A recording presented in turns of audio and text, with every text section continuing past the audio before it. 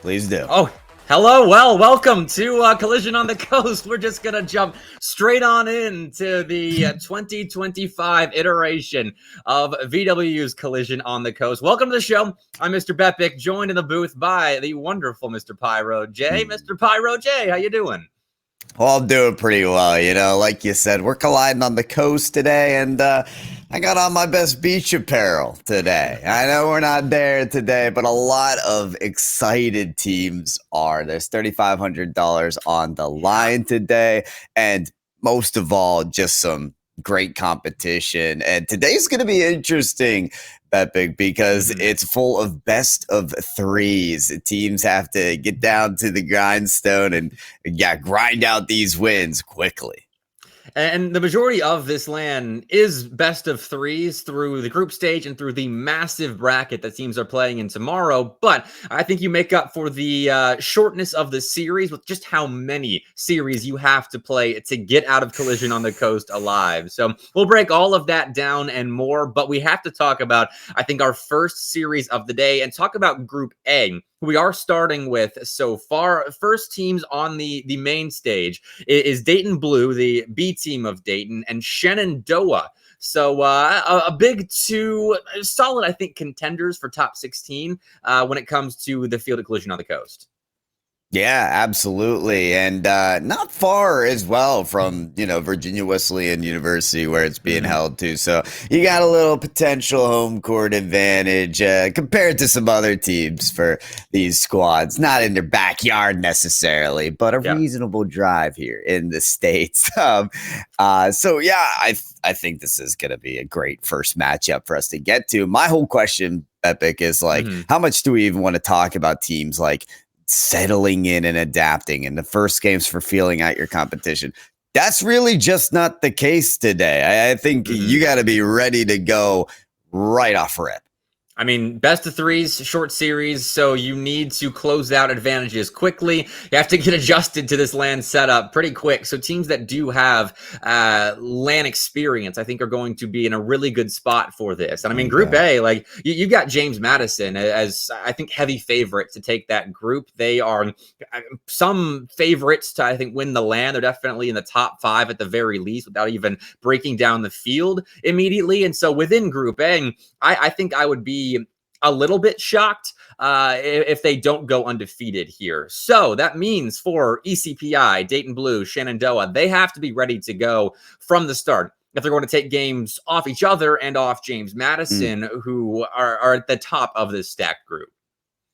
Yeah, I like the sound of that. Get your wins early because you've got James Madison later and you want to have those wins ready to go. Maybe some momentum. Well, let's get those wheels turning here on the coast. It is time, folks.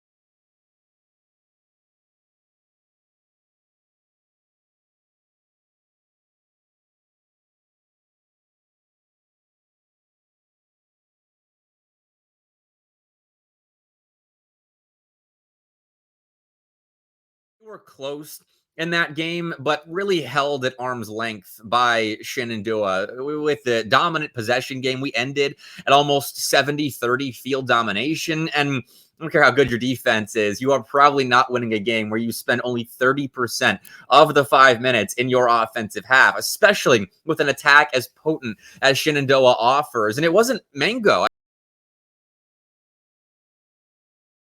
Shots striking up ahead for the Shenandoah offense. And with 11 attempts on that Dayton Blue net, Shenandoah's in a really good spot if they can keep that going and step up even further when it comes to the execution.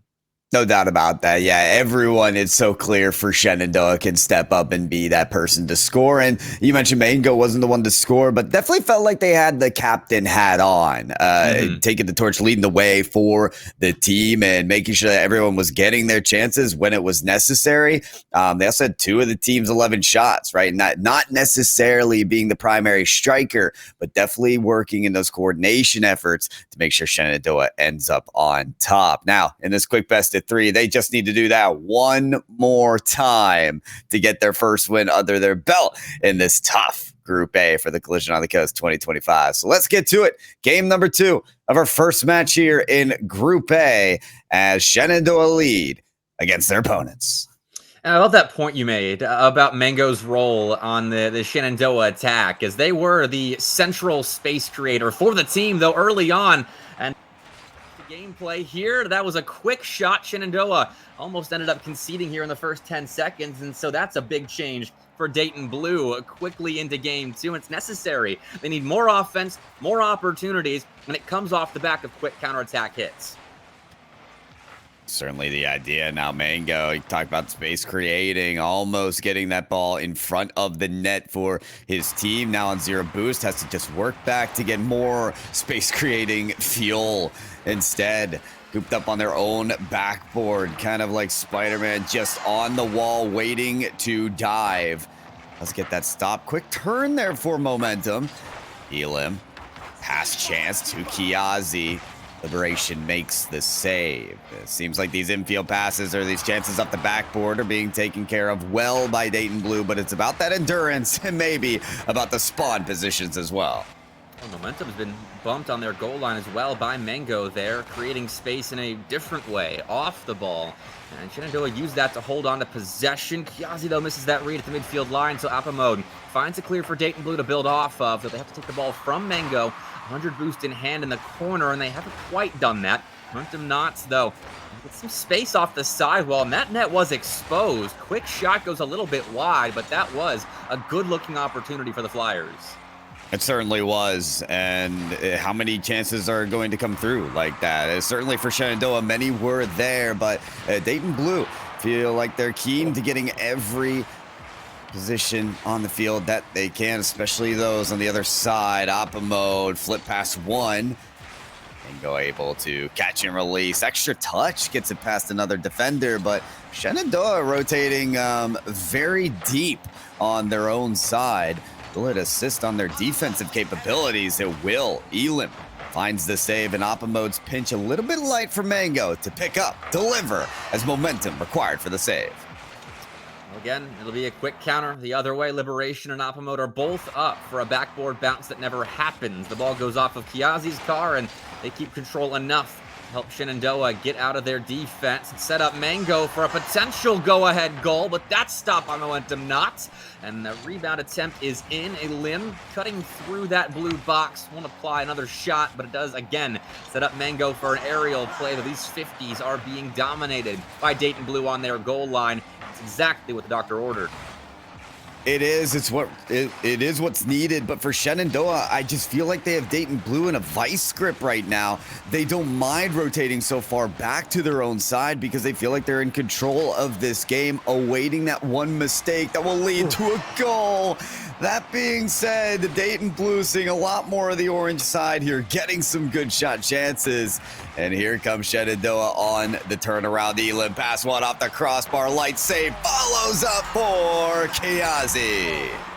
A lot fewer shots to work with, a lot less possession to work with for Shenandoah, but they're still getting the job done. Effective play out in front of the Dayton net, and the one time where the Dayton back line can't make a save and play the ball immediately off of it into a corner or towards the side, that's when Shenandoah strikes. They clean up, find one, maybe a second here as Mango clangs the crossbar just moments after Kiazi did. So no second goal for Shenandoah, but they do have that all-important lead that Dayton Blue will try their best now to take away. We just have to wait to the end of the game to see if one of those shots needed to go in, one off the post and one off the crossbar. But that's how it is. The net is regulation size here on the stadium. Oh. No questions asked, as maybe we're a little wider. There'd be goals on either side. Dayton Blue just getting so much closer to that first goal. 5 shots for Dayton Blue, well improved from the first game where they only notched 3. There's another that sets up momentum, not for the equalizer. 60 seconds left and Dayton Blue finally strikes true. Before we're talking about placement of shot, momentum not, that couldn't be more dead center. The bullseye struck for the equalizing moment of Dayton Blue. Now it's time to act, though. Another close chance on the kickoff. Dayton Blue, more sweat to wipe off your brow. And momentum not bested Mango with an aerial challenge and set up a play off the backboard of Shenandoah, but Apamode actually very awkward, rotating back in defense. Not expected. They're low on boost now, can't get back to that ball, but they've got momentum to help them out there. True teamwork defensively for the Flyers, and now up ahead, momentum bumping for Liberation has been instrumental in putting together what could be a big counterattack that gives Dayton Blue the lead, but Elim with a big stop keeps us level. Shenandoah marching forward. Tough position for momentum, not on the 1v2, but actually makes the save. But now open lane, Mango, wave dash, shot and goal. 2-1 Shenandoah off of a double commit demo play that results in deadliness on the blue goal line. Dayton have held it together so well defensively this game, but at the last second, they've let it slip. 2-1 Shenandoah. Let's see if there are any late-game heroics for Apamode and their Dayton Blue roster. That's been shut down by Mango with the first attempt. Secondary chances taken away as well. And Shenandoah, they can get this ball to dirt, will take their first series of collision on the coast, and Elim signs off on it. It's a sweep for Shenandoah. There it is. So funny calling it a sweep. It's two. But that's what you need if you want to come out with a bang. And Shenandoah certainly did. I mean, they got a majority of the field domination, the shots, the goals in game number 1, but were asked of everything they were built for in game number 2. Players like Momentum not really stepping up for this Dayton Blue squad of showing them just what they're made of. There's a dead center shots, those quick follow-ups, and maybe not the most opportunities, but making the most of each opportunity. So I love that from Dayton. I feel like we'll see more from their blue team here, but Shenandoah can rest easy knowing that they've got their first win under their belt. And I'm happy to see that from Dayton Blue as well. The fight back, despite having to play so much defense in that pair of games, because if they come out here and get blown out by Shenandoah, I grow extremely concerned about their prospects of beating an ECPI team that's about a similar average rank as Shenandoah is. So that was good for Dayton Blue, but they will need wins because you want top 2 in these groups. Otherwise, you're trying to win collision on the coast in through the biggest gauntlet of your life with how big the bracket is and how the bottom 2 teams in each group start in that lower bracket. So I'm Pyro. It's top 2 or bust. It really is. I mean, maybe you want to create the most grandiose comeback chance of your lifetime. And if for that sake, for the entertainment value, you want to be at the bottom 2 of your group. But yeah, I think 100% of the teams want to be just there at top of their group. And Shenandoah 2-0 against their first opponent in this Group A. I mean, they still got James Madison and ECPI, but a good showing for them against Dayton Blue. Well, speaking of, they do have ECPI next up on the main stage. We are going to take a short break in the meantime, though, just to make sure we've got all of our ducks in a row. Of course, a quick shout out to the three major sponsors of Collision on the Coast: Incomplete U, Kella Mechanical, and Lenovo and Intel. I suppose four right there. Big names helping Collision on the Coast being its best self, of course, hosted by the wonderful Virginia Wesleyan program. So, short break in the meantime, but make sure you are thanking your admins and thanking your hosts all day long. There is a lot on the line here at the Coast. So, short break. Next series up is Dayton Blue and ECPI.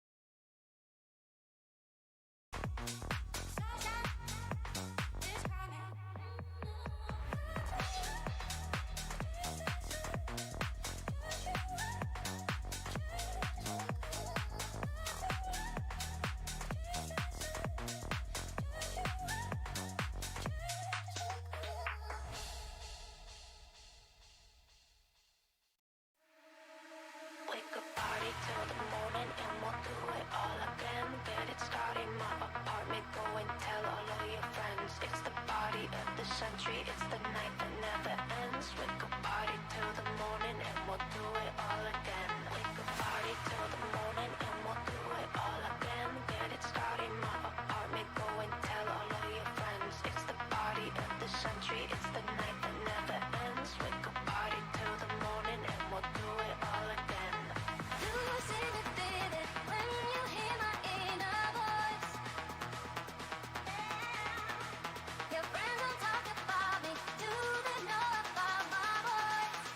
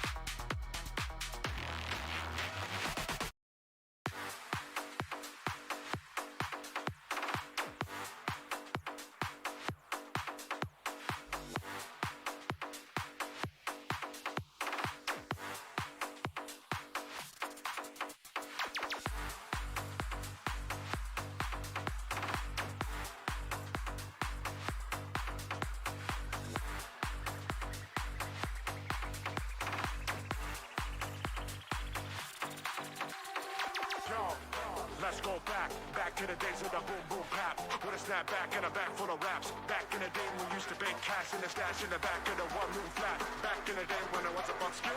Nowadays man's trying to do it for a bill. I ain't trying to keep my weapons concealed. Keeping it real, I'm out there for the kill. Let's go back. Let's go back. Let's go back. Let's go back.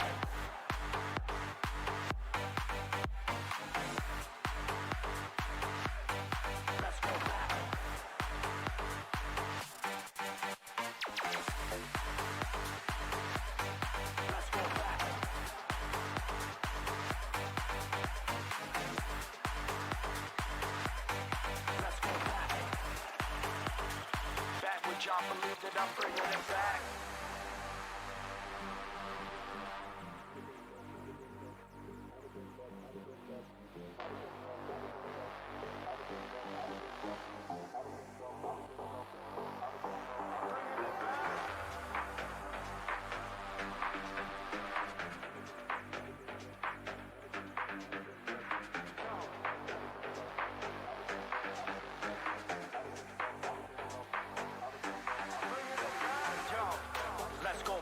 Back to the days of the boom boom pap. With a snapback and a bag full of raps. Back in the day when we used to bank cash in the stash in the back of the one room flat. Back in the day when I was a buck skill. Nowadays man's trying to do it for a bill. I ain't trying to keep my weapons concealed.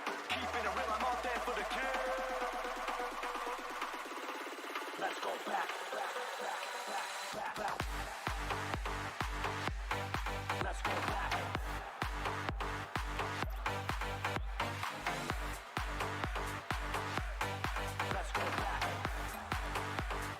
That which I believe that I'm bringing it.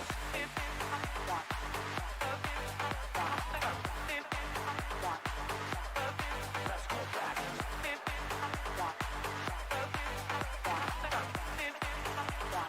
That which I believe that I'm bringing it back.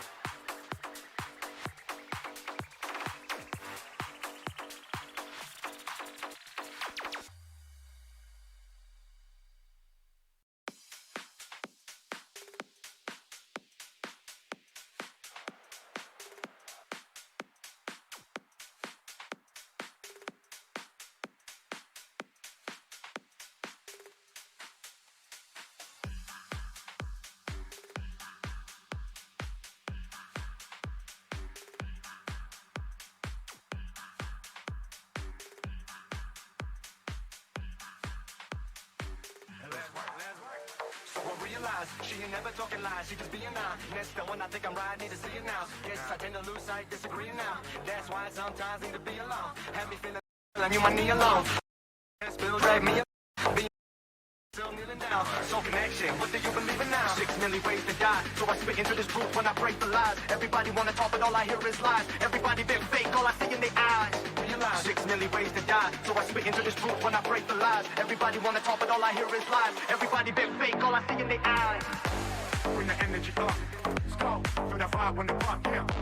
Bring the energy up, let's go. Feel the vibe when the rock, yeah. Bring the energy up, let's go. Feel the vibe when the rock, yeah. Bring the energy up.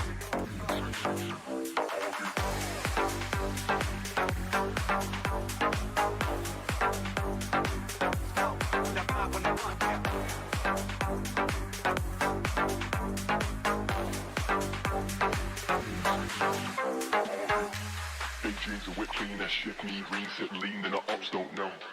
Free up my team with a big dream and a mean man, never go pro. See man up in the trap, but I know to react, ho, boom, no one ever so cold. Come run up in the back, get a back, you don't want this snow. Big dreams of whip clean, that shift me, reset, lean, and the ops don't know. Free up my team with a big dream and a mean man, never go pro.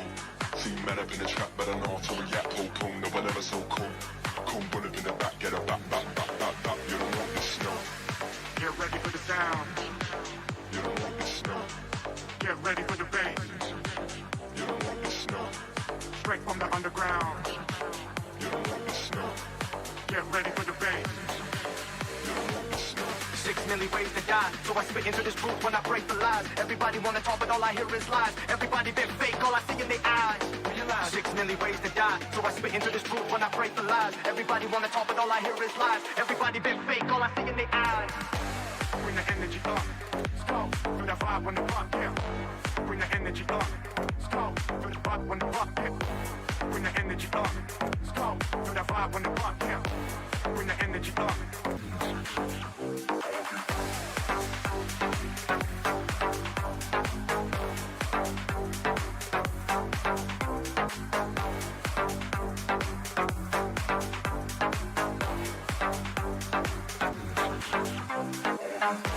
Bring the energy up. Bring the energy up. Bring the energy up. Bring the energy up.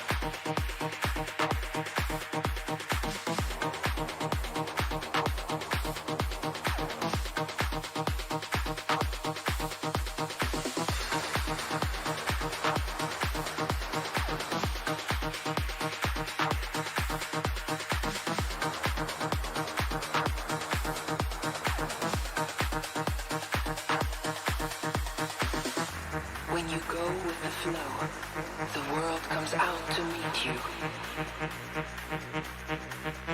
You are here to discover the deepest truth about yourself. Whatever you try to control will eventually elude you. Always stay connected to your journey. Release yourself to the unknown.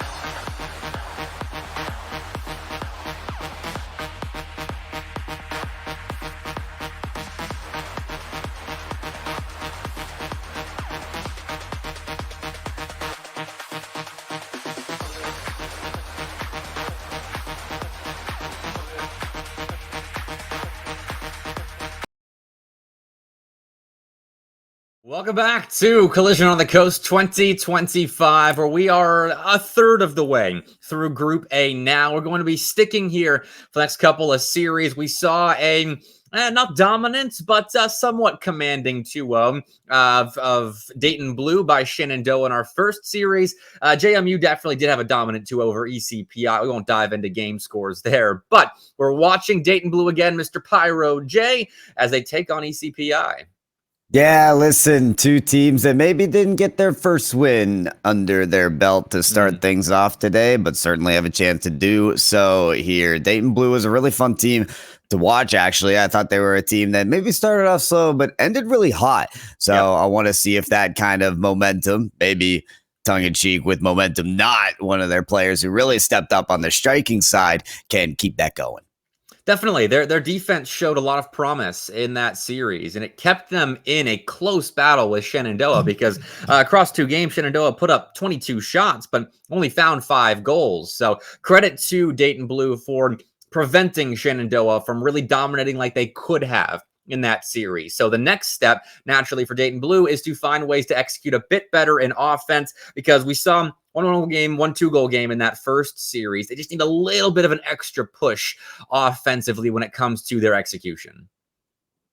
Yeah, listen, I think they've done better at like second chances, and especially they had a lot of counterattack opportunities. So maybe now that they're settled in that sense, it's about rising up on those counterattacks, getting those quick passes downfield and striking when the iron is hot. From the other side for ECPI, I mean, I'm just excited to see this team take the field. I'm seeing in chat that Frizzer has maximum aura. So I want to see that on the field personally. That's what I will keep my eyes out for as we hop into our of 3 here for Collision on the Coast 2025. And that's the sort of X factor that you don't get really playing online. You don't get to maximize your aura until you are in person. But oh my word, the car fashion choices from Gweezy's at the very least, that colorful Dominus that's now in the corner is something about maximum aura as well. But no goals. We'll see if Gweezy's can use that Dominus to great success, or if it is Dayton Blue running away with things. Yeah, we'll have to see as we're already getting into it quickly. On the blue side, Dayton Blue. By the way, folks, on the orange side, ECPI. We'll get that situated here shortly. There you go. Oppa mode already of Dayton Blue, by the way, finding nearly the backboard, the net. Like we said earlier, this was a team that got cooking as the series went on, so they'll look for a strong start here. Well, it's a dominant start possession-wise for Dayton Blue, but they haven't finished any chances. That one no different. Momentum not, with 2 opportunities to score, clanged off the crossbar, and so it's another defensive test survived by ECPI. And they're playing a lot on their back line. It seems like, remembering our first series, Dayton Blue has kind of flipped which team they were. They were the team getting backed up on their goal line, playing a ton of defense in that first series. But here, it's them stepping forward and dominating the field domination stat category. 75% of his first 90 seconds spent in that orange end, but they have nothing to show for it. Great defense so far from ECPI. Yeah, good defense, and it was required. Oppa mode had that follow-up dunk set up from the air dribble. I like the thoughts and the ideas behind the approach from Oppa mode. I like to see the shots just a little bit closer as well. Frizzer does collect the save there, and now holds out on the backboard, trying to keep this ball in a safer territory. But Oppa mode, is it ever safe when he's behind the ball? Flip reset off the post, nearly there. There's got to be some kind of magnet pulling the ball away from that orange net. Dayton Blue now have just narrowly missed out on chances several times to open up game 1. They'll try again. More offense here. Want them not full in the boost department, but Spyro is quick to challenge. That sets up a big clear downfield. Stop by Liberation. Pick up the boost, and a little bit of shaky territory here for Dayton Blue. Maybe the first chance that they had an eyebrow raised as if the defense would hold up. Nice boost steal, though, from Liberation, and nearly the bump from Oppa mode. It seems like if they're not going to find the goal that easily, they'll create the avenue instead with the disruption plays. The boost steals and the bumps could end up plaguing ECPI as this game goes further. But this is a far, far shot from Frizzer from distance on target, and forcing the saves, the quick ones, out from Dayton Blue. Breezy's 50-50 with that colorful Dominus sets up Frizzer. Same deal with the Fennec. I am loving the cars on the ECPI side, and that I'm sure is contributing to the Dayton Blue misses, because I'm sure they're blind trying to shoot at these ECPI defensemen. But another good attempt on that net of Dayton Blue. ECPI have now finally broken our goal scoring silence. First blood, 3.5 minutes in. Like I heard in the chat, maximum aura, maximum shots and goals as well for ECPI. It is Frizzer with the first goal of the game. Maybe they didn't have the possession. Maybe they didn't have all the chances, but they've got Frizzer. And they've got momentum not now, streaking down the sideline, nabbing boost to the midfield line, and forcing an awkward touch out of Spyro, but that's actually perfect. Sends the ball into the corner, into a non-lethal position, and Oppa mode tried to put it back into a dangerous spot, but Wheezy found a save and will move upfield looking for resources to turn this counter into an insurance goal. But 50 seconds left. This is a great spot for ECPI to be in, considering how they have defended thus far. 5 big saves in game 1 on their opponents' 9 shots, almost half of them blocked on that goal line, and now the offense is ramping up too. Yeah, things starting to get scary for Dayton Blue as they had their chances, but were those the only ones that they could have made to be goals? The momentum not just hitting to the corner, no read there, but a follow-up chance from Oppa Mode will be in. Well, you know what they say? 7th try is the charm. That's the 7th shot for Oppa Mode this game. And they finally find a seam between 2 ECPI defenders. And not a moment too soon. 30 seconds left. And we are leveled up here at the end of game 1. Gotta wonder now if we'll see our first overtime on the broadcast. We were nearly not there as the kickoff opportunity looked pretty advantageous for Dayton Blue, but dust will settle and the midfield ball's up for grabs for anybody. This one climbs dangerously in front of the net with the last 10 seconds. ECPI look to end it right here. Backboard pass over to Guizis and just off on that read from the backboard. Midfield pass picked up by Spyro, intercepted. There goes the bump on the Oppa Mode. Shots there. It's open and it's in. It's Frizzer. Who else to win game 1 emphatically from ECPI? Frizzer nails a shot that was given space thanks to Spyro running ahead to that Dayton Blue goal line and bumping Oppa Mode out of the way. What a conclusion to, I think, what we kind of figured the closest series in Group A, as both these teams are fighting hard for a spot in the top 2, and that kind of win right there for ECPI after getting blown out of the water by James Madison in their first series shows that they are here to play, that no matter what happens against JMU. Those kind of losses make you just a little hardy in the competition, a little more resilient. That's certainly what we saw here out of ECPI. Tough situation there at the end of the game, by the way, for Dayton Blue. I mean, you want to try to give yourselves a chance for that 0-second goal. The midfield pass between Liberation and a teammate just didn't connect. And instead, Spyro said, okay, you're going to put this open in the midfield.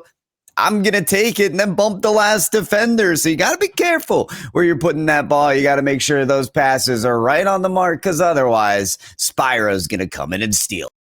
And that's been the story for Dayton Blue. I mean, this series and the previous, a story of missed opportunities to score that end up thwarting them in the end. That's now 3 straight game losses in games that they have been extremely competitive in. I thought, honestly, they were the better team there in game 1, top to bottom, but the playmaking ability of ECPI was enough to undo that. And now they're close to scoring first, about 20 seconds into game 2. They're eyeing a sweep, ECPI is.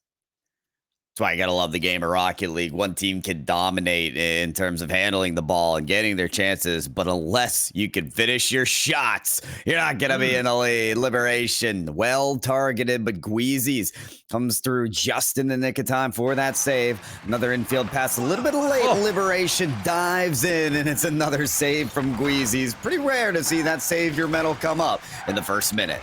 No kidding. Already active on the goal line for ECPI, and Dayton Blue have themselves a 1,000-piece puzzle to figure out. They were able to break through that one time last game with a good infield pass and a bit of a frantic goal line posturing from ECPI that opened up their net. So for Dayton Blue, how can they create that same recipe over and over again? A little bit of leftovers to take into the rest of this second game, get themselves back, as going down 0-4 at the start of their collision on the coast run, I'm sure it would sting. Obviously, you're not dead if you don't perform in group stage. You just have to show up even harder tomorrow. That's right. Well, how about that one from Momentum Not? If you do want to start off maybe on the right foot, a save there will certainly help.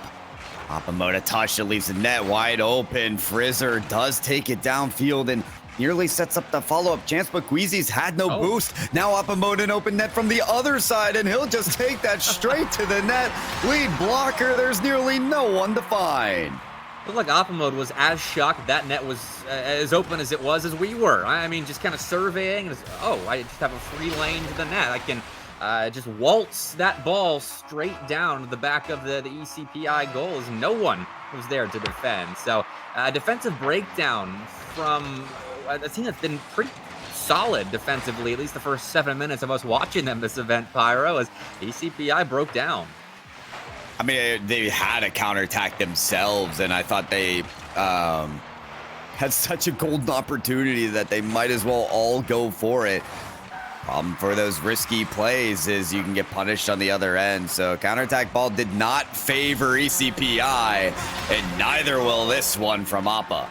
I mean, Appa shot, I think, 1 for 7 in game 1, and here they're 2 for 3. Much improved from the highest rated player on this Dayton Blues side. So big part of this comeback, but there is still half a game left to defend a lead. And ECPI have been a little bit more skittish, I think, defensively. A few more mistakes here and there, bigger openings for Dayton Blue. But if they can recover and start operating their offense at a high level again, then maybe there's a way back. But now they're down by 3.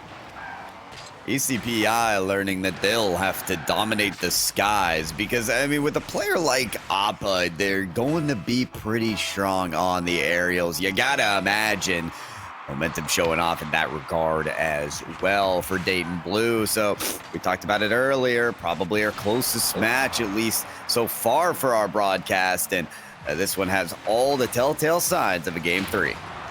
Well, as we wait to see if ECPI is going to work their way back into Game 2, I think it's worth taking a look at some results elsewhere on stream. Akron and George Mason Academy played their series out, and GMU Academy looked decent. Kept it at least a 1-goal game in Game 2, but they were 2-0 swept by Akron Gold, a 6-2, then a 2-1, and then Akron kept it rolling against Old Dominion. A 2-0 sweep there as well. So the tournament favorites in my eyes are off to a hot start in Akron Gold, and well, maybe Dayton Blue, if they can keep scoring like this, could beat some top dogs like that. Certainly, it's about finding your form, and I think we've watched a lot of Dayton Blue. We have them set up for the next game as well, so we get a nice little magnifying glass on a team for how they progress over the stage of an event like this. And for Dayton Blue, let me tell you, all the trending lines pointing upward. So far, so good. Need to keep it rolling, though. That's one for ECPI, and it is a very open counter for Frizzer. Just an open backboard momentum. Can't quite get the read out of the corner, and then the secondary chance to get the read was failed as well. Tough look, but you still got a 3-goal advantage.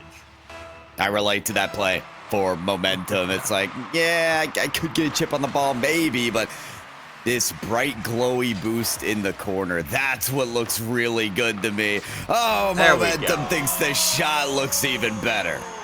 I mean, that's how you make up for a mistake like that. You nail your next opportunity to erase it from the history books. Beautiful shot with Weezys and Frizzer, I mean, in the area to make that stop. It wasn't easy, but still a great shot that made a little bit of a situation worse for ECPI. 5 goals conceded now, as Dayton Blues offense has, I think, finally found the rhythm they've been hoping for this entire event. The difference we're seeing as they score another here for Liberation is that aerial effort. I haven't seen them put up this many chances from above the crossbar since this game. And it's clear that ECPI, they do dominate when on the ground, but maybe are just flightless birds, ostriches, struggle to defend when it comes to that regard. I know that we do see their talents in the air, but defensively, it has been a struggle point. So something to focus on for game number 3 when we get to that rubber match. But Liberation, well, how many times can you score in this game? Nearly setting up momentum for another. Weezy's on the downfield, the ball in Appa mode. Well, yip, let's take it to the skies again. Hey, if you want some context, if you're joining us late, as to how big an improvement this is for Dayton Blues offense to be scoring 6 goals in one game, they had in the first 3 games of their Collision on the Coast campaign this year, 3 total goals across 15 minutes of play. And here they've doubled that in just 5. So pretty good. Dayton Blue, I'm glad to have you Collision on the coast this year. Let's see how far you can go. After taking game 2 against an ECPI team that started off this series well, finding a way to, in my eyes, steal that game 1. But going forward, you need this third to close it out. Otherwise, your dreams of top 2 are dashed. From the collision on the coast to soaring in the skies, Dayton Blue find their game number 2 and bring this to a... So, at the very least, in terms of Group A, every team so far getting a game win at this point. And, well, as the seeding progresses and as you really want to be top 2 in your group, it does come down to those series wins. This game 3 is as important as ever. Especially for ECPI, because if they're able to take this series, they really hold their destiny in their own hands when it comes to grabbing top 2. Because yes, they lost to James Madison, but I don't think anybody outside of JF had pragmatic sights set on number 1. Maybe optimistic sights, but not pragmatic sights. So now that we kind of see how James Madison is feeling, if ECPI take this game, then they can, with a win over Shenandoah, nab second place in Group A. But they need a win in Game 3, and that is a real good start. I was going to say, as soon as I saw the pass to Frizzer, I knew this would be a good look. And, you know, kudos to those facilitating Frizzer, because normally it is Spyro. It was that one for the overtime goal, and now it's that pinch pass from the corner as they progress the ball to that point as well. Spyro creating such a playmaker title out of themselves this series. Wheezy's trying to do the same, moving downfield, but stopped by Oppa Mode. A playmaker in their own rights, forcing a miss out of Spyro on that back line, though. I was getting a chance to re-enter the play, though with nothing in the boost tank still. Need some pads, need to refuel, hit the gas station fast because Frizzer's moving down the sideline with some pace.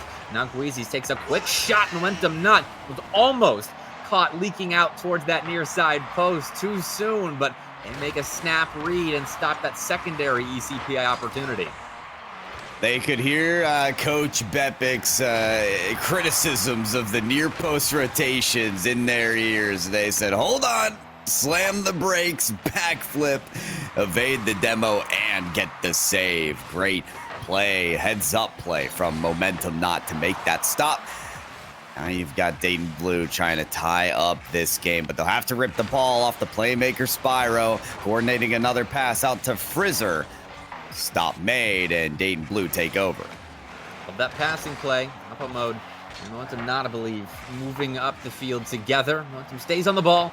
That does end up losing control in the corner, and Frizzer sacrifices their life to get the ball clear for ECPI. A valiant effort. This is an overall Rocket League effort today. No Valorant on land. 1-0 though. ECPI holding on to their 1-goal lead. Frizzer looks to add, has been a star striker for ECPI so far this series, but right there, the woodwork, it's the best of them. Does certainly. Yeah, pricked up my ears when I heard Valorant. I was like, now hold on. I'm ready for that. Not today. But Momentum Not. He's perked up on the field here because, come on, they've got to keep the vision there as across the field they're making passing plays.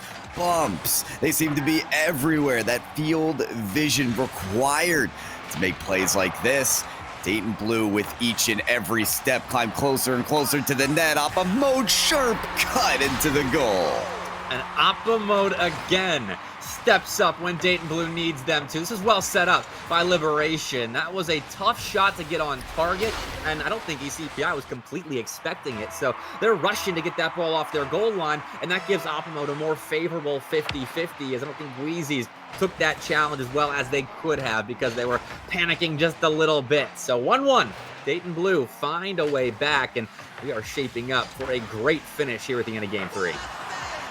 Okay, Liberation nearly finding Oppa Mode, cutting that off as Frizzer nearly set up for ECPI, but Dayton Blue have just been all over this ball at either end of the field.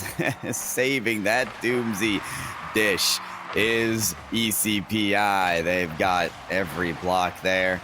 Spire with a chance on full boost to make a play out of this counterattack, but instead corrals it to the corner. And is there any safe part of the field here for ECPI as more and more shots rain through? Apamode strikes the ball into his teammate. And that, along with the pinch, relieves the pressure for ECPI. And that pinch is massive. That was a lot of mounting pressure on their shoulders defensively, though. Seems like they didn't have the boost maybe follow up the play nicely in the blue end, so pressure remains just a little bit, is somewhat abated. And our center ball can change everything. That's a miss defensively as Liberation flipped out of the path of the ball and have conceded a freebie here to ECPI. And I want to say that's the first goal out of Gweezy's that we've seen this series, and it just comes down to maybe not the sharpest and most perfect shot, but it's on target. It's in front of the ball, and sometimes in these high, tense moments, that's just the play you need. Gweezy's comes up big again. And a 50-50 from Frizzer stops Apamode from turning things on its head, maybe finding a quick equalizer. 60 seconds left now. This is a big clearance for ECPI. They can add. A third goal here would surely seal up their series victory and getting their fate back in their own hands when it comes to claiming a potential second place in Group A of Collision on the Coast. But striking back now, Dayton Blue have momentum forward, and it's all taken away by Frizzer, who nabs 100 boost at the midfield line and looks to follow up this play with Gweezy's, but no contacts made, so Dayton Blue break out. Let's try again. It's crunch time for Dayton Blue. This is it. They'll really want this win here before facing James Madison. They got that shot denied. Spyro, that one's open, and it's in. The facilitator turned striker.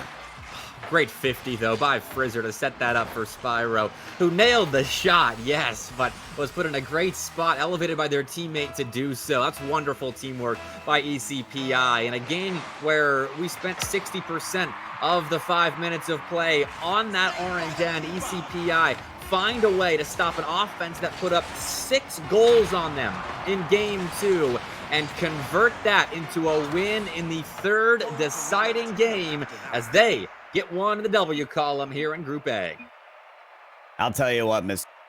It's rare in Rocket League that teams win both the match and the style points. Game points and style points usually don't go hand in hand, but ECPI came out with some of the most stylish vehicles that we noted and we have seen, and also finished on their chances. Lovely match out of this team. Frizzer absolutely coming through as your top striker, but it really felt like Spyro had all ends of the field taken care of throughout the entire match. Really, I hate giving the title of glue, but it almost feels like Spyro had that on his nameplate to the greatest extent. And then the clutch plays from Gweezy's.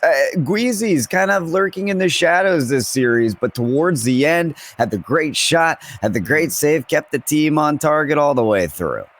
Did a lot of great low boost work, I think Gweezy's did in that series, and that often goes uncommended, but there were awkward moments a lot of the time for ECPI that they found a way out of. And I mean, overall, let's see, they outscored, Dayton Blue outscored ECPI 8-6 aggregate across those 3 games, and despite that, they were able to pick their moments. ECPI did to have good runs of goal line play that turned into counterattacks down the field, and if they can look that threatening going forward against Shenandoah, then maybe, Pyro, we could see them nabbing that number 2 spot.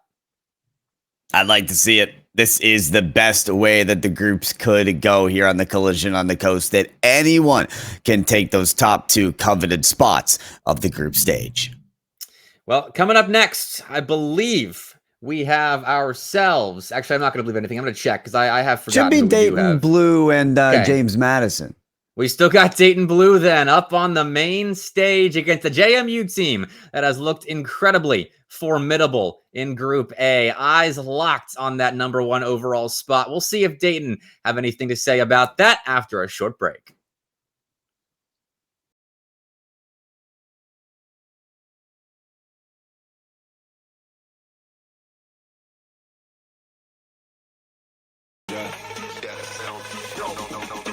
box loud, kicking that stuff till you hearing that sound.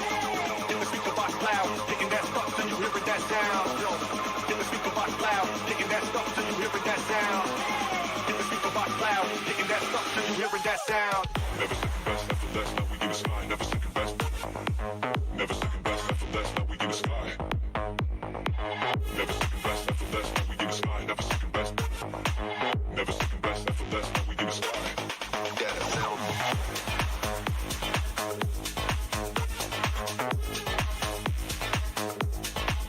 Never second best.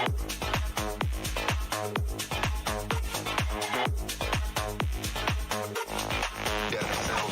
I like that when you chemistry yeah, and when you bite back, we can remedy that. I'm into energy and telling the facts, tenderize my tendencies. Oh, ribs, they better be back, so relax. I'm on the track, this right is my home. I never act, so you feel my tone. You've been alone, oh no, here we go again. And you said that we were only friends. Keep going, gotta keep going. Keep going, gotta keep moving on. Keep going, gotta keep going. Gotta keep on moving on. Keep going, gotta keep going. Keep going, gotta keep moving on. Keep going, gotta keep going. Gotta keep on moving on. Yo, in the speaker box loud, kicking that stuff till you hearing that sound. In the speaker box loud, kicking that stuff till you hearing that sound. Yo, in the speaker box loud, kicking that stuff till you hearing that, kicking that stuff till you hearing that sound. Yo, in the speaker box loud, kicking that stuff till you hearing that sound. In the speaker box loud, kicking that stuff till you hearing that sound. Never second best, never less, now we in the sky. Never second best.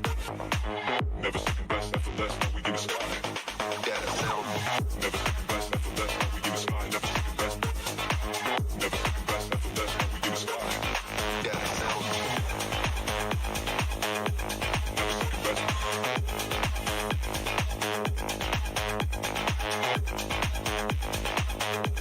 Never second best. Yeah, that sound.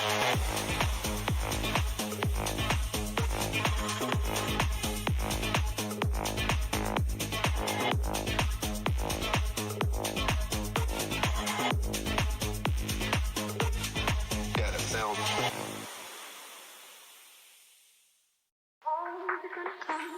Rain up, keep falling. Sunshine is coming. Rain up, keep falling. Sunshine is coming. Rain up, keep falling. Sunshine is coming. Rain up, keep falling. Sunshine is coming. Rain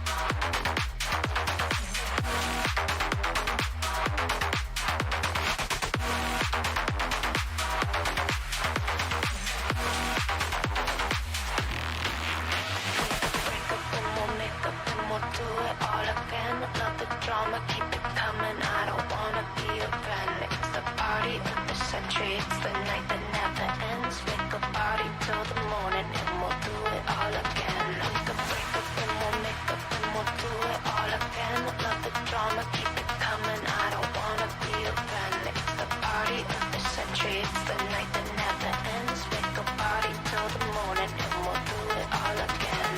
Losing it, baby, when you hear my inner voice. Your friends don't talk about me. Do they know about my voice?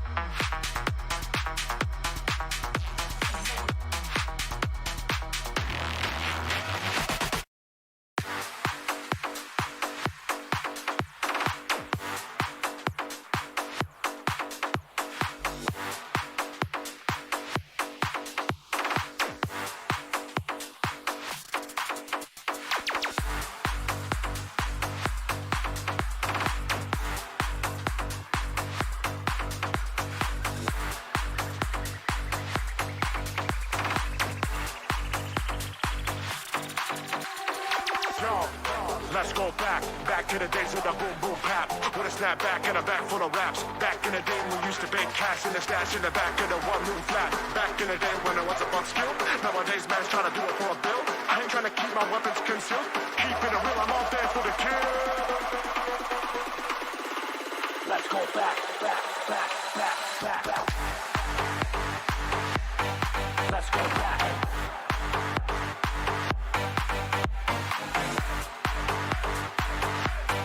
Let's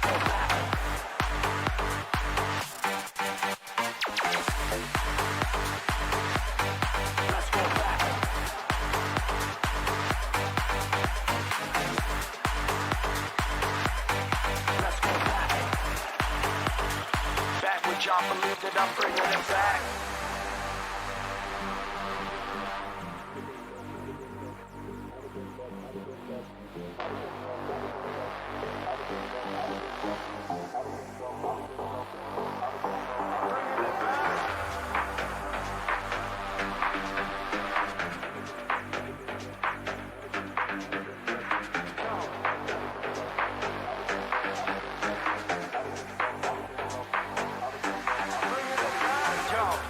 Let's go back to the days of the boom boom pap. With a snap back and a back full of raps. Back in the day when we used to bake cash in the stash in the back of the one room flat. Back in the day when it was a fun skill. Nowadays man's trying to do it for a bill. I ain't trying to keep my weapons concealed. Keeping it real, I'm all there for the kill. Let's go back. Let's go back.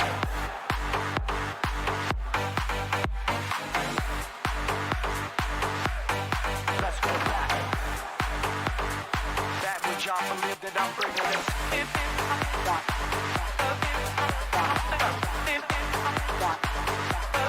Let's go back.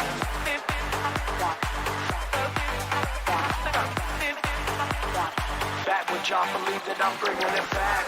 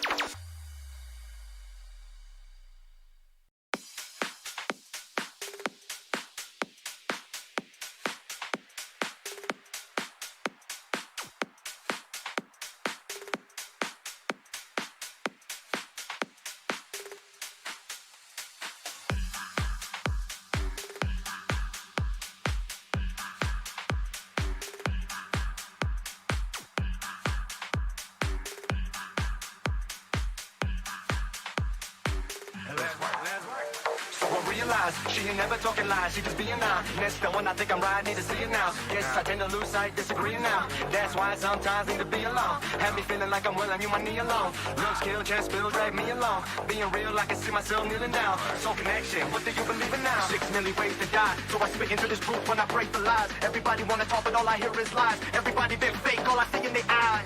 Realize 6 million ways to die, so I spit into this truth when I break the lies. Everybody wanna talk, but all I hear is lies. Everybody been fake, all I see in their eyes. Bring the energy up. Let's go. Feel that vibe when the rock, yeah. Bring the energy up. Let's go. Feel the vibe when the rock, yeah. Bring the energy up. Let's go. Feel that vibe when the rock, yeah. Bring the energy up.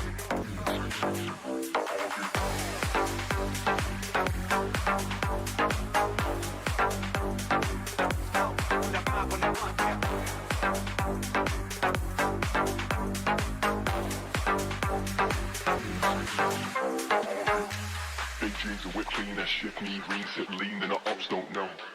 Free up my team with a big dream and a meme, I never go pro. See mad up in the trap, but I know to react, po-pone, no one ever so cold. Come run up in the back, get a back, you don't want this snow. Big dreams of whip clean, that shift me, reset lean, and the ops don't know. Free up my team with a big dream and a meme, I never go pro. See mad up in the trap, but I know to react, po-pone, no one ever so cold. Come run up in the back, get a back, you don't want this snow. Get ready for the sound. You don't want this snow. Get ready for the bass. You don't want this snow. Straight from the underground. You don't want this snow. Get ready for the bass. You don't want this snow. 6 million ways to die, so I spit into this truth when I break the lies. Everybody wanna talk, but all I hear is lies. Everybody been fake, all I see in their eyes. Realize 6 million ways to die, so I spit into this truth when I break the lies. Everybody wanna talk, but all I hear is lies. Everybody been fake, all I see in their eyes. Bring the energy up. Let's go. Feel that vibe when the rock, yeah. Bring the energy up. Let's go. Welcome back to Collision on the Coast 2025. Still Bepic and Pyro J in the booth. And I love, Pyro, that we now get a view of the gym that all the teams are playing in. A little insight into the main stage. We're setting up for our third series of the day. Yeah, get a little look at how Collision on the Coast works near that Virginia Beach. I absolutely love it. Seems like the style of gameplay, it's got everything you need from the Lenovo to the Intel systems to all the players that are excited to play. And speaking of players, we've been following the Dayton Blue squad on their gambit of Group A. We've seen them play almost every team, and now it's going to end up with their final opponent, Bepic. I was sitting in the green room. I feel really bad for Dayton Blue because they've had a rough go of it so far. 2 tough series losses against good opponents where Dayton Blue was extremely competitive and very close to winning those best of 3s. And now your reward for fighting so hard is to play against the James Madison team that have played 4 games of Rocket League and outscored their opponents 29-2. Across those 4 games of Rocket League. James Madison looks good so far. They seem LAN ready, and they are winning the series that they should be winning. I'm excited to see James Madison, despite how much they have stomped the other teams. I want to see in what form are they stomping. Is it the pigeon effect? Is it pigeon flying higher than Oppo mode of Dayton Blue to see who's the best aerial attack is? Or are they just the quickest team on the block? There's a lot of fast teams here for Collision on the Coast 2025, but we get to see who the speediest of them all is in this final Group A matchup. It's going to be Dayton Blue in blue versus James Madison University in orange. Let's get to it. Let's get to it. And I don't know if there are many win conditions for here. I'm not one to write off a series before it has even kicked off, but for Dayton Blue, they will have to defend out of their minds. There is a severe rank disparity that they will have to make up for with just unbelievable goal line performances. Like that, it's a good start. Oppo mode with a great save to kick things off, but double commits like that are not going to be allowed, really. Good recovery. Dayton Blue do find a clear off the back of it, but that is only the first of many tests coming the Flyers' way. Yeah, it's like a 4-day exam or something if we talk about the kind of tests that they'll need to pass here for Dayton Blue and Pigeon. Wow, solo play there. Covering every end of it, though, so far. is Dayton Blue. Even the mistakes on the field. Papa mode with touch there in the corner, momentum not. I like the high flying capabilities that we are seeing out of Dayton Blue. They want to not find themselves behind the tempo, but maybe ahead of it there. Unfortunate miss there as Gad gets a great dunk on one player, sets up the follow-up. There's the shot off the bar from Pigeon, and somehow JMU not walking away with the first. Whatever works for this Dayton Blue defense. They're being bailed out a little bit right now as there isn't a ton of boost to go around. And Oppa mode upfield, using more to try and pry a clear open. And it works, gets the ball over the midfield line, and Pigeon side flips out of that would-be solo play aerial. So, again, Dayton Blue surviving at the moment, but they have yet to really play offense outside of a couple of counterattacks. So building that up is the next priority for the Flyers, as long as they can keep this goal line ticking as a momentum not finds another save. It's all about the defense right now for Dayton Blue, reminiscent of their first match today. So maybe those first two matches were just a great work experience on the resume to show off their skills now in this match here. Pigeon trying to pre-jump the pass on the breakaway. That's cut away. Gad with a stop that lands right in the hands of momentum, but unable to take advantage on the shot is Dayton Blue. They've got a bit of possession still to work from, though. Gad, it's a downfield clear, followed by the pinch to give them ample space. This is where they're going to shine here on the counter attack. Here you go. Pigeon leaves the ball maybe for a teammate, but landing on it is Liberation.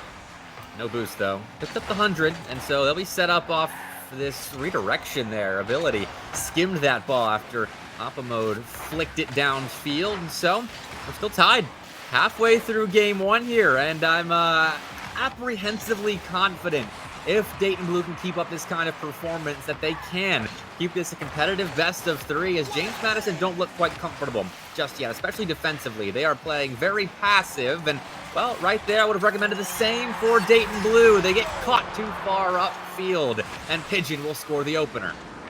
I was afraid the counterattacks would be the lethal thing against Dayton Blue, because while Dayton on low boost have made exceptional reads and good stops on the counterattack, JMU in the air looked to be precise and swift. Pigeon on the air dribble, just getting past everybody on that play, earns them their first.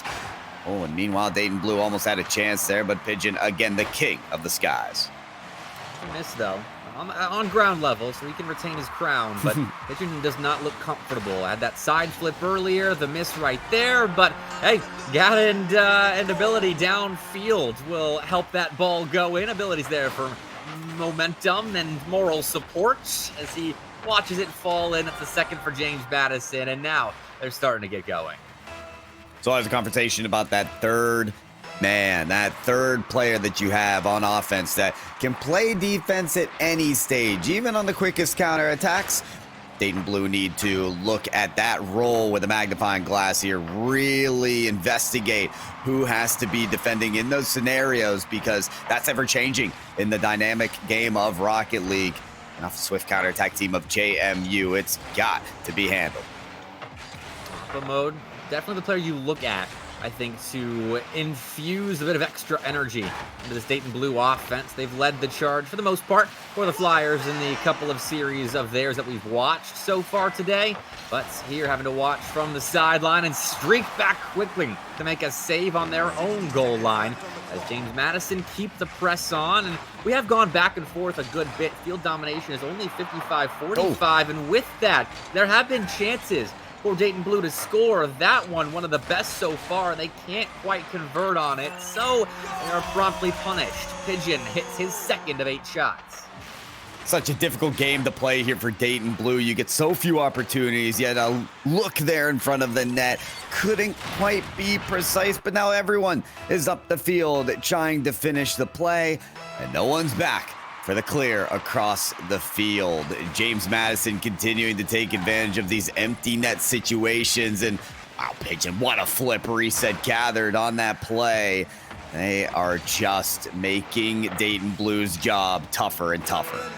That's the difference between the space creators and first players up in offense for both of these teams. Typically look at Oppa Mode for Dayton Blue to do stuff like that, but Pigeon is on a whole other level, though Liberation snipes an open net here, and James Madison have been punished for a little bit of over-aggression. What a ripper. How about that? You can get a ton of momentum on the ball as it bounces right off the ground, and that's exactly what Liberation did. Unbelievable precision on that shot as well. It's just unfortunate because for Dayton Blue, a goal on the board isn't going to mean much, especially when Ability is getting their 4th for his team. And this should be the closeout goal for James Madison. Good wrecking ball upfield in the form of a pigeon, but still gets the job done. Knocks cars out of the way, and you can't defend that as no one was left standing defensively for Dayton Blue. James Madison have looked a little uncomfortable on the main stage, but you can see the difference in their average, maybe below average level here. And Dayton Blue, who are fighting from behind, I think, when it comes to on-ball skill, overall rank, but they put up a good fight defensively. I really love what I saw from Dayton Blue against everything the Dukes sent their way. The Flyers defended with a good bit of energy.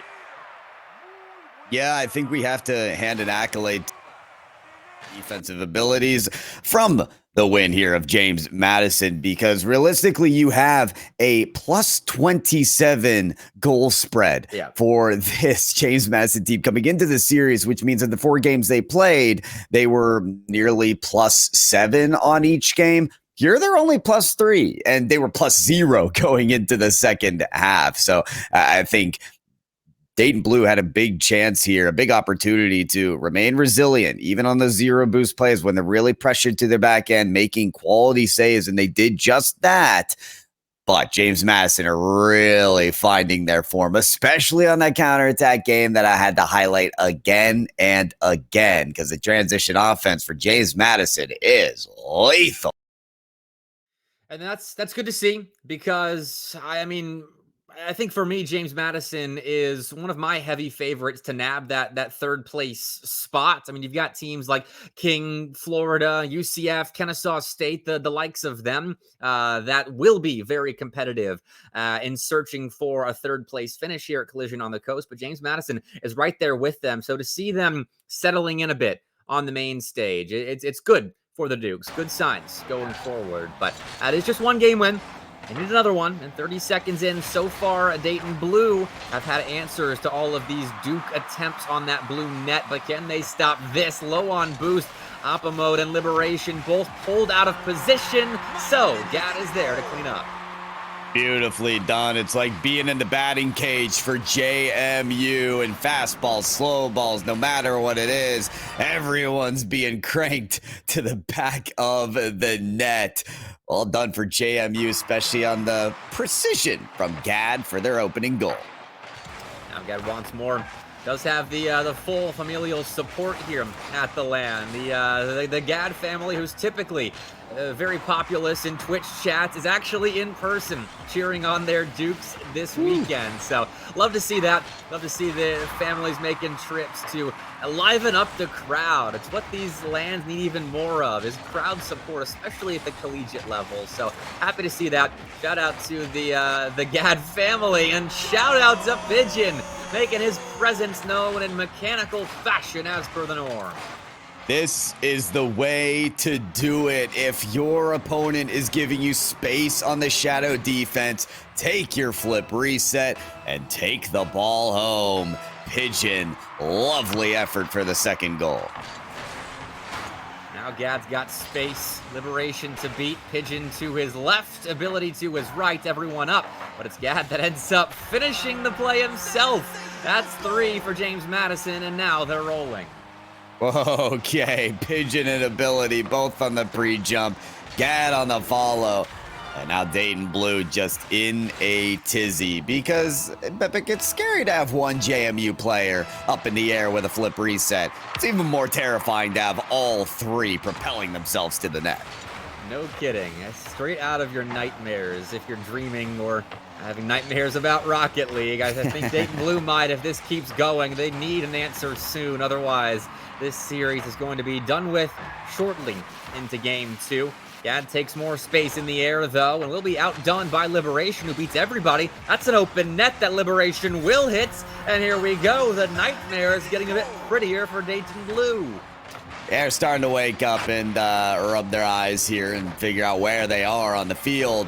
Liberation, nice goal, and I almost insinuated at it earlier, which was the fact that JMU are sending all three to the attack. That can be a risky combination.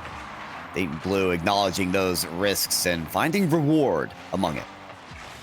It is worth noting that a couple of weeks ago, George Mason and James Madison played on LAN against each other. The Bloom, hosted by George Mason, and GMU, who online, I don't think I would typically favor against James Madison, 4-0'd this team. And I mean, we're seeing how good James Madison is. And obviously, I think George Mason's on a different level than Dayton Blue, so it might be comparing apples to oranges. But the fact is, James Madison showed up to that LAN. Yes, it was in hostile territory, but they didn't perform in person. And I think that's one of their first LANs as a team this spring. And so I had questions about JMU and their ability to perform here. I think we've seen some of the discomfort that they have in a LAN environment, at least on the main stage thus far, but they are settling in and starting to take care of business here in Game 2. I appreciate the emphasis on starting because while James Madison have looked nothing but exemplary so far today, we also have to see them being challenged, right? This one is yet another game where they're getting to their average of a +7 goal spread. And against a team like GMU, they could see a different reality. Yet still, there's no other way you'd prefer to start here with James Madison University putting on a clinic here. They're especially precise on their ball touches where they get the first touch close to themselves for a follow-up. The flip reset and even musty flicks have looked fantastic from this team. They're on form here for the start.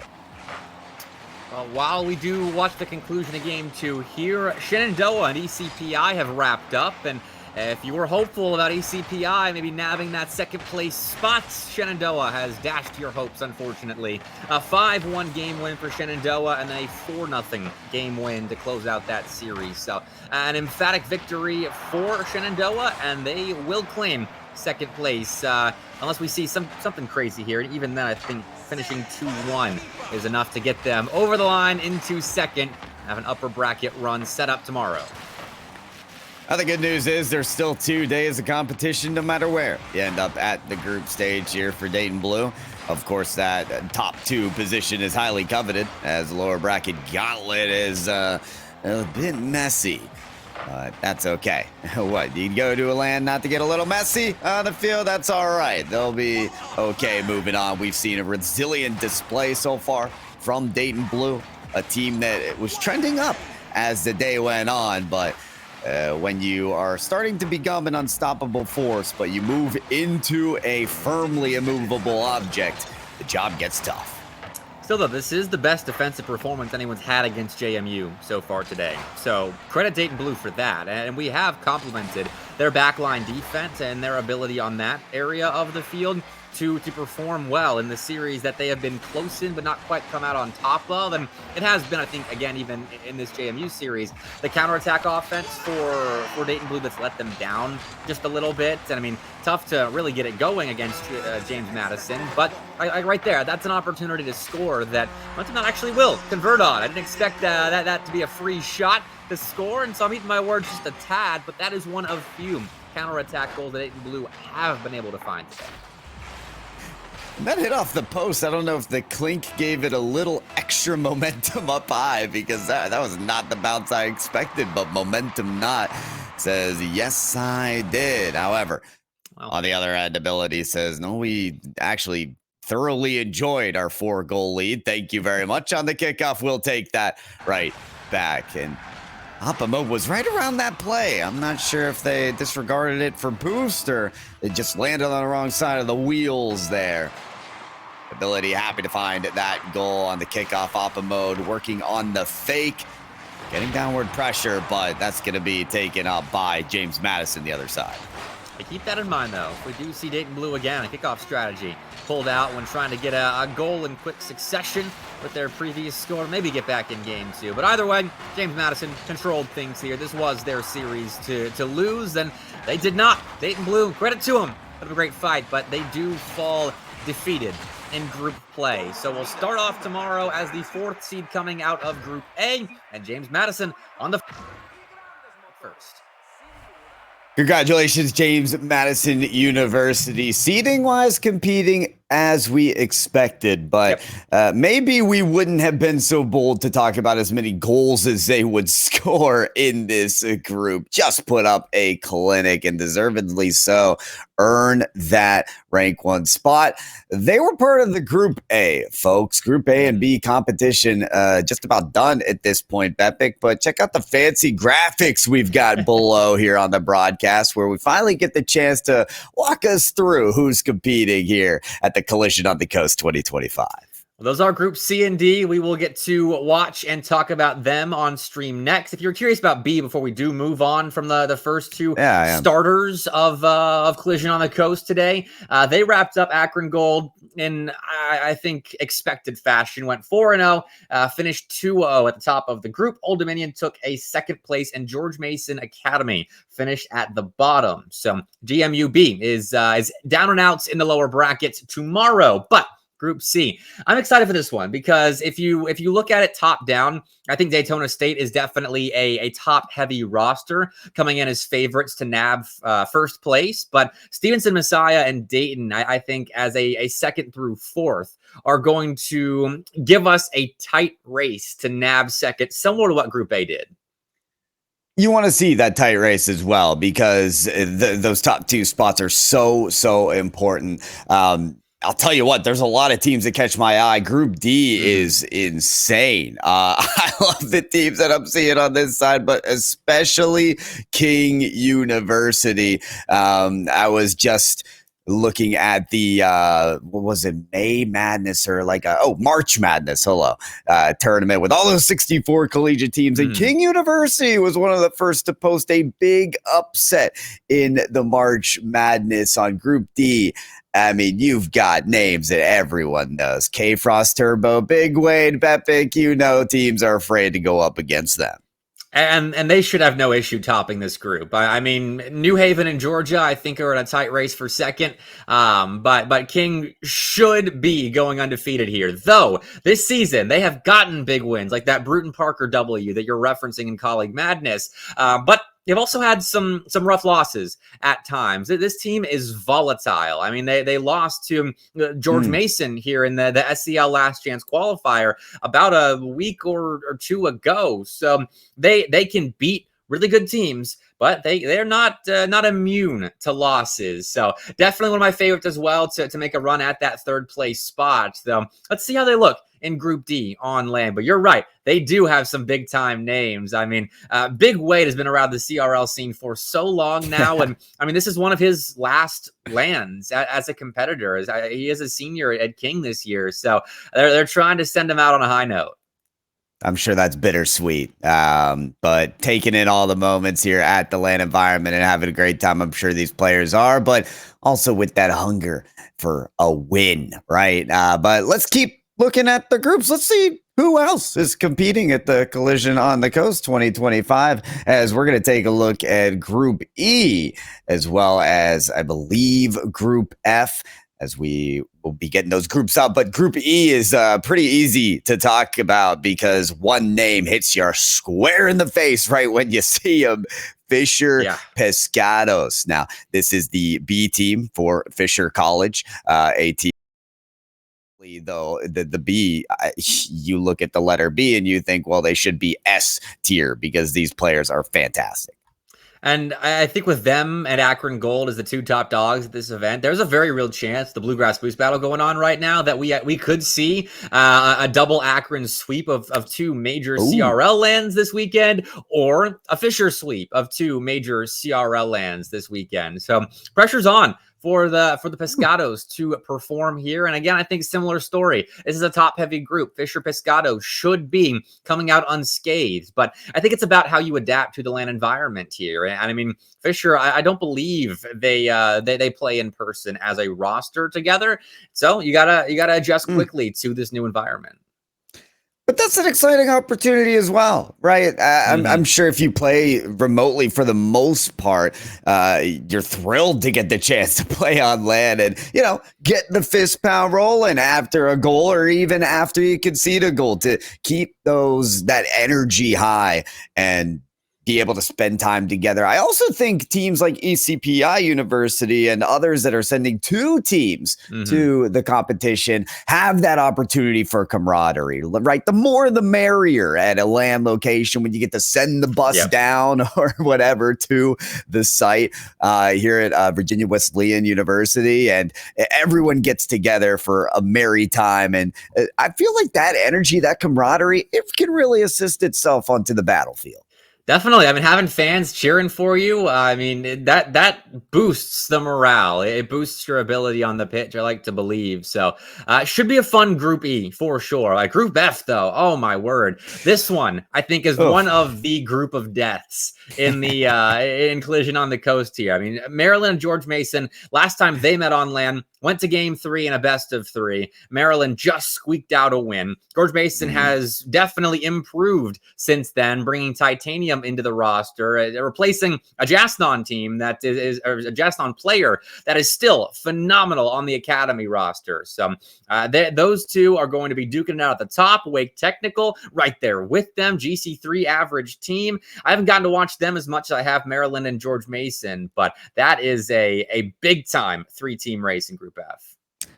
That's one of those where when we follow the group, we're going to want to watch every single match, which unfortunately, if we have the time to do that, I guess we'd have more than 2 days of competition, Epic. So sadly, that's not the case, but excited to even see teams like Full Sail University that maybe we don't get as much coverage, but I want to keep this cycle going. I want to see the rest of the teams. Who else is competing here at the Collision on the Coast 2025? So there's your groups G and H. Group G, like Group B, okay, only 3 teams. We couldn't fill out every single squad. I know my boys over at Point Park University. I'm from Pittsburgh, Pennsylvania. Just couldn't make it, so we had teams that unfortunately couldn't fill out these brackets. So, Group G looking a little less in terms of number of teams, but Epic maybe not in terms of caliber. No, still stacked. I mean, each one of those series is going to be a fight, all 3 of them, because KSUB may be the highest seeded team in that group, but UCF Passion and NJIT can both beat them and beat each other as well. Like, this is the most even across the board group that out of all of the 8 that we do have, is the most even across the board. I don't know where I was going with that, but it's extremely close, Spyro. I have a tough time predicting who comes out on top, who gets bumped down to the lower bracket, because I think you could probably pick maybe one of those 3 teams, plop them in a different group, and they've got a good shot at second.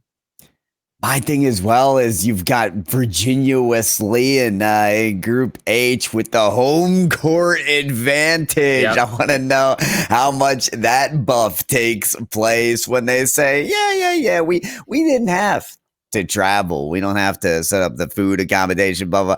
I can just hop out of my dorm and hop into the match. I'm feeling great. I got my team in my, hometown, in my backyard. So I'm really excited to see those boys out on the field too. I'm too. I'm a big Braided Axe believer. We'll see if they can step up big time for their team at their home LAN. Elevate VWU here. Florida definitely favorites in Group H here. So it's a matter of, can Mount Aloysius step up, take games off Florida? Same with VW. Same with Not Delaware. I don't know why it's actually called Not Delaware. Do we have intel on that? Because that's a cool looking logo. They're just not representing Delaware this tournament, Epic. That's your answer. Players potentially from the university, but not necessarily representing them. I know that in terms of having like sponsored teams or just clubs from the squad, that always differs in terms of whether you can represent the school or not. So That is why specifically it's not Delaware. Well, hopefully the team formerly known as Delaware can step up and compete big time in a Group H. It's going to be difficult, I think, to escape out of in the top half. But we have all of that and more coming up all day, Pyro. It's a long stream of best of three, setting up for that even longer stream of the bracket play tomorrow.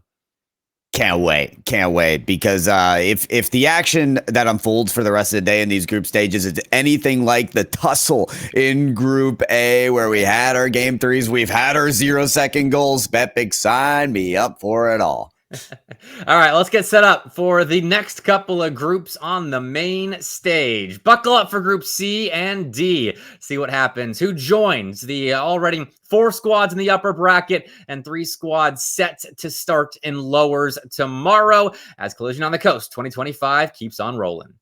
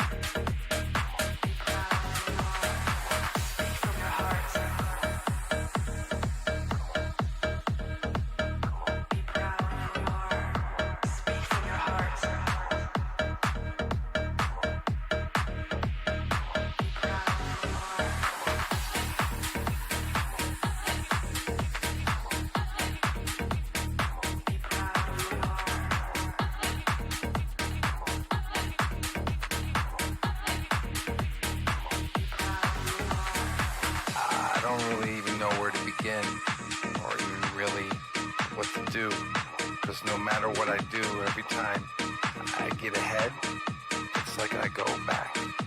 So for right now, I'm just gonna let this one ride.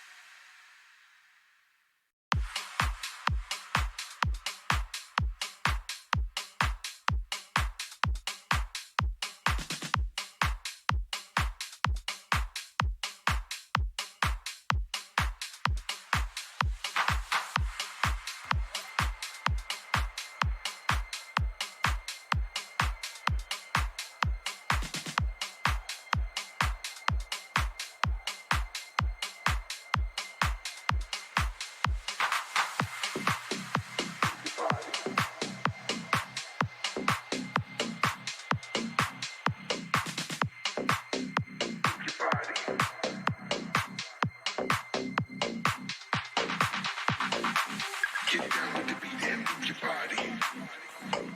Get down with the beat. Get down with the beat. Get down with the beat and move your body. Get down with the beat and move your body.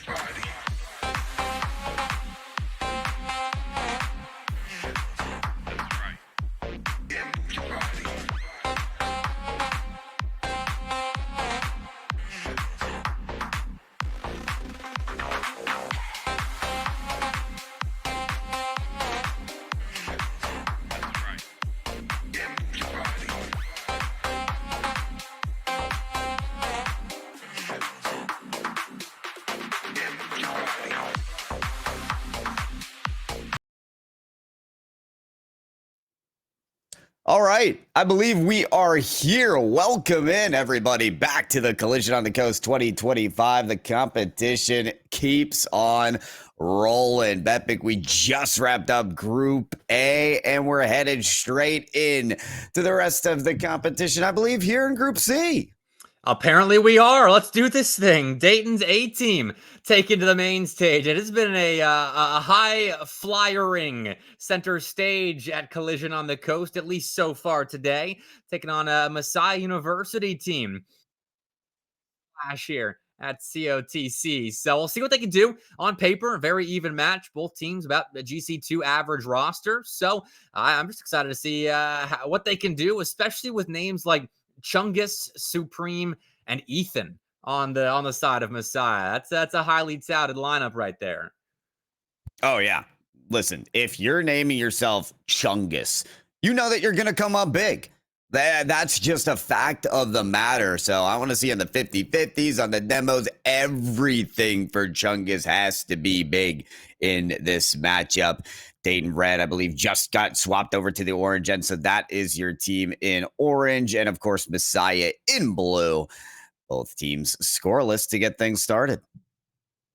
Still, that could change now with everybody up for. Okay, it's Messiah on the blue end of the field as everybody goes up defensively and still finds a way to get the ball clear. And now it's an open on the opposite end of the pitch. Kingliest ends up turning in the opening goal, and that'll be the first for Messiah. All right, not a whole lot of opportunity to start this game, but sometimes you get a clear at just the right time. You find yourself with a near open net. First one to get things started is quick for Messiah.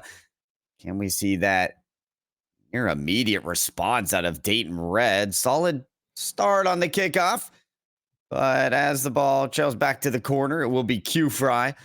Bring this to the mid-court line. Chungus back under the ball. Flip over to the corner. Does pick up boost, but Jayco trying to look for that exit out. It feels like both teams locking into these long clears, these hard first touches that almost volleyballs the ball back to the other side. It depends on whose first touch is going to be the best. That one there from Dayton Red nearly had the equalizer.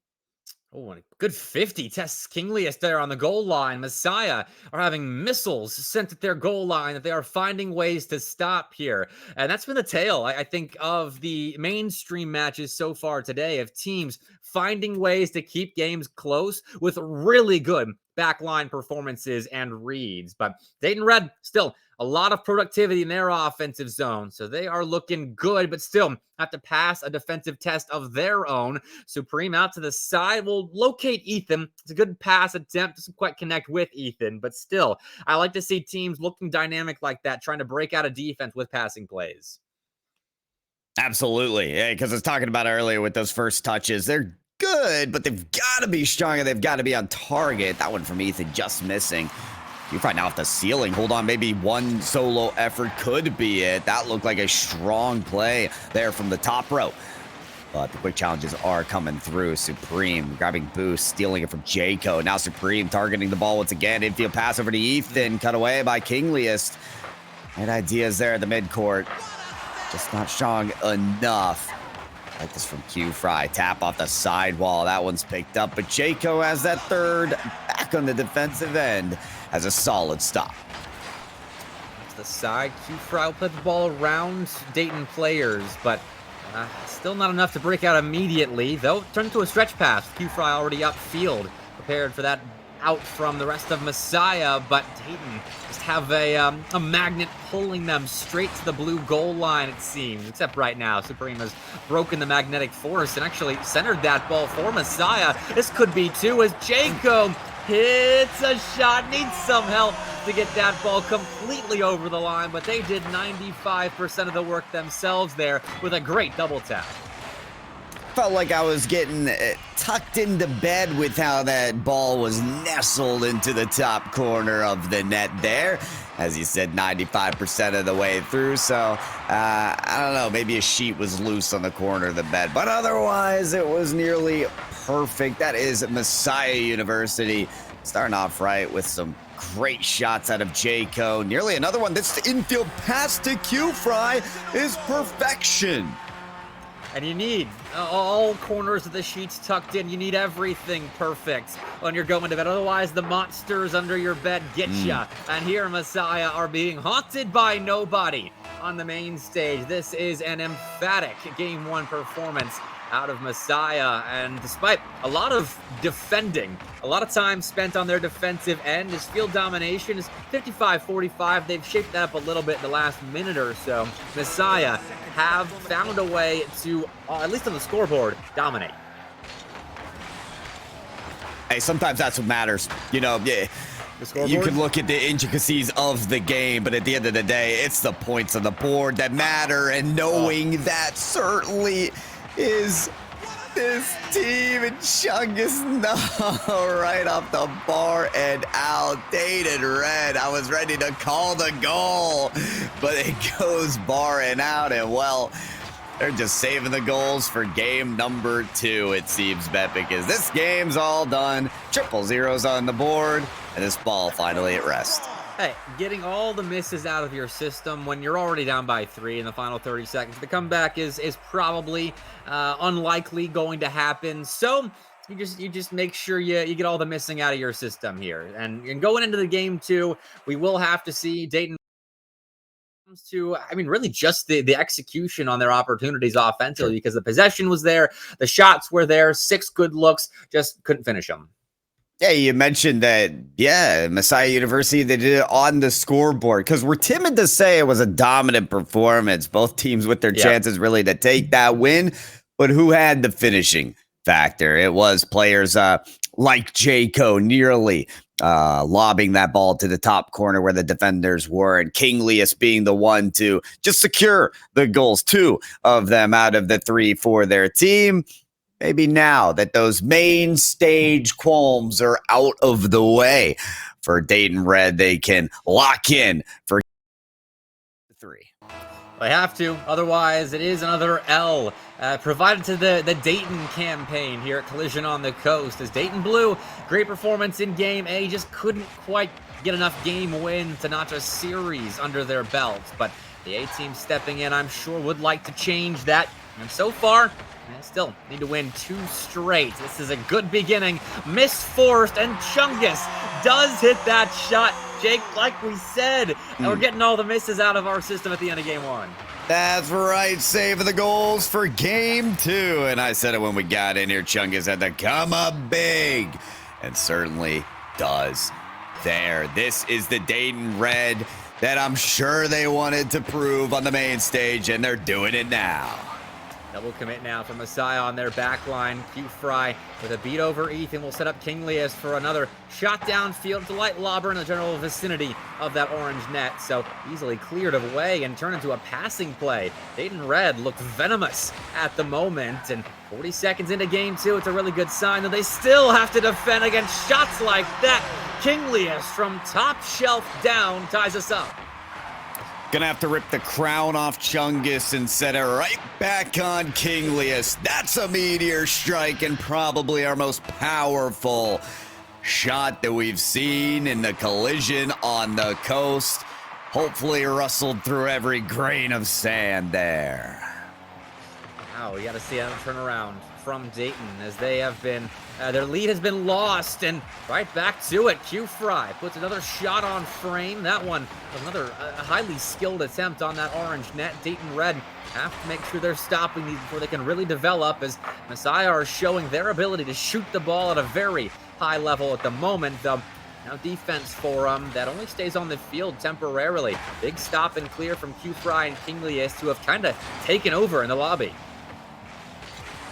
What you got to do, you got to take over. You've got to assert your dominance in the server, the LAN network that is, that I believe these players are on. This is an excellent display from them so far, and of course for Messiah University, you have the chance to be 2 games and done in this short series to give yourself the best chance of coming out on top in your group. So take every chance that comes where you can do it. Jayco, I thought that would be a shot there on target. Q Fry locking in on the dunk. Dayton Red seem a little bit slow on their approaches on the ball right now, allowing Messiah to dive in for these dunks, but not slow as Supreme on the demolition there for Q Fry. Kinglius wants to do it themselves, get the touch on the backboard, backing it up for maybe another one, but we'll back off instead for Jayco to follow as this Messiah University possession continues. Dayton, though, is taking good challenges. These are good 50-50s out in front, even when it gets a little bit weird. They're making good contact on the ball, and stopping what was a long stay in their orange end by Messiah's offense, with no goals to show for it for Messiah as well. So credit to the Flyers for stepping it up defensively, especially after giving up 3 goals on 5 shots that last game. They're making good reads out in front and preventing Messiah from having a repeat of this first game, though. Fry actually had a lot of space right there that they bail out of, and we'll move downfield with Jayco, who dunks a shot just high of being registered, but still more attempts straight on that Dayton nets, and eventually Messiah get theirs. Talked about it earlier, Messiah are doing a great job on the dunks. What I mean by that is their positioning on the 50-50s to be the second player to hit it and at the right angle. It's all about reading the defense where they want to put it, taking the advantage otherwise. Wonderful angle on the shot there for Messiah University. Those are the kind of goals that stake your claim in the server. A downward shot here from Jayco, and he gets the rebound in. That's a clean finish, too, and not easy to hit. I mean, Jayco off the backboard finds so much power on that ball and puts it on net enough for that to really be counted as an open net hit, because yeah, it was slightly off, but it bounced in a way where the defense couldn't read it, but Jayco could. So Messiah top to bottom right there. They have everyone stepping up. Jayco with that play, we've seen the shots that Kinglius and Q Fry are hitting. Everyone has scored for Messiah in game 2 with 100 seconds left. 2-goal lead is close to safe, though. From what we've seen out of Dayton Red, I could see a world where they come back here. For sure. See if it goes down. Supreme all the way around the cage here. Whoa, put up in dangerous territory. Shots there from Ethan. Does get saved there from Kinglius. Long ball here to the midfield. Jayco following it, but on no boost. Unable to make a play. Now Supreme double tap coming down. No. Wanted to rival Kinglius for the best goal in the tournament, but no.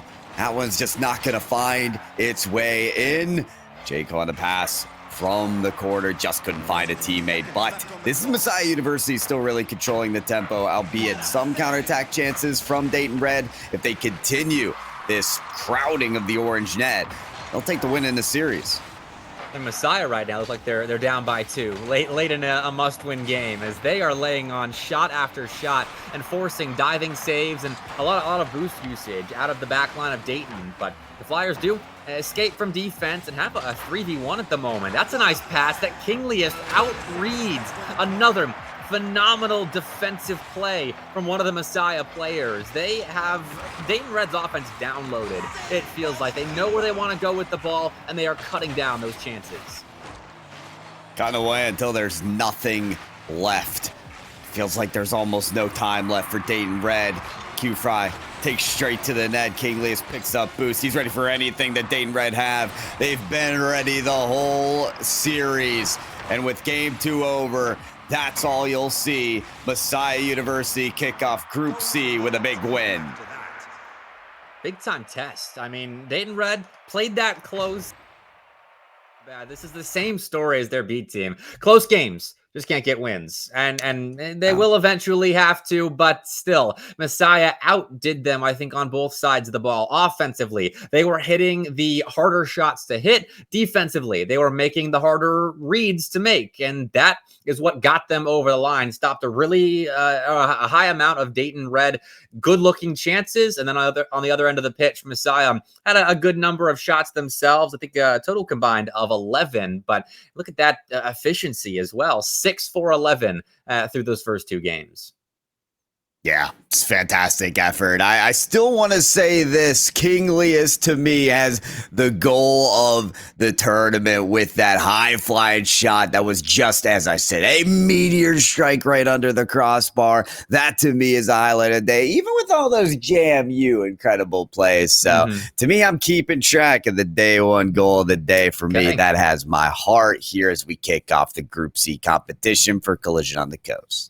Hey, shout out Kinglius for that, getting the Pyro J stamp of approval on their shot. But we will see what happens coming up next here. We get to see more of Dayton Red as they take on Stevenson on the main stage. So we will see them next up after a short break. But before we go, one last thank you to the sponsors of Collision on the Coast this year. Complete You, of course, Kellum Mechanical, and then Lenovo and Intel. This wouldn't be possible without the big-time sponsors of a big-time LAN. So short break. We'll have more Dayton Red on the other side. This time, of course, taking on Stevenson.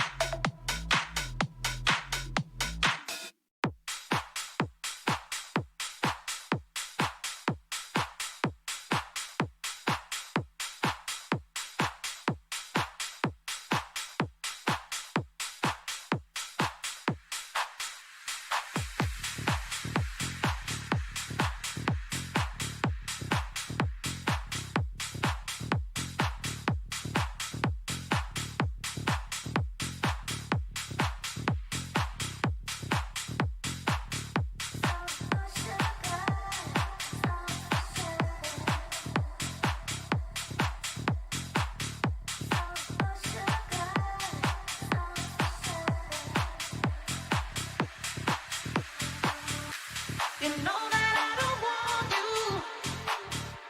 You know that I am better off alone.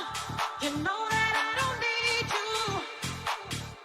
So just let me be on my own tonight.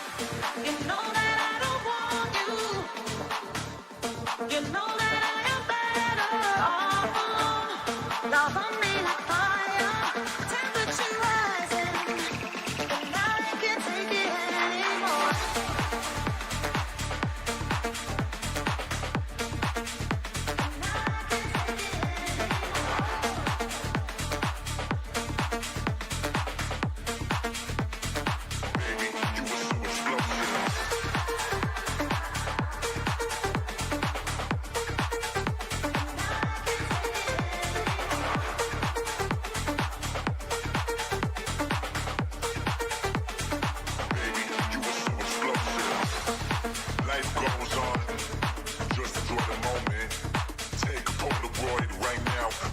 expose it.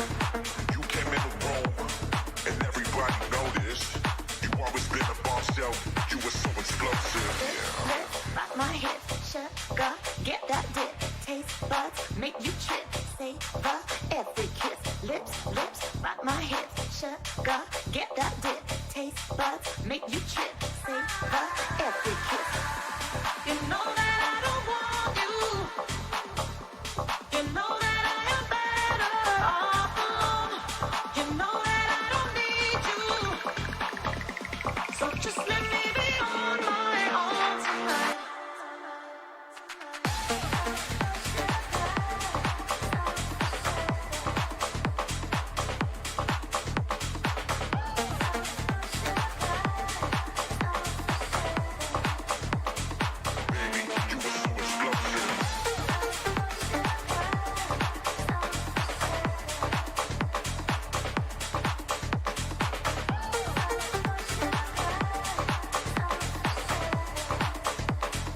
Baby, you were so explosive. Baby, you were so explosive. Life goes on. Just enjoy the moment. Take a Polaroid right now. Might as well expose it. You came in the room, and everybody noticed.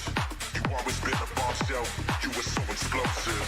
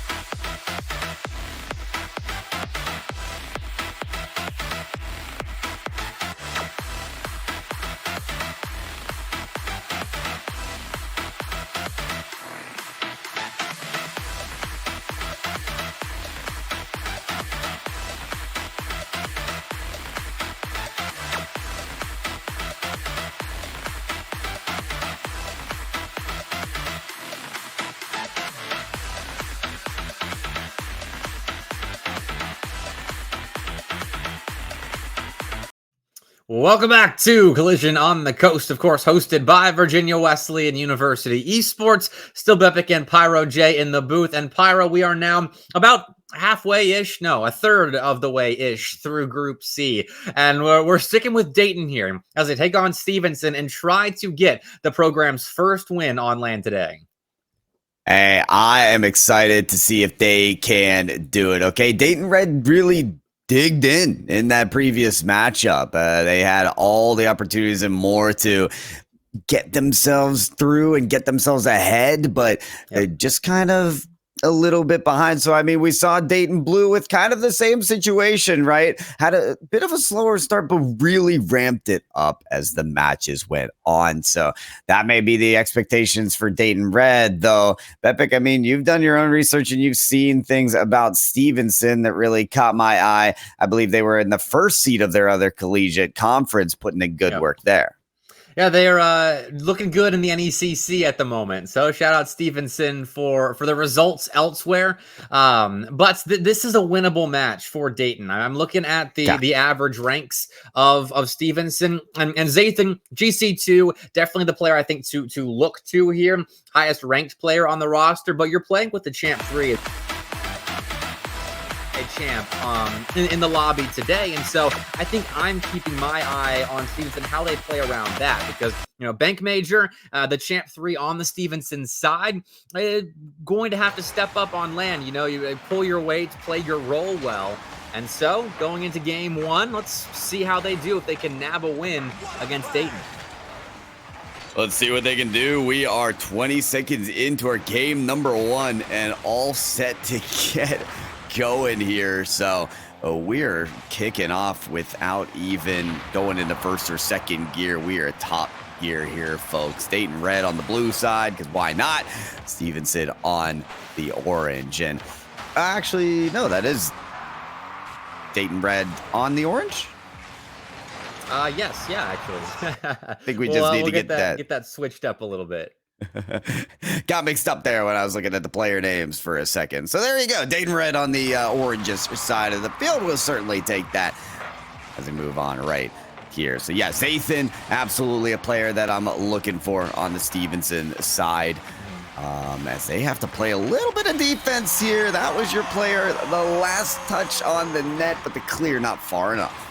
They actually had to play a lot of defense right there. Last player back, and you had Supreme trying to demo you, and Ethan, the ball hawk, just waiting to be given a chance to shoot that on an undefended net. So good start for Dayton Red. They're playing with a good amount of pace in the offensive zone, and they've had time to get acclimated to these main stage setups. So definitely looking comfortable in game 1, but that is just the first. They will need more.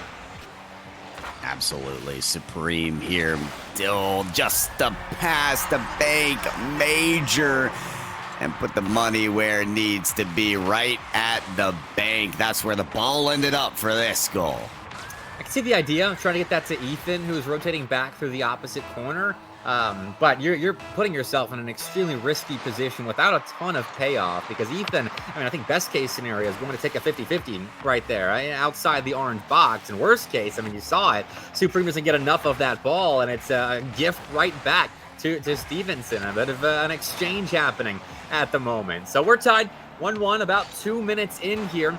Dayton will try and find their lead back, but Stevenson have nearly found one of their own. Tough shot blocked by that back line of Dayton, and the rebound's just off target. Just off, and that's been the conversation here early in these matches of getting these shots on target. The big stage giving the little nerves to the players as the precision finding its form. And this shot right here, Bank Major, the underdog on the prowl. Clean shot here, too. Everyone was jumbled up for Dayton Red. They sent 2 players to the ball, and Bank Major beat everybody. The 2 players on the ball and the one trying to get back to the goal line. That's a huge punishment of some skittish Dayton Red defending. But Zathan now with some space can add fuel to the fire, though it's just a light dropped ball, and Ethan clears. Clear out picked up by Chungus.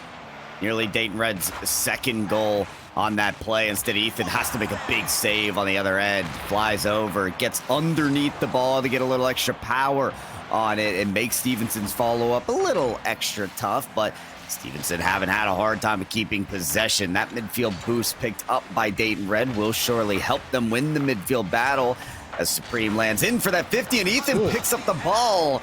Huge reaction play out of Zathan to bail him out. Good positioning. They were back on time, and the timing worked out in their favor. Stevenson keep their lead, but for how long? Bank Major misses, but the crossbar this time helps them out, and now, finally, Dayton Red break through as Supreme drops a light shot on target, but everybody was already so scrambled. We're tied up. This is the time to strike for Dayton Red. I mean, you're getting these near saves out of Stevenson. Boost reserves are getting depleted, and you've got the ball in front of the net. Crash the boards, rebound, get that shot to go, and tie up your game. Maybe extend it. Whoa, Supreme. Like the opportunity, but maybe a bit too hard. And now we're finding ourselves in a game 1 that is based on runs of possession, runs of opportunities on net. As we saw Dayton Red start out on the right foot, playing a lot of offense, getting a lot of shots on target, and Stevenson countered with that initial goal and then add to it with even more possession. And now Dayton right back to spending long amounts of time in that blue half of the field. So we'll see if they can drain enough clock or if they get hits out of nowhere. Zathan took a 50-50 that went nearly on target. It was registered as a shot, but a little bit high. So there are more chances inbound here for Stevenson. Let's see it. Whoa. That's the one. Hat trick for Bank Major, the player that has come up to be the biggest impact for Stevenson. I know, I'm going to check this tracker real fast, make sure that we didn't get false information because Bank Major has been seriously on point. And no, okay, they are a champ 3. Not looking like it though right now. And some people could just elevate their play on land. And we might have found a land boy in Bank Major here, nailing their shots here in game 1. A hat trick on 4 shots is so impressive, especially coming in as the lowest ranked player on your team. Like you're just expected to kind of fill gaps and not screw up so much that it costs you a game. But Bank Major has gone well beyond that and is a star player right now. Land boy, star player. I'm going with Lanimal, but this time it's all about that. Strike right on the clock. Look at the time, and 2-goal lead now for Stevenson. You talked about getting on a roll. That's exactly where we're at now. Clean finish. Nice shots after Chungus couldn't keep possession there on the Dayton Red goal line. And now Chungus can try and make up for that with a ground double tap that is redirected by Bank Major. I don't know how they got that much power from that angle on the ball, but it's enough to stop Dayton Red and prolong this attack. Maybe enough to stall out game 1 and get Stevenson on the board. Feels like unless one of these shots goes in, this game 1's all said and done. And I think that is the case. Pinch there from time, and there it is. Game 1 victory out of Stevenson.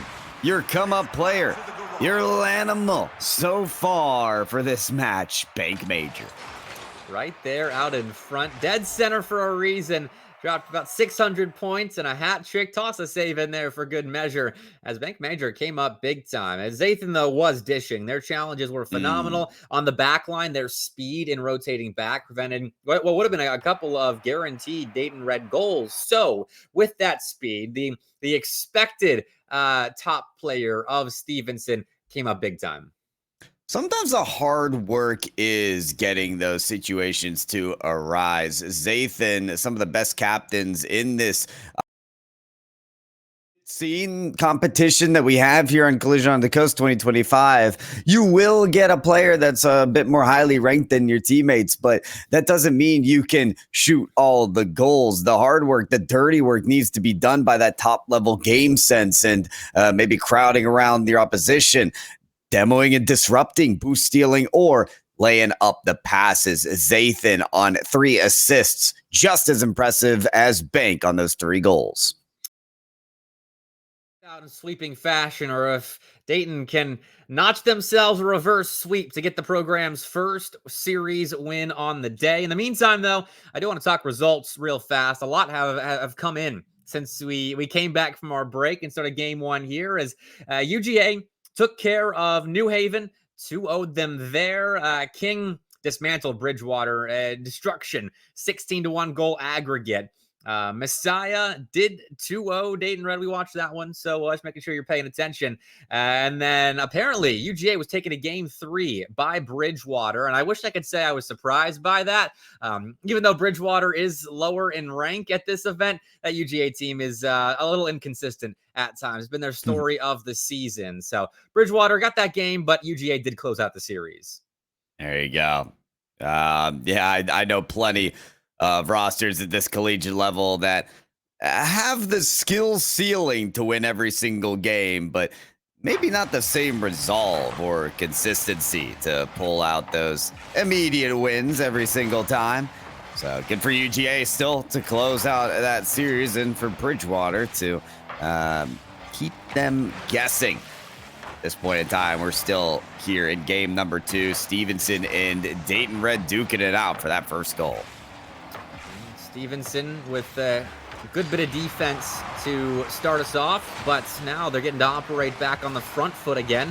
And Zathan's pressuring Chungus into playing that ball off the orange backboard. Supreme's got no boost to clear, though, and so it's a secondary chance set up by Bank Major in time. The two big goal scorers of Game 1 combining for the opener here. Yeah, this one from Bank Major may be called off because you see that neutral hop into, yeah, I could play a 50 by dodging into the ball, but ideally my teammate is the next up to bat. Got a better angle at the hook shot. Zathan maybe a better angle on the kickoff goal as he sends his teammate forward to take care of the dirty work.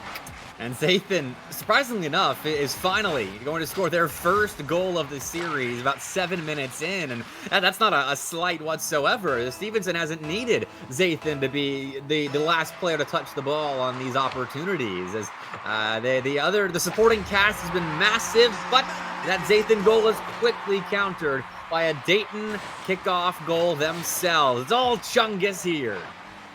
All right, well, we haven't seen our fair share of kickoff goals, maybe one or two in the very few that we've seen yet today, but 2 in a row here.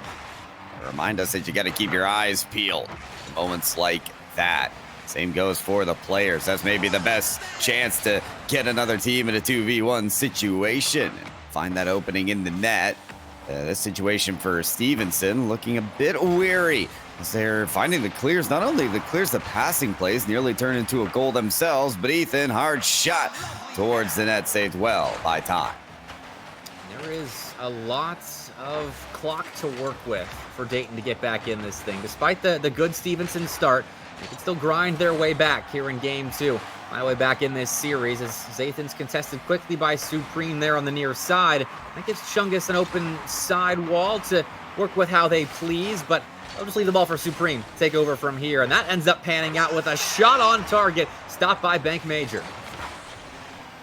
It stops Supreme now, full boost in the full sidewall to make a huge play. Ceiling, pinch, almost follows up with the dunk. The idea was right, but the defense of Stevenson just a little better. Bank Major tried to get the clear, but he set up Supreme on the play. Saved by time. Follow up away, splits the seams there. Chungus able to continue the possession for Dayton Red. Now we turn it right around. Ethan on that full boost. Sets up for a play downfield. Nice tap over, but it's brought right around. Chungus flips into the ball. Saved again by Stevenson. I mean, they're doing everything on defense no matter what Dayton Red set up. Can they save this one as well? Yes, they can. These are such good looks from the Flyers, but Supreme's been beaten by Zathan, and that's a big bomb of a clear downfield. The Bank Major will follow up, setting up Zathan to slam it off the backboard, and no one's there to shoot it immediately, but Dayton didn't know that. Supreme cut that chance down quickly and set up Chungus for a strong clear that they will aid in putting deeper into Stevenson territory, but there are only 70 seconds left now. In a one-goal game, you can use all those 70 seconds to find an equalizer if you're Dayton, but I'm sure they'd like to see the ball go in sooner rather than later, and Ethan proves my point. We're tied. It felt like it had to eventually arrive. I mean, it was assisted by a demolition and a bump on Bank Major, and the goal has to literally get right in between the goal line defense of that play, but I'm just amazed at the shot quality that was necessary along with the demo just to get that goal. I'm glad to see Dayton stepping up and hitting those types of shots, because that's kind of been my biggest criticism of them. They've given themselves plenty of opportunities in the 2 series that we've seen so far. It's just they're not quite hitting those shots like Messiah was in the last series, and that has been enough to put them in a deficit against Stevenson right here. But now that they've upgraded their offense, maybe they can find that way back. The path is starting to become a little bit clearer, though still we are only tied, and Stevenson have their opportunity now late in regulation to steal that lead back. What's clear is that Dayton Red were feeling fired up straight off the kickoff. They had a couple chances and they were ready to crowd the net, but one demolition in the midfield changed everything. Now Stevenson have the pedal to the metal. They're trying to score before overtime. Bank Major gets a touch up. This one could be dangerous. Zathan has a chance to get this towards the net, but instead everyone peels off from the Stevenson side. They're ready for overtime. Here we go. What a massive next goal upcoming here when it comes to shaping out how Group C is going to look. As I mean, these were two of the teams fighting for that second place spot if Daytona State is all they're cracked up to be here in Group C. But if they can notch this next goal, Daytona will keep us rolling to a third. That was almost it. Sorry, it is. Ethan cleans up Supreme's initial opportunity and sends us to a third game. Dayton Red. That is the kind of performance where they talked to each other. They said, listen, if we're going to lose another game, we're going to leave it all out on the field. We're going to lose everything we've got. This team got fired up in the second half of that game. Nearly scored before we got to OT and then slammed it through at the very end. Of such an impressive, perseverant, and just, like I said, fired up performance there to end that game. It was a huge burst of momentum into offense because they were still playing on their back foot a lot. Stevenson had a 2-0 lead at the start of that, didn't they? I want to say so. Okay, it was a fast start regardless for Stevenson, whether it was a 2-0 lead or a 2-1. And it looked like we were falling back into that same rhythm of game one where Stevenson played a lot of defense early on and then just pushed their way over the line for the rest of the game offensively. But Dayton battled from behind, battled from their back line, had to save half the shots of Stevenson that game and still operate their own offense on the other side of the ball. 10 shots total for Dayton. They find a way to make every single one count. That read by Ethan at the end of that game as well was really impressive, reacting so quickly to that supreme ground pick. All deciding game 3. Here we go. Here we go. This is where it all counts for those group stage results. You want to be the top 2 seeds, and wins like this can give you that chance. We haven't had enough at kickoff chances just yet. And finish again, tucking that ball just underneath the crossbar with Supreme in time's face. That is well struck. And 9 seconds in, you hate to see it for Dayton starting out in a hole this early, but we just got done talking about it. They fought back valiantly in game 2. They can do it again here. It's almost as if they are better when they have to work from behind because, that Maybe. fire in the belly is just so apparent. Who knows? In some mystical way, conceding the first goal could work out better off for this team. I don't think Stevenson are going to argue about it either, though, as Bank Major tries to turn around another one. They've been setting up the team more so in games 2 and 3 than sending in the shots, more of an assister than the 3 goals they found in game number 1. Really making a name for themselves in this matchup. But now it's Supreme, right off the wall. Not a lot of boost. Does get the reset, though, and finds themselves past 1. Great effort on low boost as Ethan rips the shot, but it's high. Oh, it's well done by Bank Major. Lost Zathan as Dayton stepped up and got a little aggressive. Well-timed demo, but Bank Major erased that timing, buying some of their own, and finds a clear for Stevenson. We're still in a battle for possession, so it's only a temporary clear for that Stevenson offense to search for their second, and Ethan is doing damage on that Stevenson goal line, looking for more physical play there, connecting with a bump, but there was no immediate finish for Dayton, so it's still the goose egg for them. Chungus finds a teammate in his own half, sends it to them. Follow-up shot not quite on target, had the power, though, to keep the possession rolling. Ethan dives onto the chance, but time with low boost, trying to work the backboard for a couple extra touches.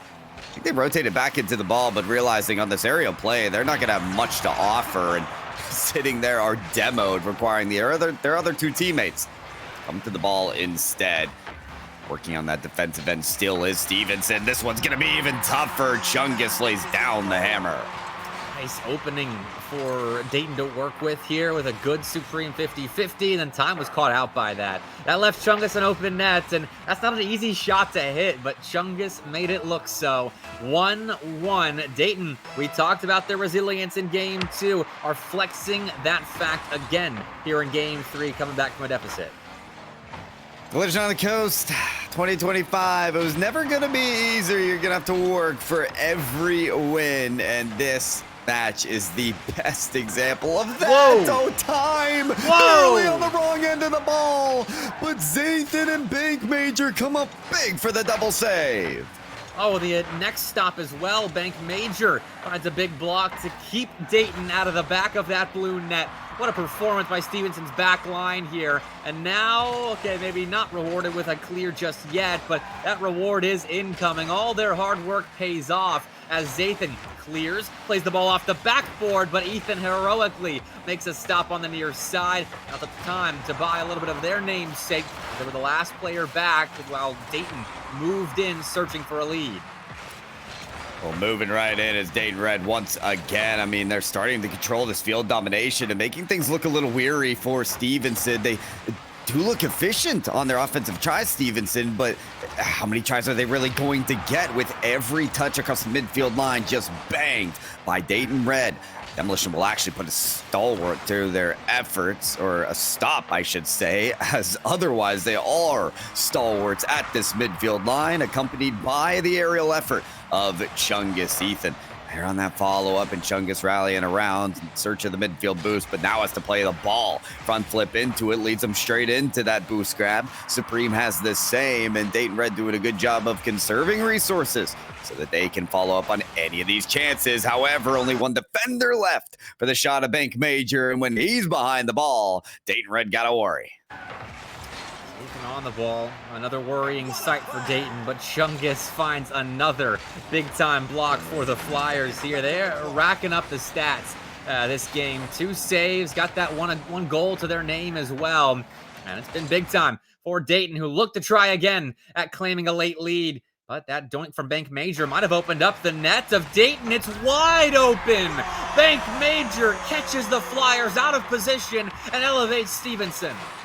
This is rare for Dayton Red. I think both players looking for boost on the other side of the field because, well, who's expecting the doink and the quick turn from Bank Major? Those are just the high-level tactics you look for from a player like that to take full surprise of Dayton Red. Now they can close things out with a third goal. Bank Major has the ball to themselves, but they weren't playing it. They were looking for contact on Ethan's Fennec, but Ethan dodged the demo, fuels up in the midfield line, and looks to work this corner of Stevenson. But if we're found, Zathan will waste some clock and look for a demo as well. Chungus evades it. This is nicely done by Dayton. They are stopping what Stevenson want to do with these plays in the midfield, but they aren't transitioning back to offense. So 10 seconds left. Dayton need a goal now. They're able to get the quick turn. However, Bank Major picks it up and he puts it down.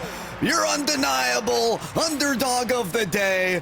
Who says you gotta be GC to pop off on the collegiate land like this? It's Bank Major. I just cannot believe that we were talking about, like, they're not that low of a rank compared to the rest of the lobby. Champ 3 isn't that far off from the GC 1s and 2s we've got here, but Bank Major, my word, if we hadn't have pointed that out, I don't think we would have ever known that they were the lowest ranked player in the lobby. 2 MVPs. Close out Dayton Red in game 3 and set up a date between Stevenson and Messiah. Winner gets that second seed more than likely. Yeah, and listen, I'll work off of your point, which is that Bank Major, you're no longer underrated. You had the chance to be the underdog. You came up big here, but forget about it now. I'm looking for you to pop off like that every time that we see you on the field, and otherwise you'll be performing under expectations. Great work there from just a cohesive effort, because while it was Bank Major coming out with a hat trick in game number 1, getting assists in games 2 and 3, you had everyone working on different roles for this team, which is important. We always talk about how Rocket League is a team game, but that also means you have to switch roles sometimes based on what opportunities come about. And well, it was obvious to me today that Stevenson were able to do that. I think the best stat to sum up their performance there is in both their wins, Zathan had 0 goals because Time and Bank Major stepped up, took those roles on the pitch, and allowed Zathan to be more of an off-ball creator, space creator in offense as the first player up. And then they came up big a couple of times on the back line for Stevenson to prevent Dayton from scoring some big, what would have been go-ahead goals at the time. So credit to Stevenson coming in here, getting a big win. Daytona State, same deal, but they were tested by Messiah. A 3-2 win in game 1, a 2-1 win in game 2. Both 1-goal affairs for Daytona State, who we will see next up on the main stage, Pyro. They're taking on Dayton Red. I'm excited for it. So let's go ahead and send the break, folks, on the Collision of the Coast 2025. It is Dayton Red for a third time this time against Daytona State. We're very excited to bring you that matchup after this break. Take me through the darkness to the break of the day.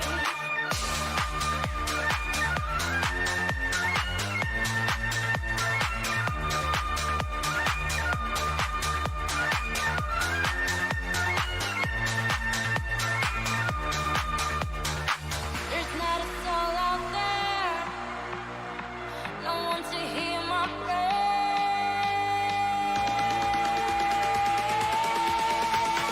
Give me a man after midnight. Want somebody help me chase the shadows away.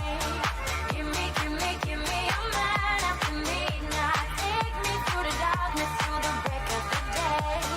Give me a man after midnight. Want somebody help me chase the shadows away. Give me a man after midnight. Take me through the darkness to the break of the day. Give me a man after midnight. Want somebody help me chase the shadows away. Give me a man after midnight. Take me through the darkness to the break of the day.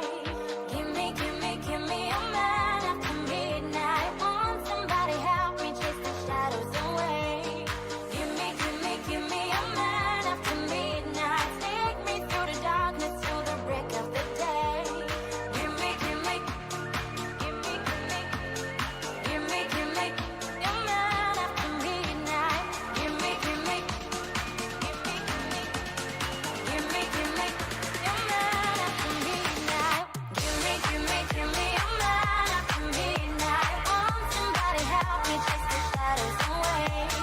Give me a man after midnight. Take me through the darkness to the break of the day.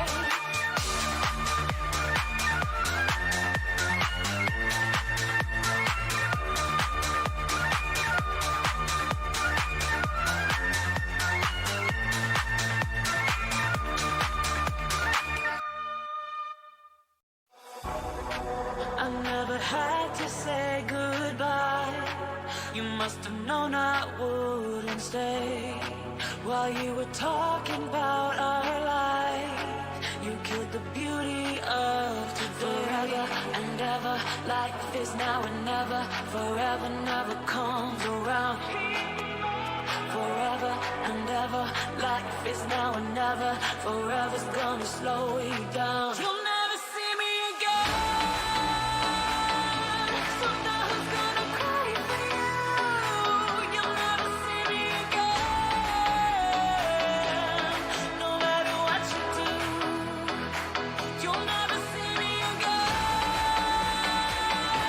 So now who's gonna cry for you? You'll never see me again.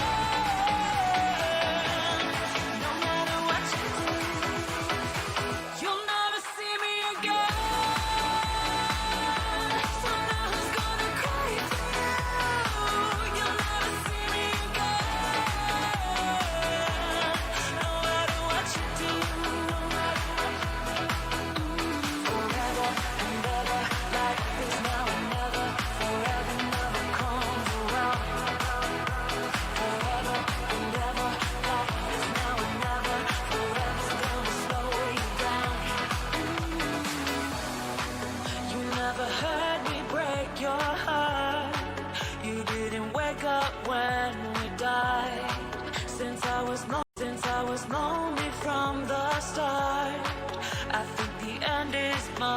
Forever and ever, life is now and never.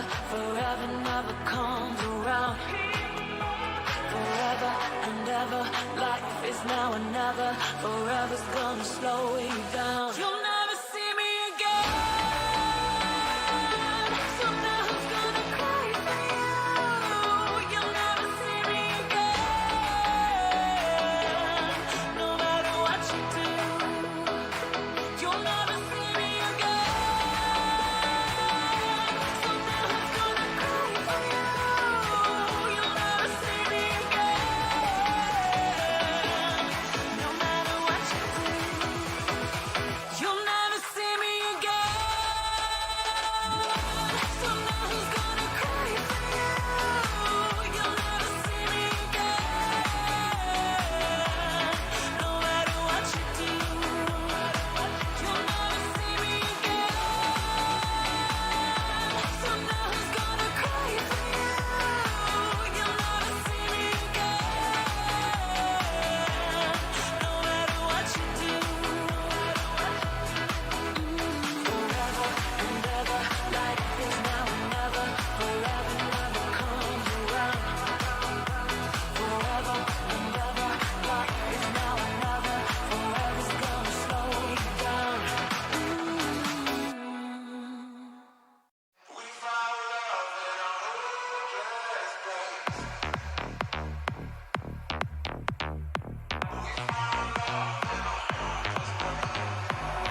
Yellow diamonds in the light. Now we're standing side by side as your shadow crosses mine. What it takes to come alive. It's the way I'm feeling, I just can't deny. But I gotta let it go. We found love in a hopeless place. We found love in a hopeless place. We found love in a hopeless place. We found love in a hopeless place.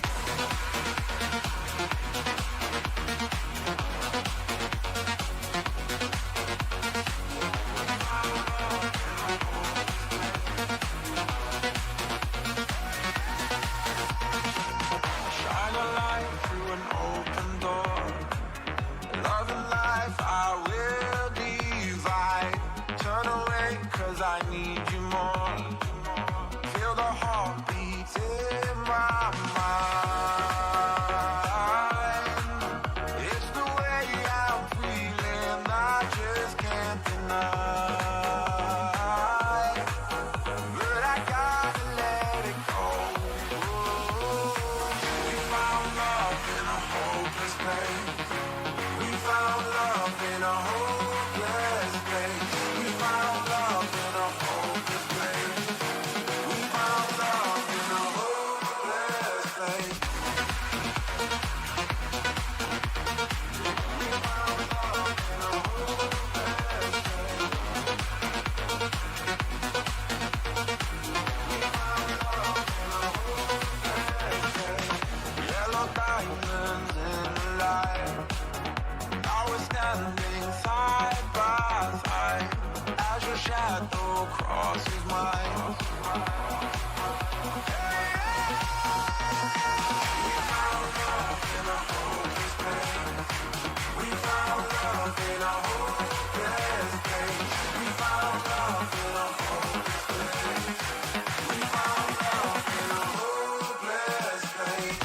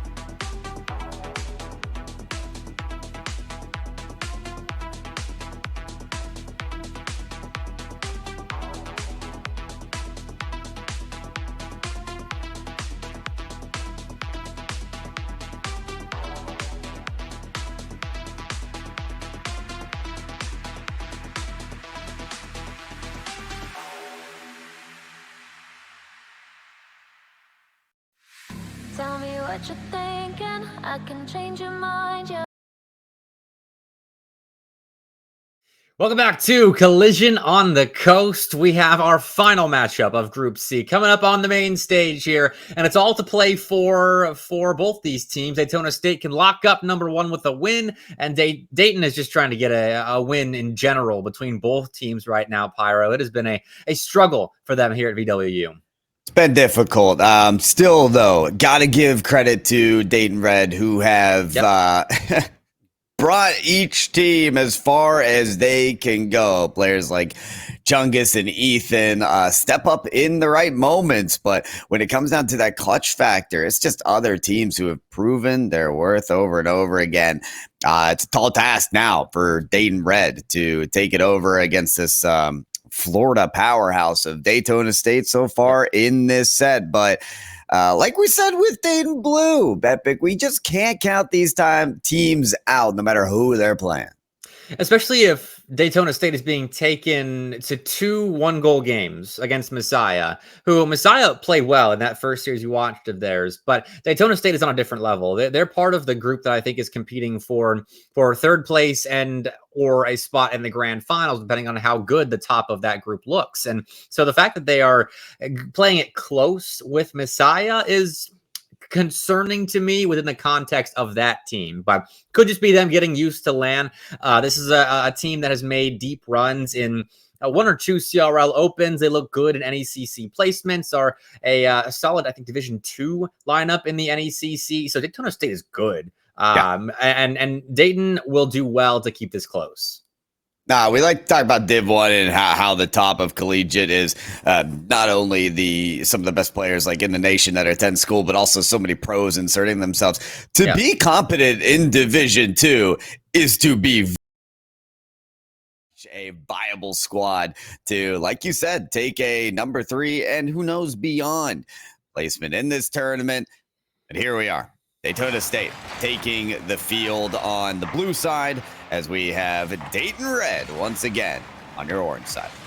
As we do get things started here, one more shout out, of course, to the big time sponsors of Collision on the Coast, with Lenovo and Intel, of course, helping us with these main stage setups, being a big part of the setup there, and then Kella Mechanical and Complete U for supporting Virginia Wesleyan and Virginia Wesleyan Esports. But where we go into the action now on Daytona State's side, Ian is the player to look out for.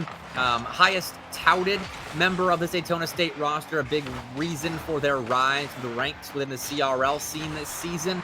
And I mean, that's not to say Lefty and Solace aren't top dogs themselves, but just watch, see what Ian can do for this roster. I'm excited. We're already a minute into it, and I'm thrilled to see some solid back and forth, but I am noticing that we're getting a lot of aerial plays and a whole lot of space here from Daytona State, and that scares me for Dayton Red because the aerial plays and the flip resets, double taps, they're going to start coming. The defense, especially on the backboard, has to be present. Right now it's on the goal line for Dayton Red. They swarm that ball on the first shot, but oh boy, while I did ask for backboard defense, that's a whole lot of Dayton Red players in the same spot. Well, they're all playing backboard defense, like you asked, and they do it successfully. Stop questioning Dayton here. As Supreme finds a clear, and will push Daytona State back. Soft double commit themselves, but tell us a great trio of 50-50s there. That gives Lefty some space in the midfield, and out to the side. Lefty will try to keep Daytona State rolling into offense, but it is up to Ian and Solace to keep possession in their hands. Solace, no second touch there. Ian rotating around, commanding that midfield boost and darting straight at the net. I thought this was a more lax position for Ian to take. Little did I know, he had his eyes on the prize.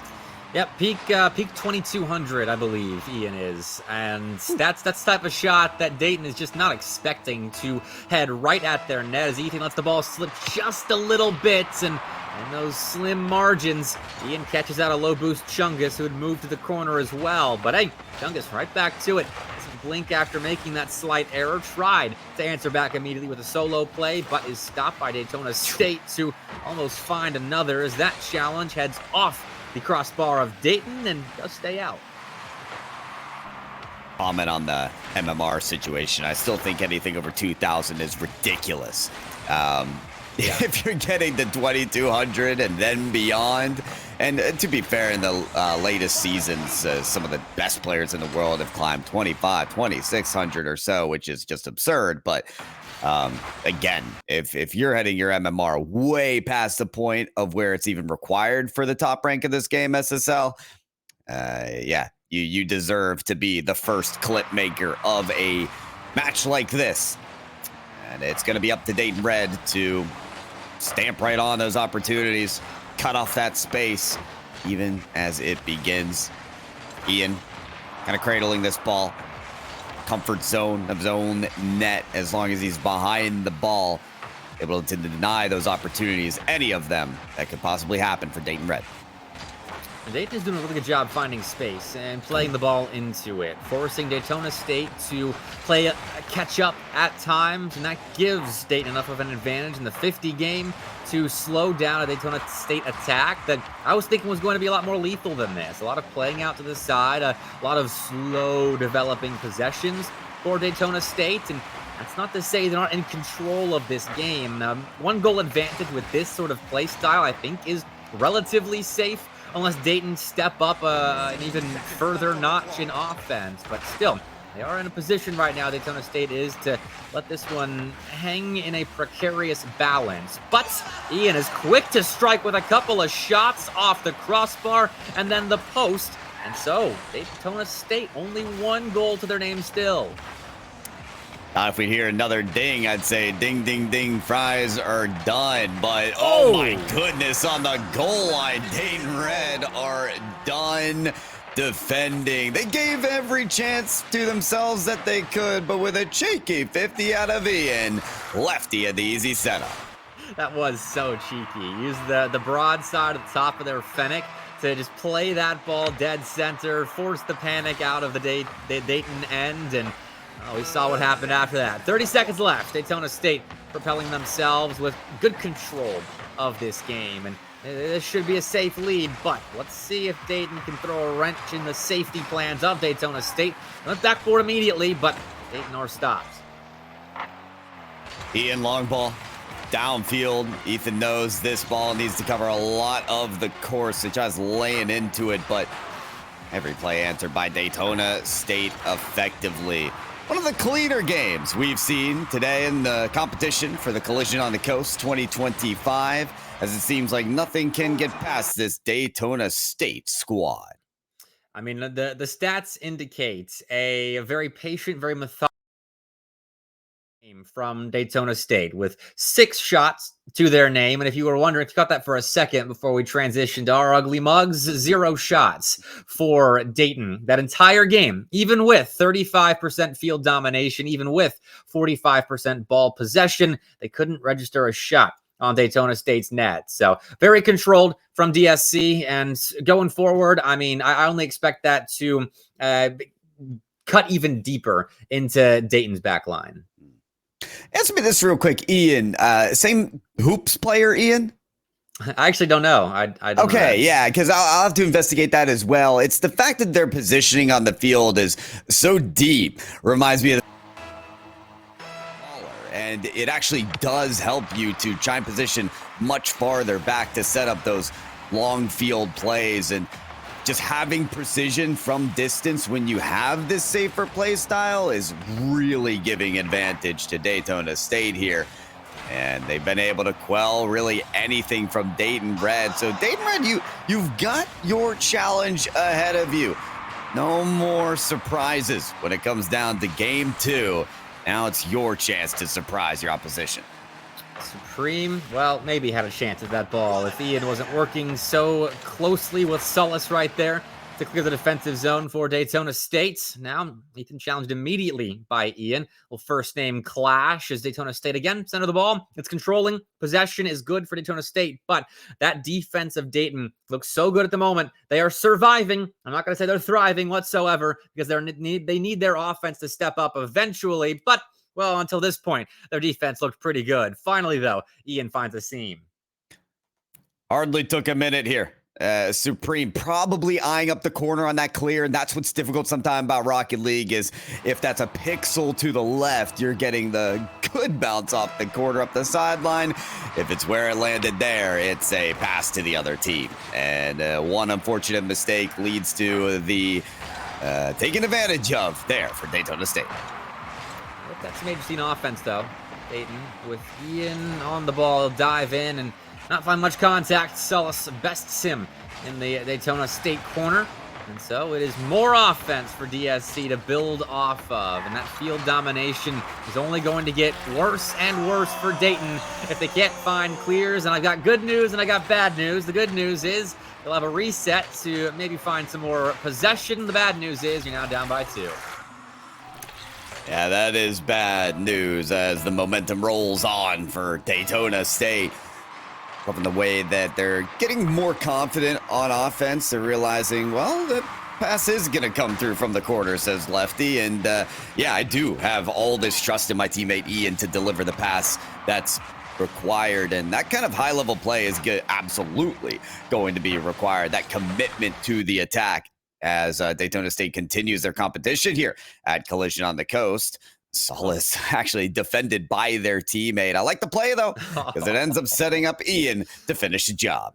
Oh, man. I mean, if you're watching that with any less knowledge of Rocket League, you think Lefty really screwed up right there. But no, I mean, that was completely intentional. That was probably going to be saved by Dayton, and Daytona State weren't taking any chances. So Lefty plays it back, fakes the defense, buys time for Ian to enter the zone, and the rest is history. 3-0. Daytona State's. It was a close game 1.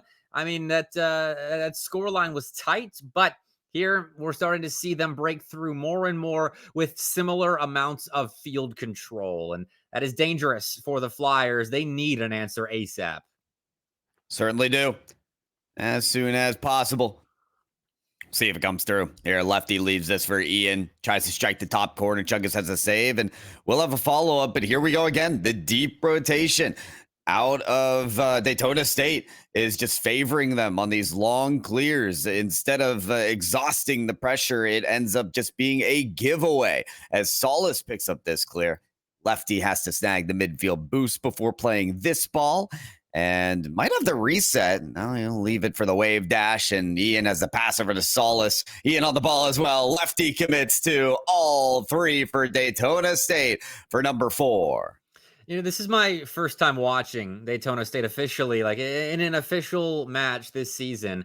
And I've been keeping up with their results, but never known why they were getting the results they were. They play such a slow style of Rocket League. And in the last couple of games, if you look at the boost consumption for both teams, they consume in game 1, it was about 1,000 more units of boost, and screw that. What on earth did they just do? What is this play? Ian catches the dump off from Sullis and then stays in the air for Lefty to pass it back. What? Quick shout out to King Leus, who used to have the goal of the day, but that pre-jump give and go between Lefty and Ian will take the cake. Why not add a pinch to the mix? The chemistry for this team knows no bounds. I mean, I don't even care about this one. I'm still hung up on the 5th goal. That might be the goal of the tournament, and I'd bet money on it staying the goal of the tournament. That is insane what Daytona State just did right there. Incredible display of in-air control, and it's just to add a 5th goal to an already commanding lead. And, well, Daytona State, they won a 7th. I do love that play came just after we were touting their slow and reserved play style, and well, no, they turned the switch labeled pre-jump and clip, and now we're seeing all of this. So 6-0, they've amped up the numbers. They've not only showed us what they can do when they control the pace, but when they level it up as well. All right, 75 seconds left, and Dayton have themselves a difficult situation at hand. Suffer an 0-3 day, an 0-6 day if you count their B team on the main stage, or come back from a 6-goal deficit in 60 seconds. And that is a good start. It's close to scoring. Ian thwarted the nice comeback narrative we were starting to build there, though, Pyros. So not cool. And Supreme, hey, gets one to go. So the Flyers are on the board. That was a apology, and here you go from the team. I didn't realize that was the narrative we were building here, so they're happy to oblige there as Supreme gets the goal in, and it'll try to be the one brick that Dayton Red lay on their path forward, because while they will fall a bit low on the group stage here, that doesn't mean their run in the Collision on the Coast is over. Nice read there on the save out of Lefty. You end up here just in the lower bracket of the later competition. And Pepik, it's not impossible to make the deep run, but boy, is it difficult. I agree. It's not hard, not impossible. And I don't even think starting the lower bracket is necessarily unexpected for Dayton. That sounds mean, but it's not a bad thing. They should be prepared to fight from the lower bracket, but it's the fact that they were so close in so many games today. I mean, just a 2-goal affair with Daytona State here. They had that game 3 against Stevenson. The Messiah games were close, and yet they couldn't get the job done, couldn't quite get it over the line. So I'm sure they'll be reviewing tonight in preparation for closing out series tomorrow, starting in that lower bracket, of course. But it wasn't a bad day from Dayton. They were just so close, yet couldn't get the W's. They'll either be reviewing the tape tonight or enjoying being near Virginia Beach. I don't know. One of the two is what they'll be up to. But I think if in any case here, Dayton Red moving on in this competition, I would have a good feeling moving on. Because you expectations, and they really were that close to going over the line and taking these wins. That means the same goes for the future of this competition. You can go into day 2 feeling like, okay, any of the little nerves that still existed, we've shaken it off and we're ready to go. So that concludes our competition, though, for Group C, at least on this stream. Daytona State taking the sweep after all that and coming out on top, maybe just as we suspected. And Stevenson nabbed that number 2 spot in the group, as well as they beat Messiah 3-2 in game 1 and then 2-1 in game 2. So shout out Stevenson for winning some nail-biting games today against the team that they had to beat to nab that second place in Group C. In Group D, King at the top, if they can get away with a win against Georgia, which it looks like they have. So King wins Group D. UGA finished second, and between New Haven and Bridgewater, New Haven 2-0'd that series. So they nabbed third. Bridgewater falls in fourth. So yeah, break time. Let's focus on Group E and Group F after this break, as Collision on the Coast is fully underway, but there is still a lot of Rocket League left to watch today. So we will see you all in just a little bit.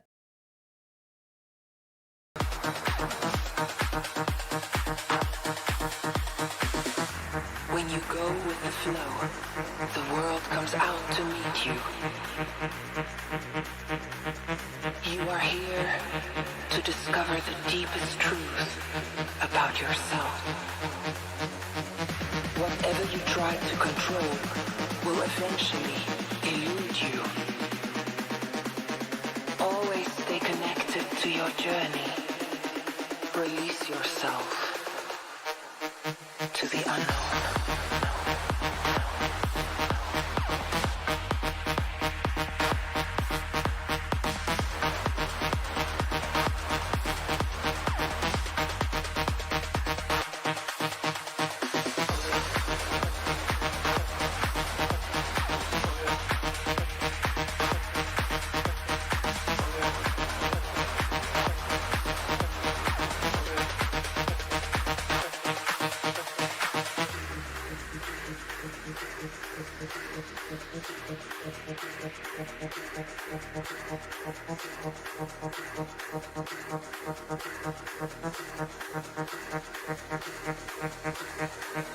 The pain you feel sometimes is not meant to leave you broken, but rather break you open.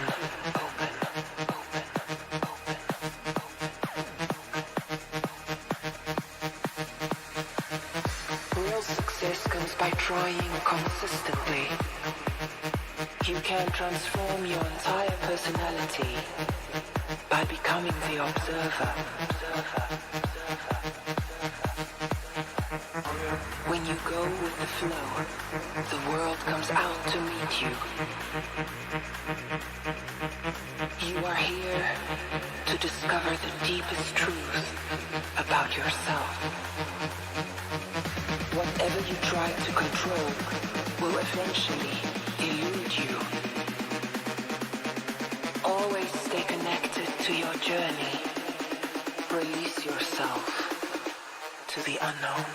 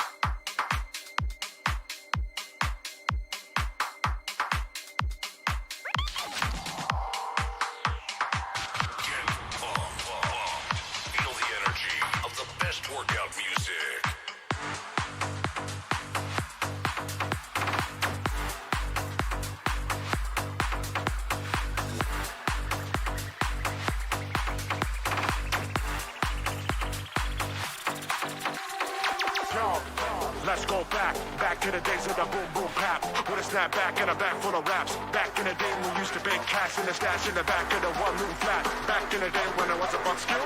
Nowadays man's trying to do it for a bill. I ain't trying to keep my weapons concealed. Keeping it real, I'm out there for the kill. Let's go back. Let's go back. Let's go back. Let's go back.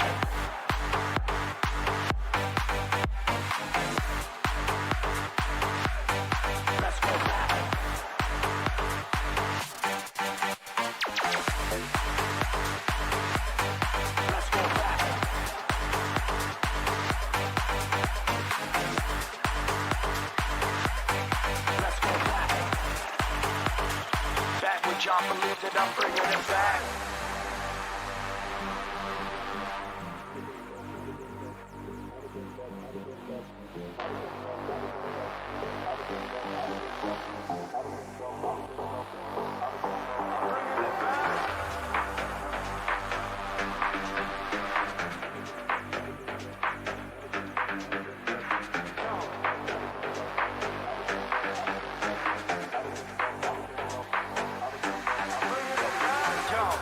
Let's go back to the days of the boom boom pap. With a snap back and a back full of raps. Back in the day when we used to bake cash in the stash in the back of the one room flat. Back in the day when I was a buck skill.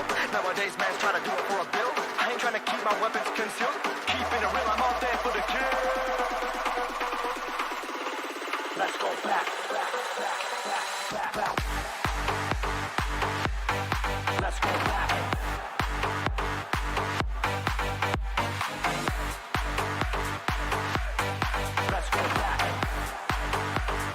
That which I believe that I'm bringing it.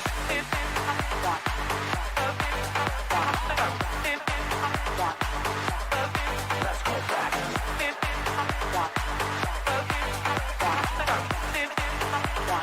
That which I believe that I'm bringing it back.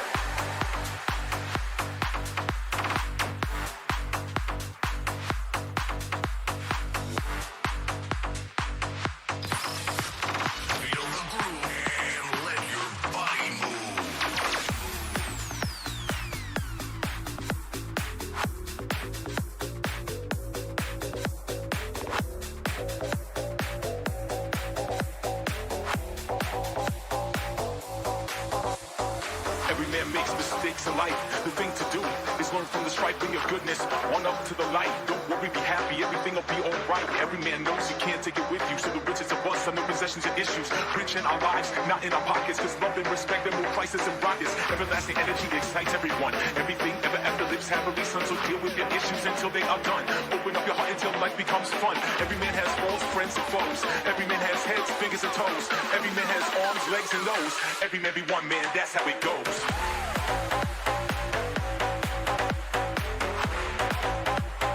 Every man be one man, that's how it goes.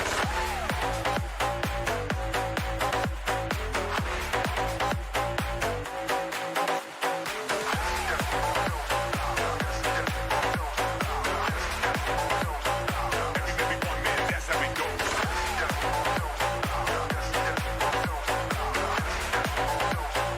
Every man be one man, that's how it goes.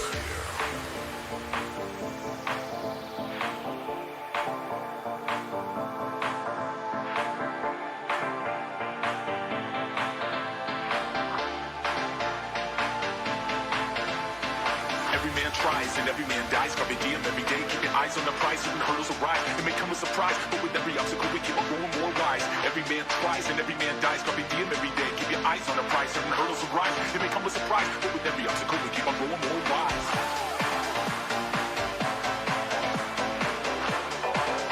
Mic off. Mic on.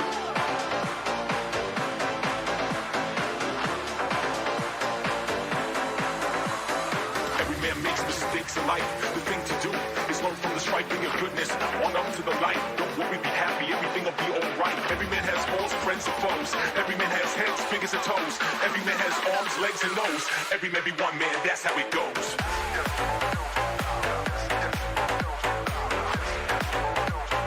Every man be one man, that's how it goes.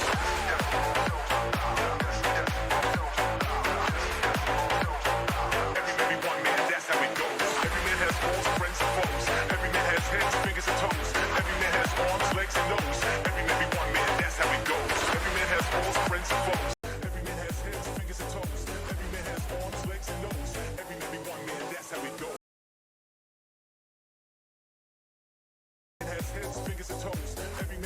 Mic on. Mic feedback on. You're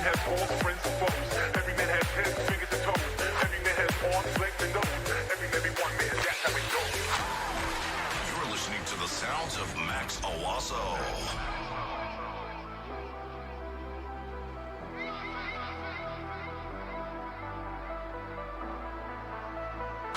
Best workout music.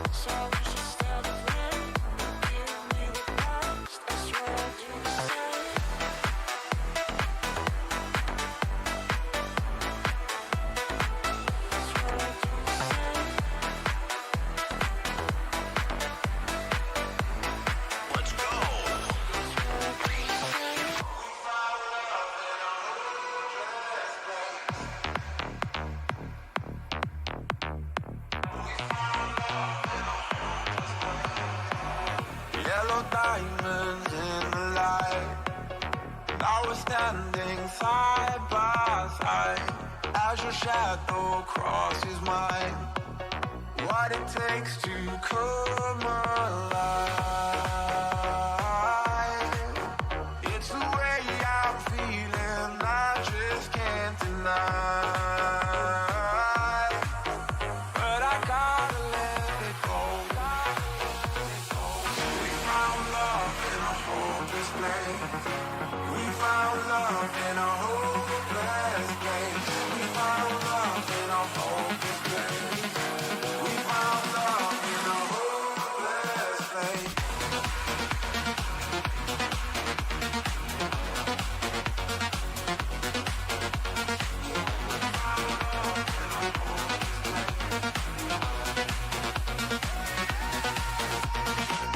Shine a light through an open door.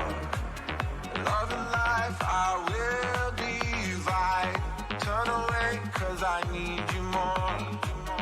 Feel the heartbeat in my mind. It's the way I'm feeling, I just can't deny. But I gotta let it go. We found love in a hopeless place. We found love in a hopeless place. We found love in a hopeless place. Mic off. Mic on.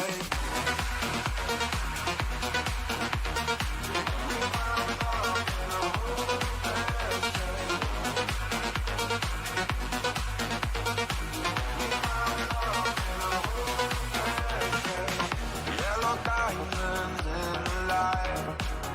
Now we're standing side by side as your shadow crosses mine. We found love in a hopeless place. We found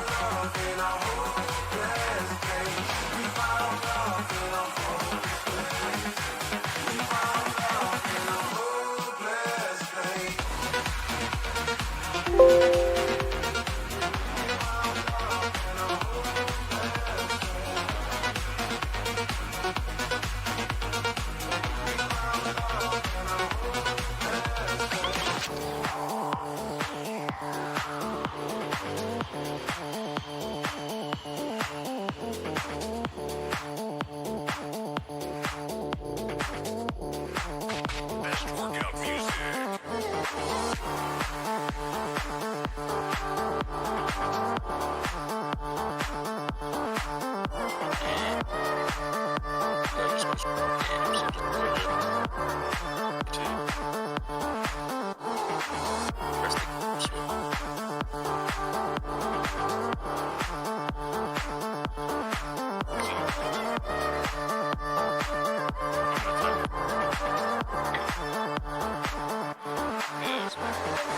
I ain't a no.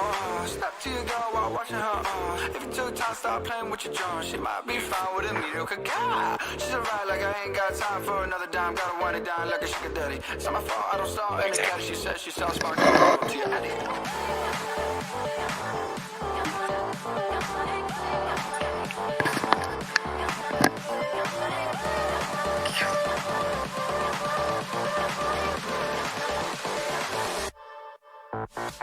Dealing with lanes is not in my culture.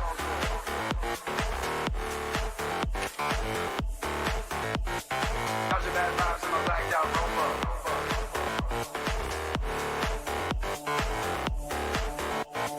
Dealing with lanes is not in my culture. Dodging bad vibes in my blacked out rover. Too many snakes messing with a vulture.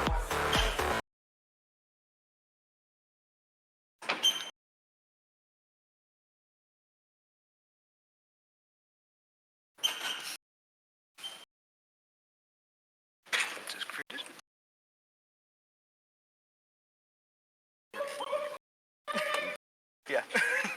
Hi, welcome back to Collision on the Coast 2025. I am Not a Duck, tournament admin, joined by Sullis here of Daytona State. We're getting straight into it as Wake Tech takes an early 1-0 lead. We're going to see Onset take it up the wall, get a 50 on Dev. He's going to beat Flick Filet. Titanium going to take it off the back post. Can he get the double? Not quite.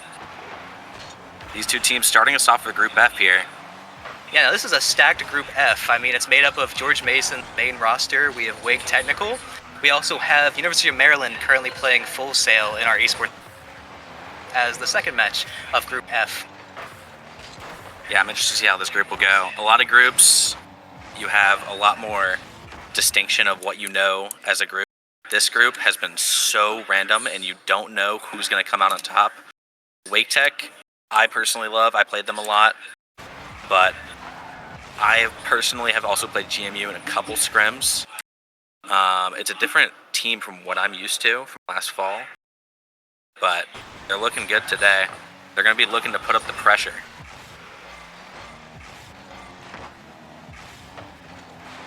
JM's going to take it on. Flick Filet going to get the clear. Titanium going to put it high. Is anybody there for GMU? Not quite. Yeah, it seems like George Mason has had the early pressure with Wake Tech having that early goal, but that seems to be the outlier for this match in general. Yeah, GMU up 1-0 in this. Our scoreboard was wrong, but yeah, they... Oh. George Mason is up 2-0, my mistake. JM with the great dunk. Titanium going to put it in off the glass. Onset not quite getting a touch. They're going to take a 2-0 lead. Can they hold it? I believe they can. I mean, they've shown early here in this minute and a half that they have the attacking pressure. I hope Wake Tech can get going here, though, to make this quite the interesting stage. Obvious at any LAN, you will always see pressure getting to teams. Some teams beat other teams based off of how well they can perform on LAN. GMU looking strong here, looking to show that they are the LAN team to beat. Yeah, no, I think based on previous Collision on the Coast results, they do have a little bit to prove. I mean, last year they went to Game 5 against Lubbock, and they were the only team to take games off of the eventual champions. George Mason also were Year 1 champion. So if they want to show out, it has to be here in the groups to get that upper bracket placement. As we see Dev demo Onset, Dev's just going to take it, take a 50 on JM. Titanium going to clear it out mid. Dev's going to touch it high. Flick Filet has got to get a read. He gets the touch off the backboard. Titanium going to put it mid. JM for the shot, off post. It just seems like Wake Tech cannot get out of their own half. George Mason dominating the air, and Titanium gets the shot. An unfortunate misread by Wake Tech. Own goal. I mean, it's still a good touch out of Titanium, getting the pressure on. They've had... It feels like a goal there. Yeah. Now, as you get set here, just halfway through this match, GMU up 3-0 over Wake Tech. Titanium going to go for the reset. Gets it below Deadsy. Onset's going to touch it right. Deadsy's getting bumped. He can't stay on the ball, but he can. Dev's going to touch it up right. And now, Celis, as an actual competitor in Collision on the Coast, what are you watching for in the match? I mean, I'm just coming off main stage. Obviously, nerves are a little bit high. So I'm looking to see, like, in my opinion, with how close teams are, especially these two, it's really just who makes the least mistakes. Momentum's a huge factor in LAN. Everybody gets hype. Crowds get very active. So it's just who can control the tempo. Yeah, and I think that crowd factor will come into play definitely on day 2, more so than day 1 as we kind of set up the bracket itself. But I think this Group F we're currently watching, kind of like that with Death almost. There are 3 really standout competitors, no offense, but to be drawn into a group with George Mason, Wake Tech, and the University of Maryland, I mean, kind of just who of the 3 will be the unfortunate one to fall in? And I'll tell you what, whenever I was watching that wheel spin, I was praying not to see some of these teams. I was sitting there licking my lips when I didn't see them come in to my group. Yeah, I mean, this whole roster of JMU, I mean, Titanium, Devin, they've been around forever. I know the Wake Tech boys just from MLE in general, and I mean, they're always in my team. So, seeing them out here today, also getting a goal back nonetheless, I mean, great. I mean, it's going to build momentum going into game 2. Yeah, I mean, as like pressure is winding down, you're setting the stage in. Wake Tech's getting a lot more comfortable, making a lot better touches. They've had a lot more pressure the last 2.5 minutes. And that's an unfortunate touch as the last man gets demoed. Can Devin put it on? Not quite. He's going to take it down. Flick play is there for the save. Transitioning, trying to get out, but Jamin's going to take it back. Dedsy's watching up the wall. Can he get the save? He does. Out to the left. Titanium is there to keep pressure up for George Mason. We're seeing GMU fight back as they try to get a shot on. There's going to be one more coming out of JU. Not quite. He's going to put it on from mid. One more backboard. Dedsy's going to be up to out of danger.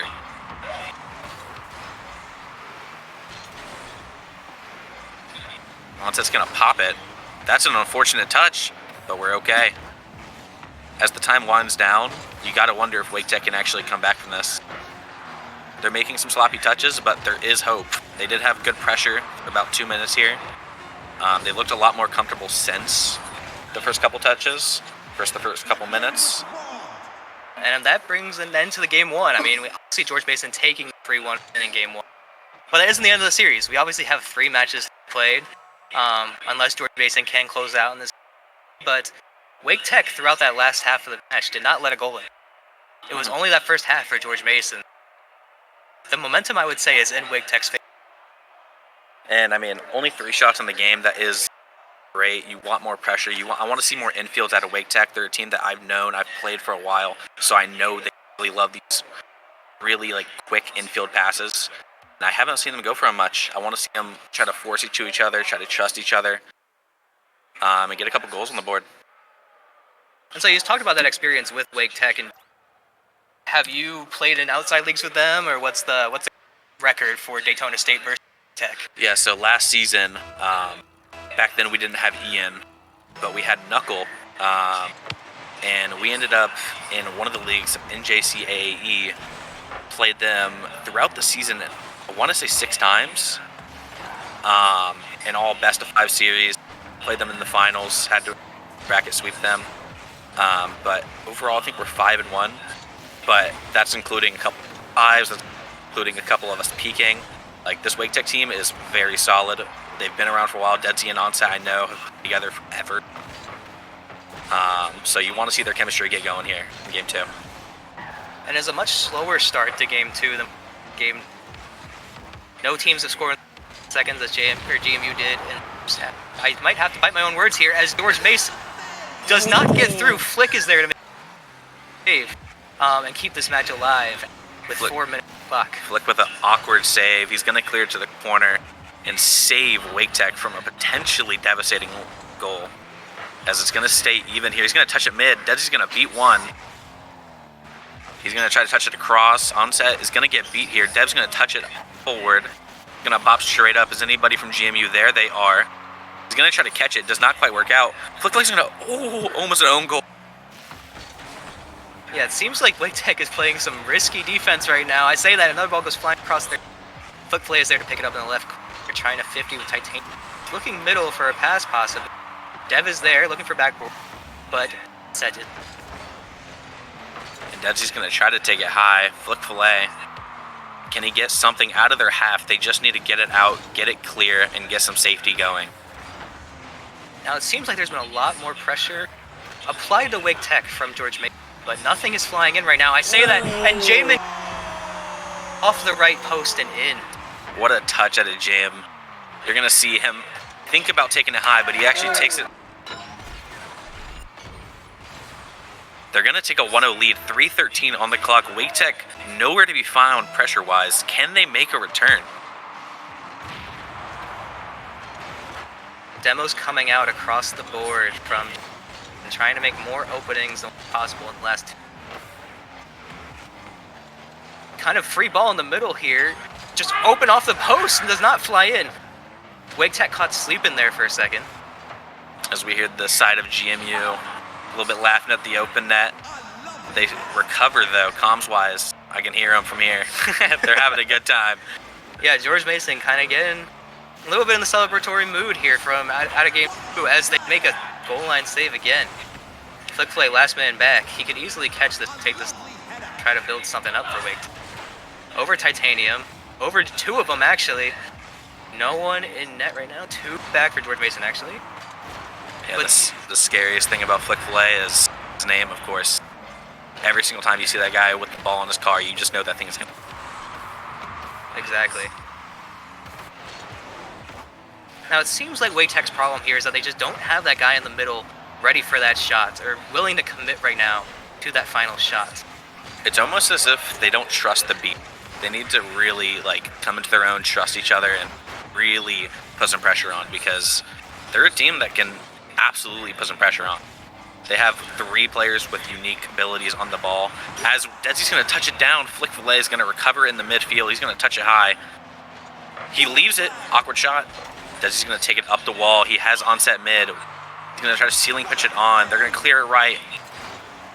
Oh, with a bump. Bump does not go mid. But that's what I'm saying. Wake Tech has the pressure. They have those first man beats. But the second man is just not fast enough yet to hurt anything off of it. And unfortunately, time is running out to fix this, as Debsy's going to have a free ball here. Not much boost to work with. He's going to try to take the corner. Doesn't quite get it, but he'll come around to it. What a touch up by JM, as FlickFilet is going to touch it to the left wall. Deb's a little awkward. He's going to pop it up. JM going to touch it out mid, and it's a good clear out of GMU. Man.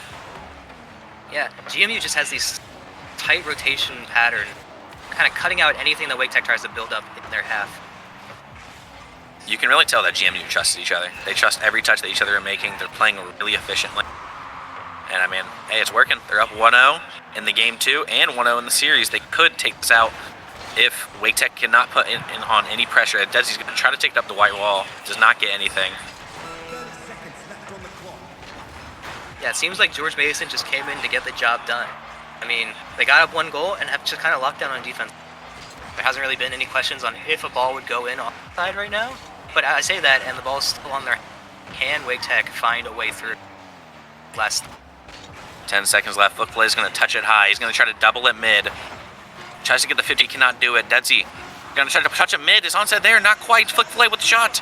Is anybody from Wake Tech there? No, quite. He's going to clear out. Can they get this bracket round? It's going to be a little hard.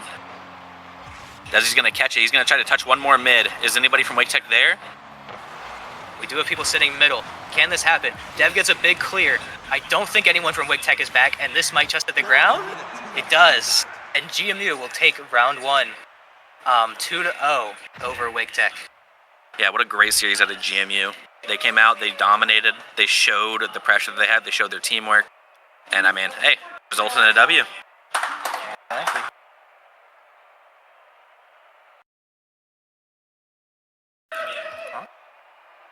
And now I believe next up on the stage, we have...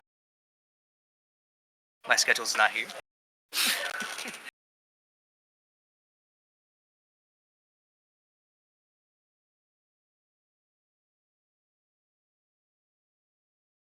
Yeah, we'll have George Mason versus Full Sail on main stage next. We'll take a quick break while teams transition and get set up here.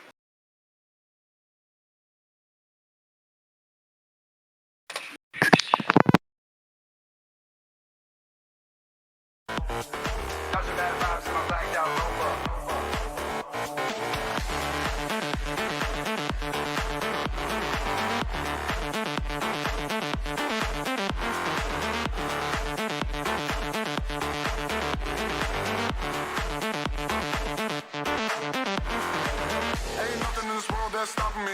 My worry outruns your honesty. I broke it off cause I'm not settling. I gotta get for the lip on a trip academy. Yeah, it's like that. I'm in the girls' mansions. Yeah, it's like that. She got good dimensions. I'm balling. They pay me attention. Going up hydraulic suspension. Slow down now. Don't hurt yourself with this musical nature and nurture. They best is I'm future. Killing this stillness, getting you looser. Slow down now. Don't hurt yourself with this musical nature and nurture. They best is I'm future. Killing this stillness, getting you looser. Ain't nothing in this world that's stopping me. My worry outruns your honesty. I broke it off cause I'm not settling. I gotta get for the lip on a trip academy. Yeah, it's like that. I'm in the girls' mansions. Yeah, it's like that. She got good dimensions. I'm balling. They pay me attention. Going up hydraulic suspension.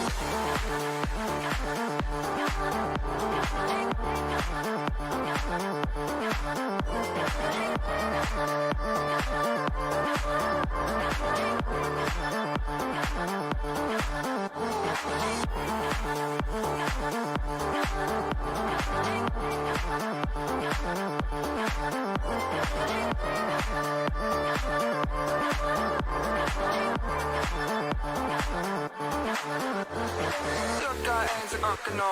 Step to your girl while watching her on. If you took time, start playing with your John. She might be fine with a mediocre guy. She's alright, like I ain't got time for another dime. Gotta wind it down like a sugar daddy. It's not my fault, I don't start in the caddy. She says she sells sparks when I roll up to your addy.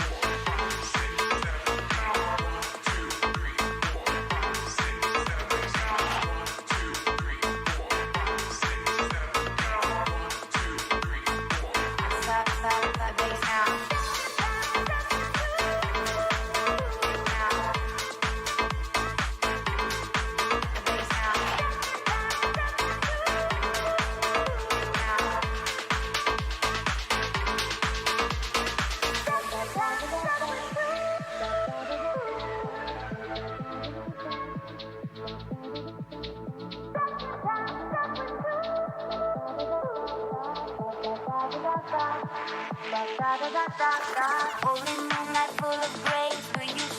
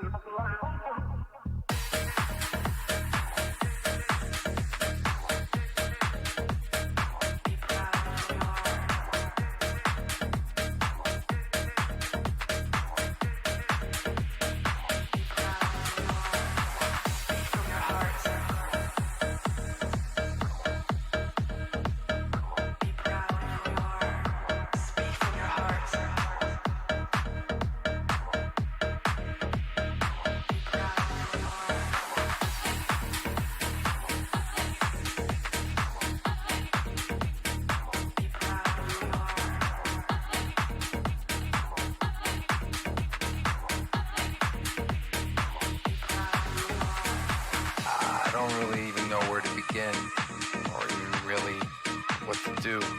Because no matter what I do, every time I get ahead, it's like I go back. So for right now, I'm just gonna let this one ride.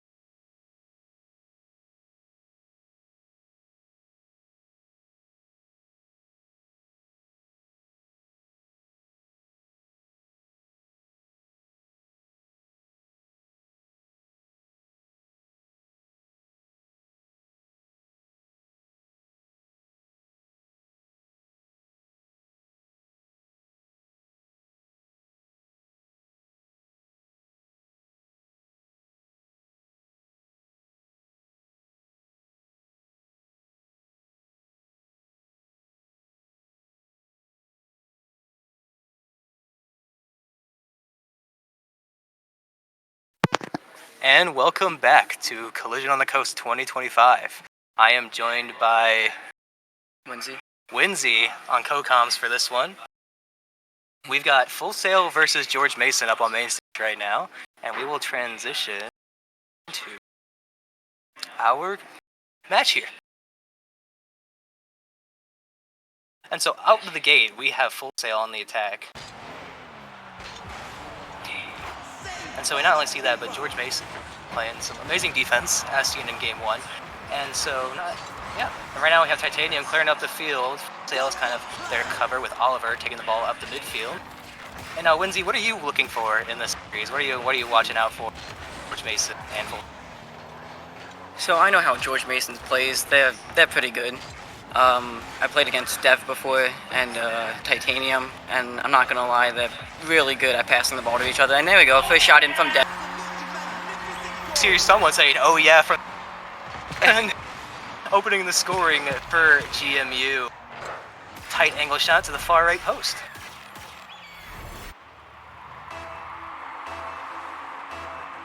Now here we go back on kickoff. 4:23 now on the clock. GMU up 1-0.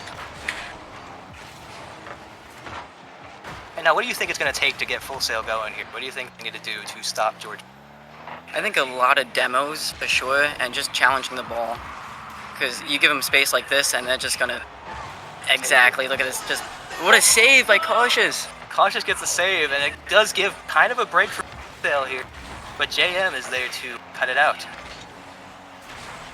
Ball is rolling back into the Sale half with JM there to pick it up. Nova Miles up in the air early. Oliver is there to make the save.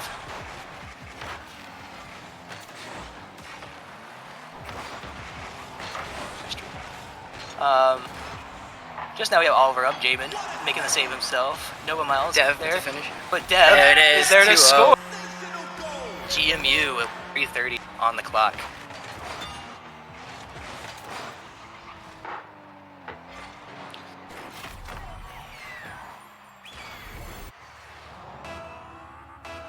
And now Full Sail really needs to try and get moving here.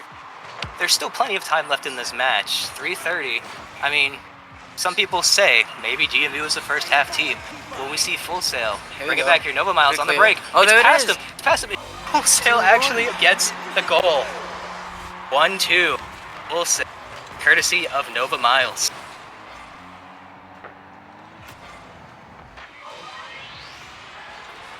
Jamin might not have been paying attention there as that ball went sailing over his head. It's the one thing you can't do in Rocket League. You can't give the other team a chance. No chance. No chances indeed. Now will George here's Mason Titanium trying to with a compete. double. What a Titanium. double! Open double. Bond Sail here. Freeing him off the ceiling. Oh, that's funny. And now What a shot. Nova giving credit where credit's due in the chat. Yeah. Giving Titanium a nice shot.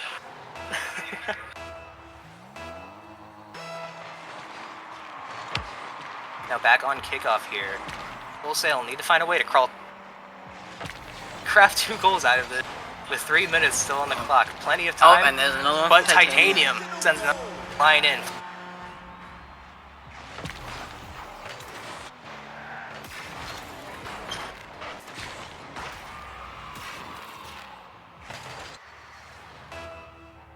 Awesome. As we had the set kick off here, what would you say GMU is trying to do in? What do you think their overall goal is? And how far do you think they could go in this? I think in this series alone, they're just gonna keep scoring against these guys. It's Full Sail. In the tournament themselves, they are the returning champions, if I'm not mistaken, right? Champions from the first year. From the first year? Yeah, first Okay. year. But they were the only team to Yes. take series off of Lubbock, or games off of Lubbock last year. That is true. So, I mean, I do believe in them. Definitely have a chance. And here's another one. And there's JM scoring 5th gold for GM. Yeah, GMU is continuing their main stage dominance here, as they will be riding out main stage through Group F. And with 2:36 left on the clock, taking a 5-1 lead over.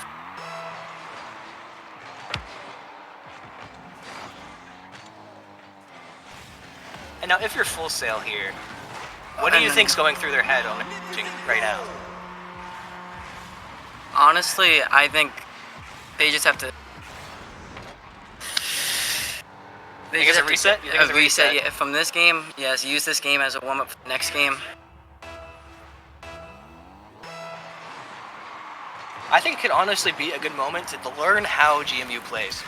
You can honestly see what they want to do. They're looking for the first man, second man, what kind of rotation they're getting in. Take that plan into game 2, try and claw back. Because first game, you can give up fine. There's no, I mean, obviously you would have to reverse sweep at that point, but there's no serious consequence in game 1 in a best of. Get the nerves out.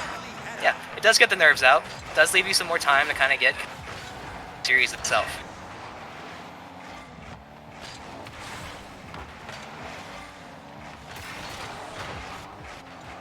As we see here, Dev takes it off the wall, looking for Jamin.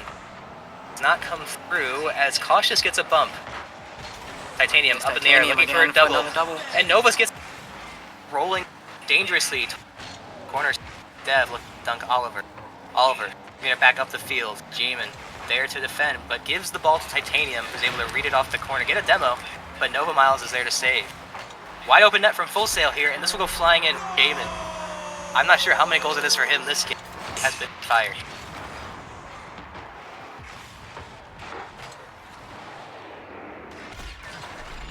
(7-1), 1:26 on the clock.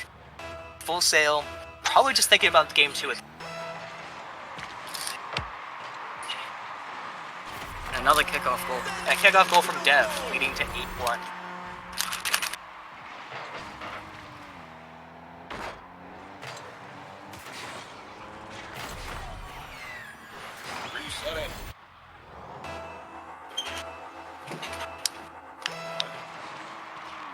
Now here we are, kicking off.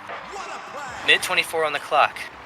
We're up high, Nova Miles. Can't get the touch he wants. Dev also not getting a touch. Jabin still not getting a touch himself, with Oliver there to clear the ball. Dev centering it back. Titanium cannot get there himself. Cautious, going up the wall. Does not get touch out.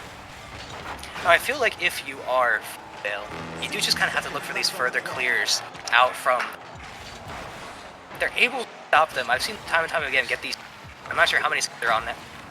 But they get the first touches, but then they're just begging the ball up the field, which I think is giving GMU plenty of time to kind of control it, kind of do what they want to do.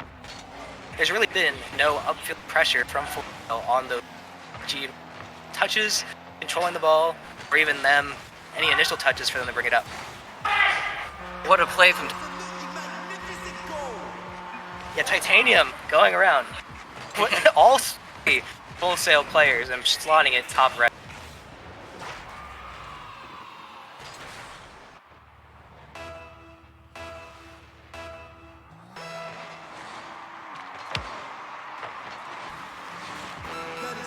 Now 30 seconds left on the clock. 9-1 to George Mason.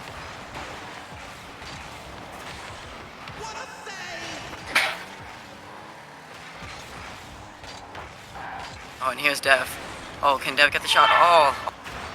Frostbite, and here's another one. Oh. Oh. 10-1. Yeah, 10-1. Courtesy of Titanium.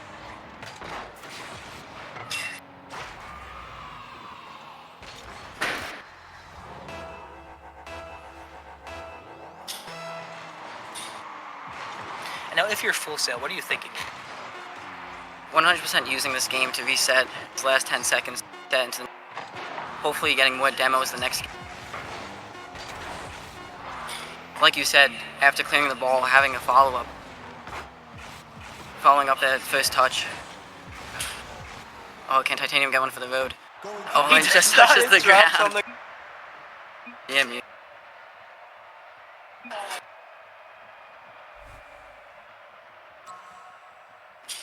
And now going into game number 2, I like what you said. I mean, Full Sail looking for more demos. I mean, I feel like that could be a clear opening that they need to take.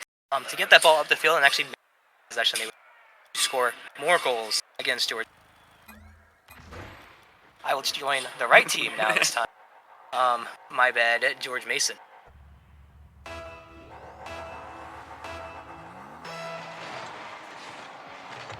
So as we kick off here in game number 2, I mean, like you said, I mean, we just get another kickoff goal from Dev, opening this.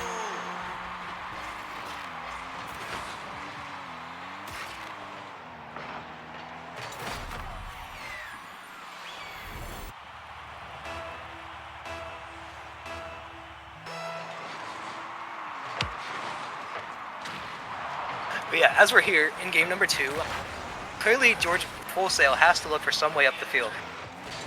I mean, if they were to listen to us, demos, I feel like would be the way to do it.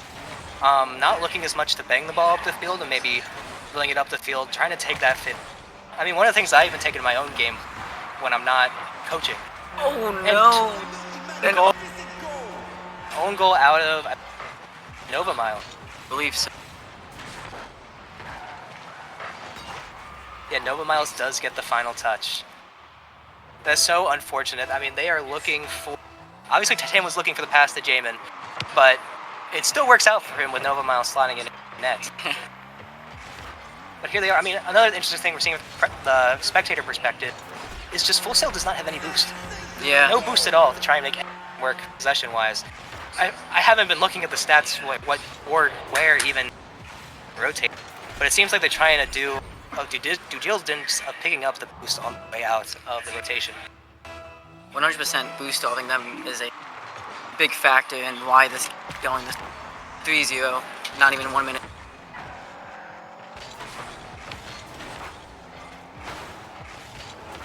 And there's Nova Miles again with some bumps, looking for a way into the George Mason half. But it seems like George Mason is closely placing these front two players, kind of leading one as a demo man almost, which is opening those opportunities for a lot of the time. Dev. Oh. Good possession from Oliver.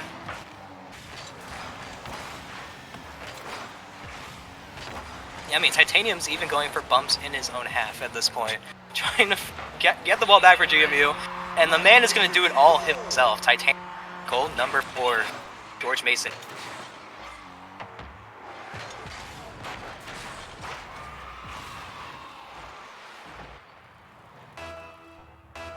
And I believe the result from the earlier game is that Maryland did win the series against Full Sail 2-0. Meanwhile, George Mason here, in game number 2, looking at a potential sweep as well. We aren't sure what the current live score is in the Wake Tech Maryland match, but we could see Maryland for the top next match here.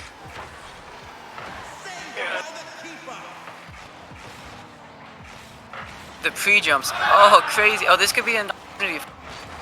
Yeah, Can they Full Sail's finish? right down the field. It will be an open net and get his first goal of this series and give Full Sail a little bit of hope. I mean, there's still plenty of time. These goals have come very early in the game. I would not count Full Sail out just yet.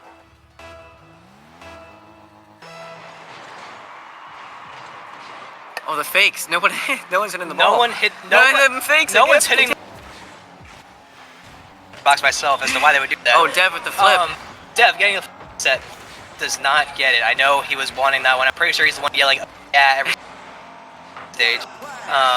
That's just the energy Dev brings GMU roster. Up high, Nova Miles looking for a touch, does not get one. It's gonna fall to Oliver, who's looking for a sidewall read. Is able to lead it off for Cautious, who was in there looking for a read here, did not get it, and Titanium can carry it down the field. Looking for a pass to Dev. It's there to Jamin, who can't connect. Play.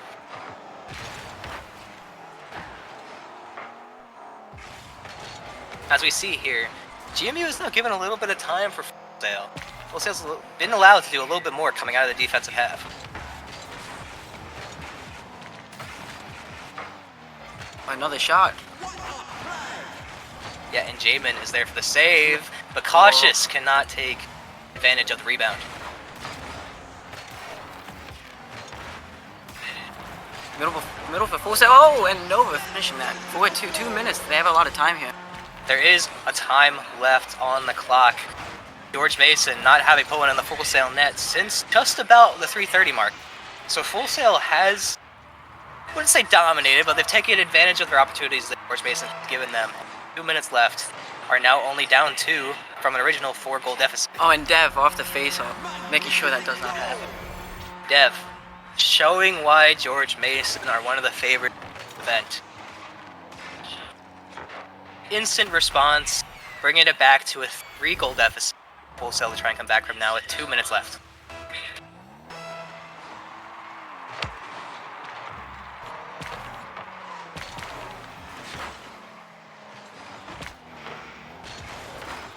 Dev up with the ball. Looking to pass high for one of his teammates, but Cautious is there to tap it to his corner. Dev cycles back in, try to find Jamin, not find it, but he's there to take control himself. Towards Dev, Dev does not hit. Titanium slightly pops it. Nova Miles looking for a clear out. Unfortunately pinches it the wrong direction with his team, but Oliver is there to pick it up. Try pops over Dev, does not get it though. Cautious up early. It looks like Full Sail is playing with a little bit more speed than they were in the series. Not afraid to challenge them. I mean, Nova Miles there making another incredible, which is able to open up a little bit with Oliver there himself.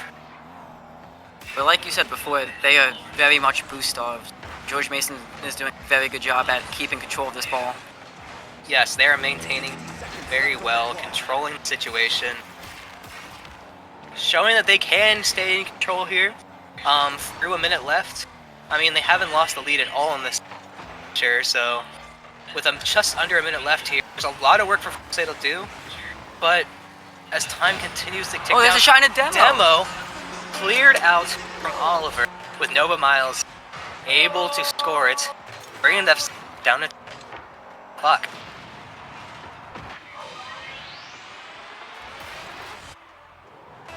Now, if you're Full Sail down there, or Full Sail fan in the crowd, I would be cheering for Full Sail right now.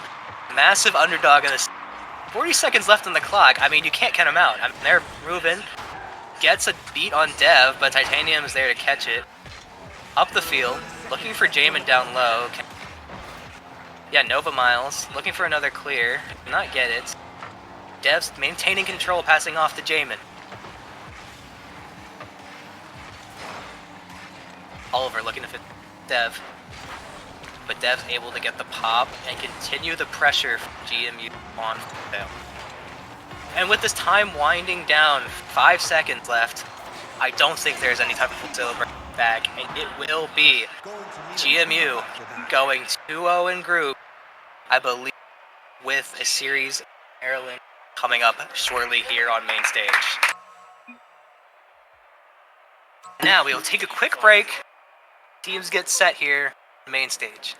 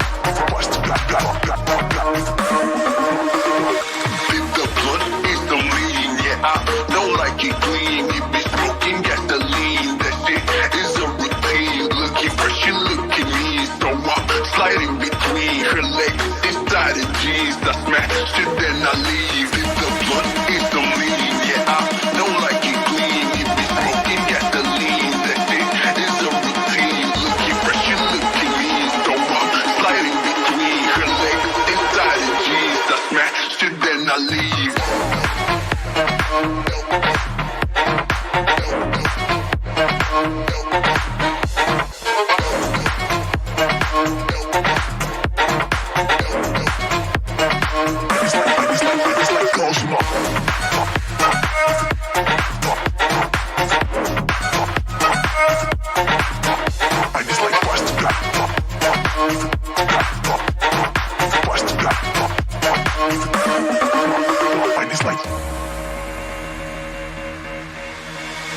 Clap that ass, do it big. She get down like a freak, and I got things flow like that for every day of the week. Clap that ass, do it big. She get down like a freak, and I got things flow like that for every day of the week. I just like flush to God, just like flush to God, just like flush to God, just like flush to God, just like flush to God, just like flush to God, just like flush to God, just like flush to God. If the blunt is the lean, yeah, I know like it clean. If it's broken, got the lean. That it is a routine. Looking fresh, you looking mean. So I'm sliding between her legs inside the jeans. I smash it, then I leave.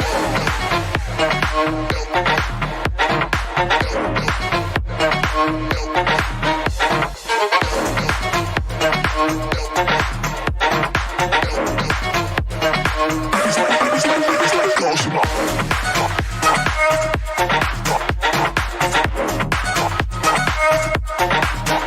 I just like flush to God. Flush to God. I just like.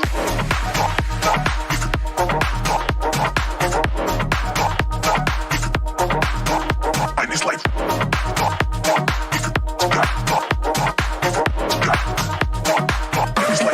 I just like Cosmo.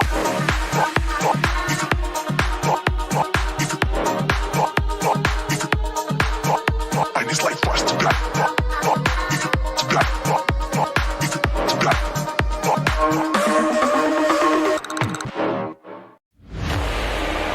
When I hear it coming up like that, I just know that things are gonna end bad. When my body only moves for the beat, you've been waiting for me. When I hear it coming up like that, I just know that things are gonna end. We are live. And welcome back to Collision on the Coast 2025. I am now joined by good old Das on the comms of Dayton. Good to be here. Tough day for the Flyers. It's always another day. Now we're going to be watching a barnstormer of a matchup between GMU and the University of Maryland. Now, this could result in very cool scenarios. What I did not know prior to this match is that Maryland actually lost to Wake Tech. I saw that as I was pulling in. That's definitely not a result I think any of us were expecting. So congrats to Wake Tech for getting that W. But Maryland has to be thinking, what went wrong in that series? Yeah, and so we're in a situation now where if Wake Tech were a match against, they could go out as outright second place in the group or possibly even winners if results go away.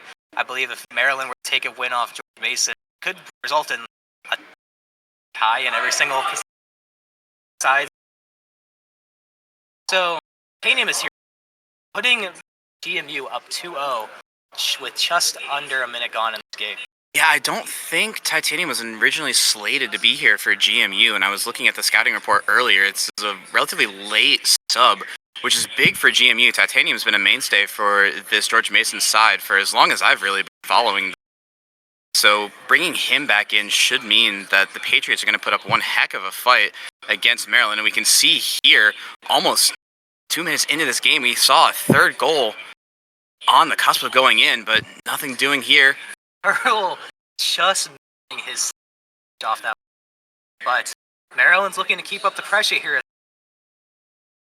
One of the players back gathering boost, but Dev's able to clear. Can Jamin get the read? No, Turtle keep up the pressure going into the GMU half. Now there seems to be a lot of back and forth between these teams happening. The scoreline doesn't show it.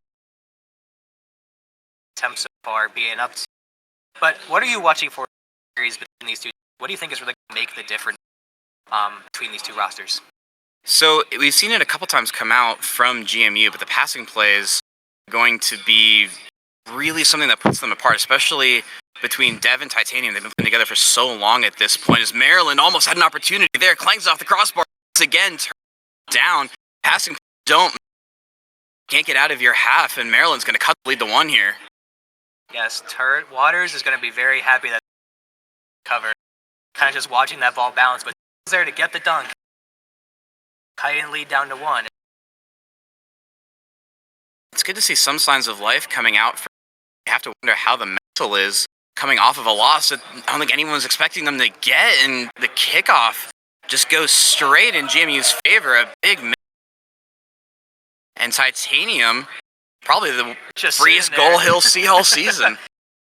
Yeah, I mean, watching it happen. This is honestly prominent matches I was looking forward to at 5 when the groups were revealed. We saw this matchup take place at the beach just a couple weeks ago. Shenandoah, another Maryland that series. I'm not wrong. I could be corrected. But here we see Maryland trying to get the ball back into the George Mason lead down to 1, hopefully. But there just seems to be a lot of pinging back and forth right now going. Been able to sustain pressure for long enough to happen. What are you thinking about this? It seems like a lot of it's come down to just being able to capitalize on the other team's mistakes. It hasn't necessarily been clean Rocket League coming out from the side. They're hopefully going to be able to clean that up a little bit more. We've been gone for a bit. Has George Mason been on stage the entire time thus far? Yes, George Mason has had the stage. They are up 2-0. Tag and a sweep. They beat Full Sail in a they're in cruise control. There's a lot to be said about being on the stage for the entire time. You get to get settled in, get into your group. George Mason definitely looking to be playing their game right now, forcing Turtle to go up, touch off the back post. Can he get the Psycho? He can't. It's a great touch from Hex to put it back into the George Mason half. But this style of play is really going to suit George Mason. Do a whole lot. Just hold on to this lead. Just force Maryland to take shots at the net, force the defense up, and counterattacks like this could prove to be fruitful as James fakes it for Titanium, saved out by Turtle. But again, GMU just playing this game went out to perfection right now. They're really pressure on this net as well. Popping Waters is there for save, and luckily gets that one. It just spawns underneath him, allowing him to go up in the air. There, blocked by Titanium. Obviously a clear for me by none. Talking about it's kind of like the super sub here right now. Last minute addition to this George Mason roster, man, Titanium. I know he's been slotting in a couple different times throughout the season. We've been playing them in a league called CCS. I'm sure quite a few of us have actually been playing in it, both of us being in the A10. We've seen a little bit of Titanium as that's an insane shot for just wide. Turtle's going to clear it away. But yeah, George Mason just seeing this one out. Could be a 4th here, Titanium. Gonna force Waiters up off the back wall, low boost. I think just keep this in the corner. They're going to be sitting pretty moving into this all-important game 2 for Maryland. Yes, and Maryland looking to take some advantage here. Cuts that lead. 20 seconds on the clock. Make magic happen. Hexy bringing it back within 1. Still plenty of time coming in.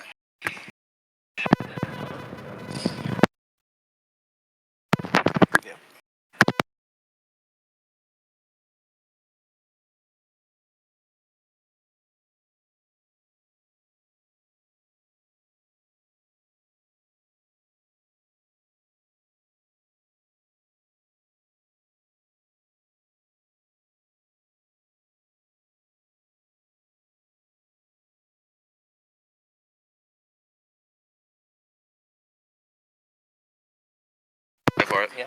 All right, and we're back. Maryland tying the game up with 10 seconds left on the clock. They're looking to make some magic happen here. Turtle doesn't make it. Dev is there to make the clear. Yeah, fortunate time for us to get radio silent on that one as Maryland had quite the comeback in this past 30 seconds or so, forcing overtime in this game 1. It looked done and dusted for GMU, but Maryland dug deep and was able to find 2 on the trot off the crossbar. Good clear by James, but Maryland all of the momentum right now off the ceiling. Hexy tried to get the dunk. Dev's up early. No boost, just has to cede possession. Be a double commit. Turtle wins that handily, and Hexy leaves it down. Dev, one touch, past the teammate, in control the whole time, though. Trying to keep this under control, but Waiters is here. Hexy is looking to move in, but Titanium's there on the front post. GMU on the back foot. First 30 seconds of this overtime, Maryland just looking to strike. Yeah, honestly, pressure has been in the favor who have not given Mason an outlet. Counter's curse now a little bit. George Mason able to work it down the field. Titanium looking to pick it up in the corner. Hexy out from the Jamin, getting a pop up. Dev, who was trying to beat Waters. He does not. Turtle. I mean, this possession is kind of just staying here, kind of stagnant area. But there's a bump, team bump from Maryland. Jamin there to pick it up. Waters looking up. Pass. George Mason defenders. No, Titanium picks it up. Looking outward. Now, this has been just back and back. I mean, Mason will have some pressure. Maryland will have some pressure. This has to give it some. Yeah, I mean, it's been the story of the whole game, really. Neither team able to plant their flag on the other side. Maryland could have an opportunity here as a lose. Nobody's go for it, finally. Waiter's going to put it in. Oh, that's a missed touch from GMU. Maryland the opportunity to move forward. But Dev, fantastic bumps on the back line to take it. Great opportunity for Maryland, goes by the wayside off of some shrewd bumps from Dev. Yeah, Dev making sure. When I say that, they try to go save your, making sure that nothing will fly on the back of their. Backboard Titanium needed to dodge a bump and get the clear. We're back into the midfield. Waiters touches it back into the orange half. Massive 50 is going to go to the side. Picked up by Turtle. That's going goal bound. Saved up by Titanium and Dev, but straight up. James the react. A nervy moment. Titanium's out. No boost. Just has to see possession to Hexy. Dev's going to throw in towards net. Turtle stopped out into the midfield. Another 50. Both teams just trying to meet each other at the source. No real passing. Kind of bang ball, hope and pray. Really like to see one of the two teams just try to get some flow going on offense. Yeah, I mean, at this point, I mean, I feel like most of the players, it's already, he sees some frustration coming. Want to kind of end it here, kind of into game number. But, I mean, solo plays have kind of been coming out. Mason, Dev looking down the field. Can he get the will collect wall him? James trying to get a fit. Hop off to Dev in the brings it up himself. Going for a play. Can he get it over Waters? Not. Hexy try to get the save himself. He does. Looking out middle for Turtle, but Dev is trying to. Doesn't quite go his way, and we will continue to see the possession battle play out between George Mason and Maryland. It's really good to see that Maryland is kind of at their gameplay right now. It was looking rough at the beginning, but as the game has gone on, they've really started to come into form, forcing Mason more and more boosts and go more and more back in their own half. The opportunity, though, is James going to take it up high. Hexy has to get a touch. Well, and the come out from Turtle. Any opportunity that GM had, there's at least one or two Terps back to block it. You have to wonder if the dam is eventually going to break. I mean, Dev Dam, it's kind of the same thing at this point. I mean, defensive backbone structure for George Mason, the entire overtime. But can they cover Maryland?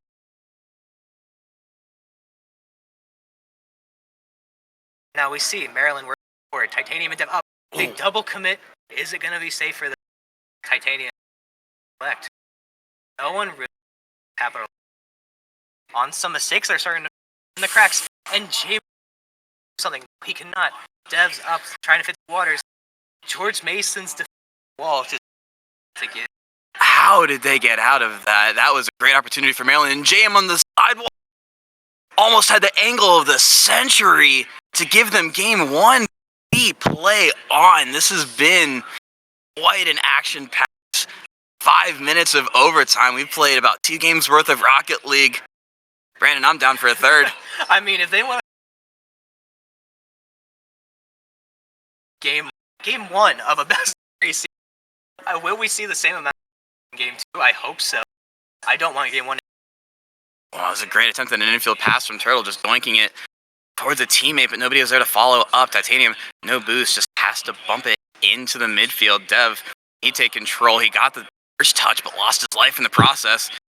Waiters, touch around 1, finds Turtle, looking to get it back to Waiters. 1v1 with James, boost. Does get the corner, though, but an unfortunate touch stops out that immediate attack. Hexy's going to take to the skies. Titanium got beat out. Dev there in the back wall to clear it out. Once again, Maryland just starting to clear down, not letting GMU get out of their half. Turtle's going to look to the midfield, find Hexy off the back wall. No touch from Dev. The GMU player, the pass is going to come down to Hexy. Never mind, he was sitting for the corner boost, but that's going to go through. But on the back line there. I mean, it honestly just like a mix. GMU. Titanium played low, Damon playing high. Slots in at the near post. Hexy heroics coming and ruling over time. I'm sure GMU will want back as they led that game 3-1 most of it. Last 40 seconds that we saw the game fall apart here as we get set now. Game. Yeah, the name of the game for GMU right now is just turn it all around. Put that behind you, a rough game. It's always tough to lose a long overtime like that, but nature of land just have to jump right back into it. If they can get a quick start here, go back to what we were seeing in the first half of the game for game 1, then we very well may be going to a game 3. Yeah, we see a fake from the cheat. George Mason could have been very ball. Dev looking to control in his corner, gets demoed effort. Fusion now. Jamin looking upfield. Cut that out. Water was looking for a shot himself. Look at him. No one. Jamin is there to make the save. Titanium get a demo. Opening up. It's an open net. And we're getting. And Titanium is in goal for George Mason. 1-0. What a dunk from Titanium. The initial shot saved out by Hexy, but he follows up the play. Gets an incredible angle off the back wall. Following the script of game 1, we'll see what Maryland is able to bring to the table after going down. We saw them hold their nerve, bring it back at the end of that first game. We're going to need to see more from them. And we will see Hexy now try to carry it out. Now, this is a very similar start to game 2 as we had in game 1. Getting them. We know it's possible for Maryland, but will it happen differently? Will Mason maintain the defense they maintained in that overtime out this game? I think there's a lot of questions to be answered. Continue. Game 2. It's just. Yeah, you certainly can't count out this Maryland team. You can't count out Hexy, who's been driving a lot of plays for the Terps. James going to look to combine with Titanium. Can he find Dev? Oh, that's a great fake from Dev. Brought Waiters out, but Hexy is waiting for it. Leads possession to Turtle. They get in each other's way. Gives Titanium a chance to get the clear out off the back wall. Just pings it into the midfield. Touched by Waiters. Going to be met by Titanium, or so I thought. Ended up being a whifty. Maryland moving back into the GMU half. James take one touch off the corner. Waiters is going to come in, take a shot. Devin Titanium combine to get that one out. And here's Turtle. Drop down to Hexy. Is taken away by Titanium. But as we saw in that game 1 again, Maryland just starting to ramp up the pressure and force GMU to play a lot of defense, just take the clears that they can and hope that they cover. Yeah, I mean, second minute in the game, mostly. They feel like a comeback team almost. They liked going down. They like being under that pressure, being able to take control of the situation. We see Turtle looking middle, cannot find his pass, but Hexy cut out Dev here. Jamin up. With Dev just sitting there, and Jamin. 2.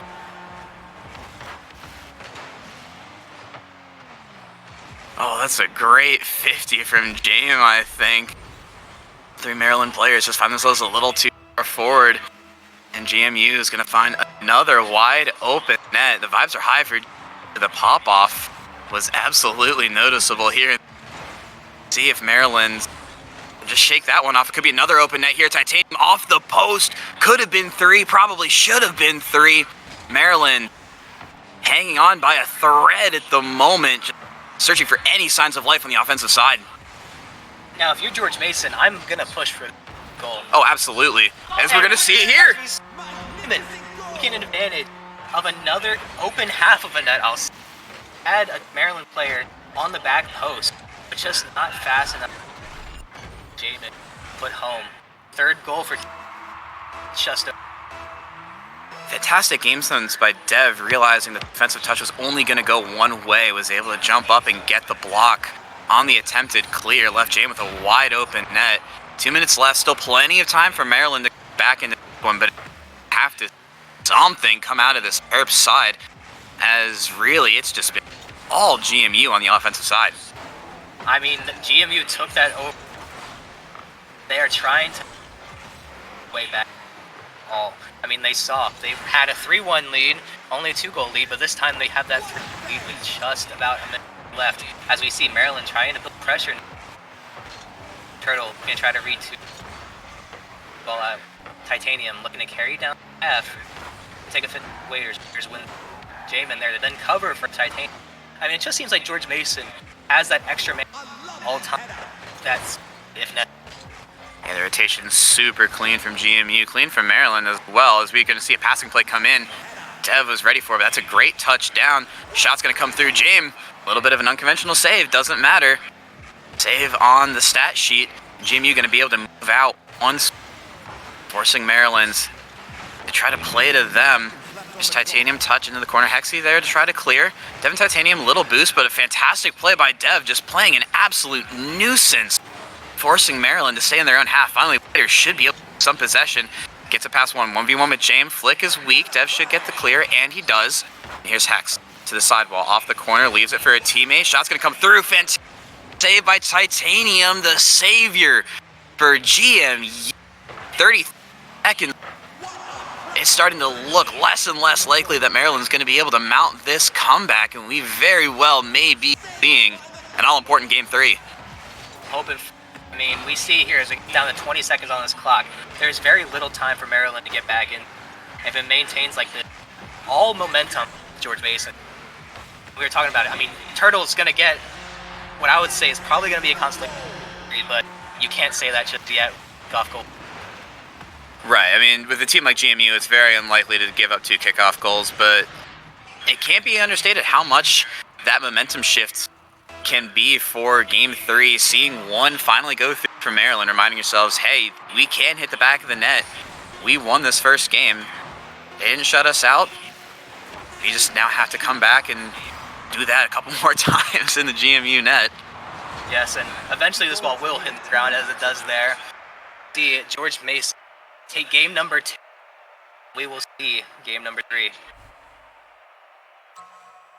It's going to be a fantastic Game 3, I think. Both teams fighting for that potential top spot. GMU, with the win, will clinch it. What's the Maryland status for this? I think the situation, no matter what,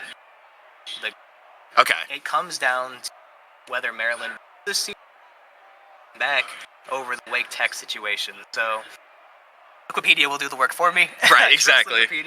We will see how this, but we are in for a nail biter here. Finish, get started.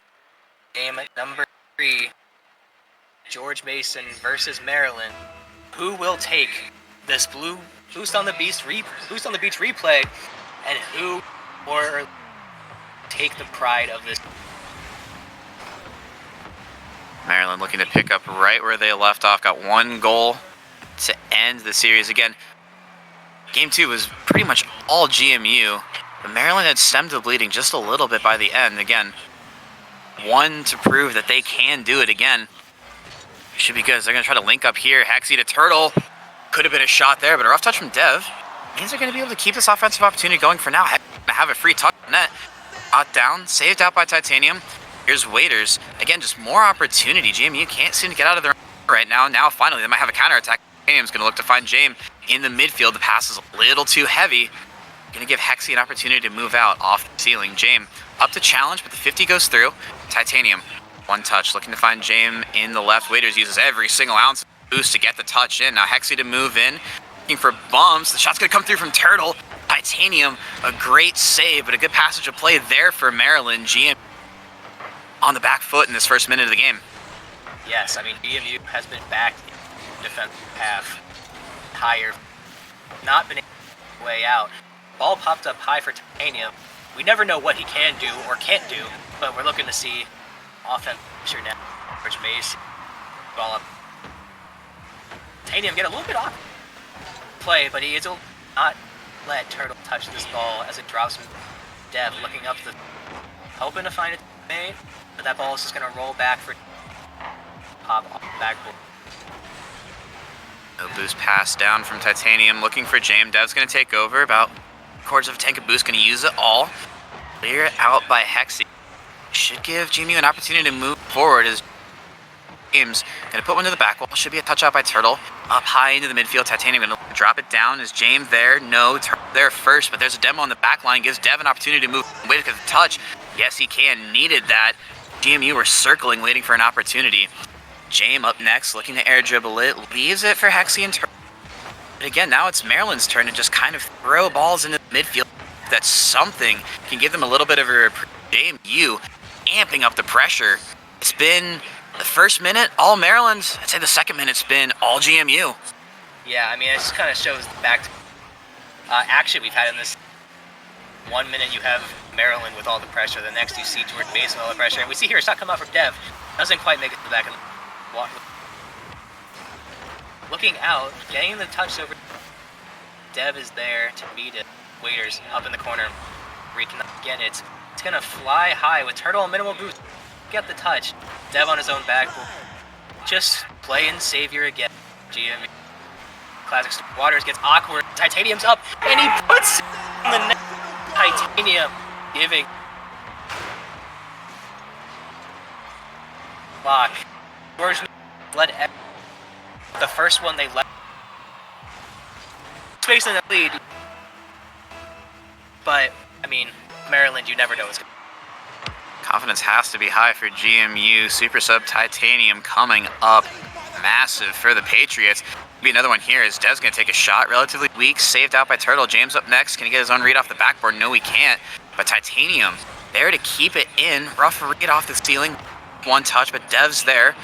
Up high. Who's next up in the rotation? That's Turtle looking to find Waiters down, but James once again just forcing Maryland to stay back. Big touch from Hexy, but once again, Dev there. GMU just following up every Maryland touch, not giving them an ounce of space, really.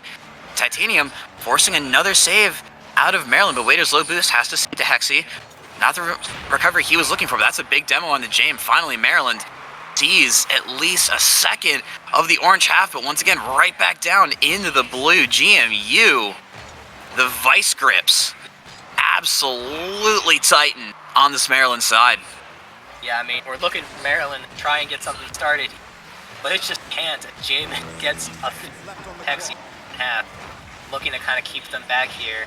Turtle's looking for a way out. Look pass to Hexy. He's off the backboard. Can't get the double. Titanium. Dev, double see Turtle. Take advantage of this. Caught up on the wall here. Be able to get a second touch. Set something up. All three GMU players committed to the defense. But we have an open net as Dev looks downfield. It will be off the post. It doesn't go in off both. The double doink. And we see it. Able to keep it up. Dev pops it high. Turtle looking for the bouncer. It's falling. And Titanium gets the save off the backboard. There's been some awkward defense from both of these teams. Will Maryland, the last 10 seconds, here, a bump comes out on Titanium. Pop over Titanium. Can Hexy get up? He cannot, but Waiters has full boost in the corner. Looking middle, but a Maryland player isn't there and send it downfield. Jamin puts it in the... Putting a rubber stamp on this series.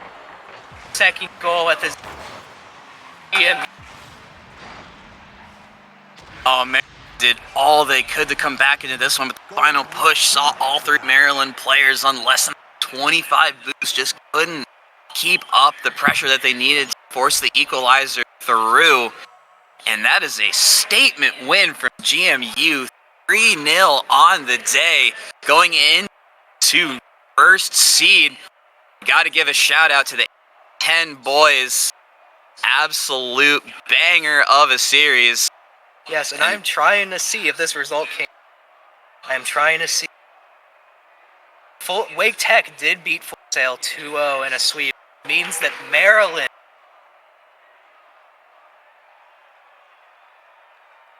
upset in the groups, as they will now have to fight their way lower bracket. I mean, that's a story in its. Number 1 seed in for this group down in the lower bracket. None of us were expecting that. Me, definitely not. We will get set for our final group of the evening. Honestly, my group of death. Group G, take the stage here shortly. See Kennesaw, NJI, and UCF battle it out for top 2 spots and a chance to get the upper bracket. Stay tuned to back. Bepic and Pyro J coming back up.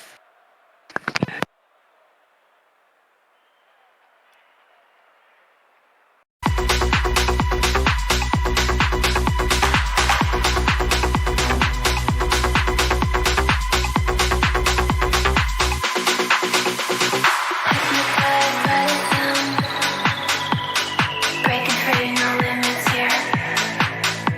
Synchronize our hearts tonight. Beats unite us, feel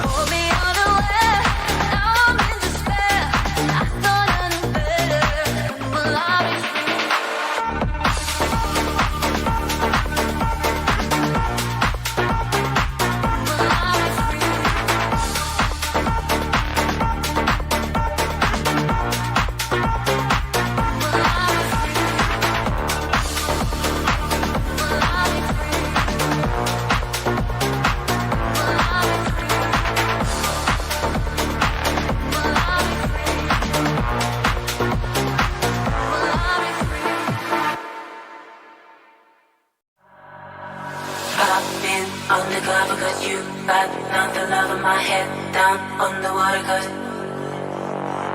up and it's all over your lead me sinking lower so I keep on over but I've been on the glove because you got not the love of my head down on the water cause up and it's all over your lead me sinking lower so I keep on over but keep on over but keep on over but keep on over but keep on over but keep on over but I've been on the glove because you got not the love of my head down on the water cause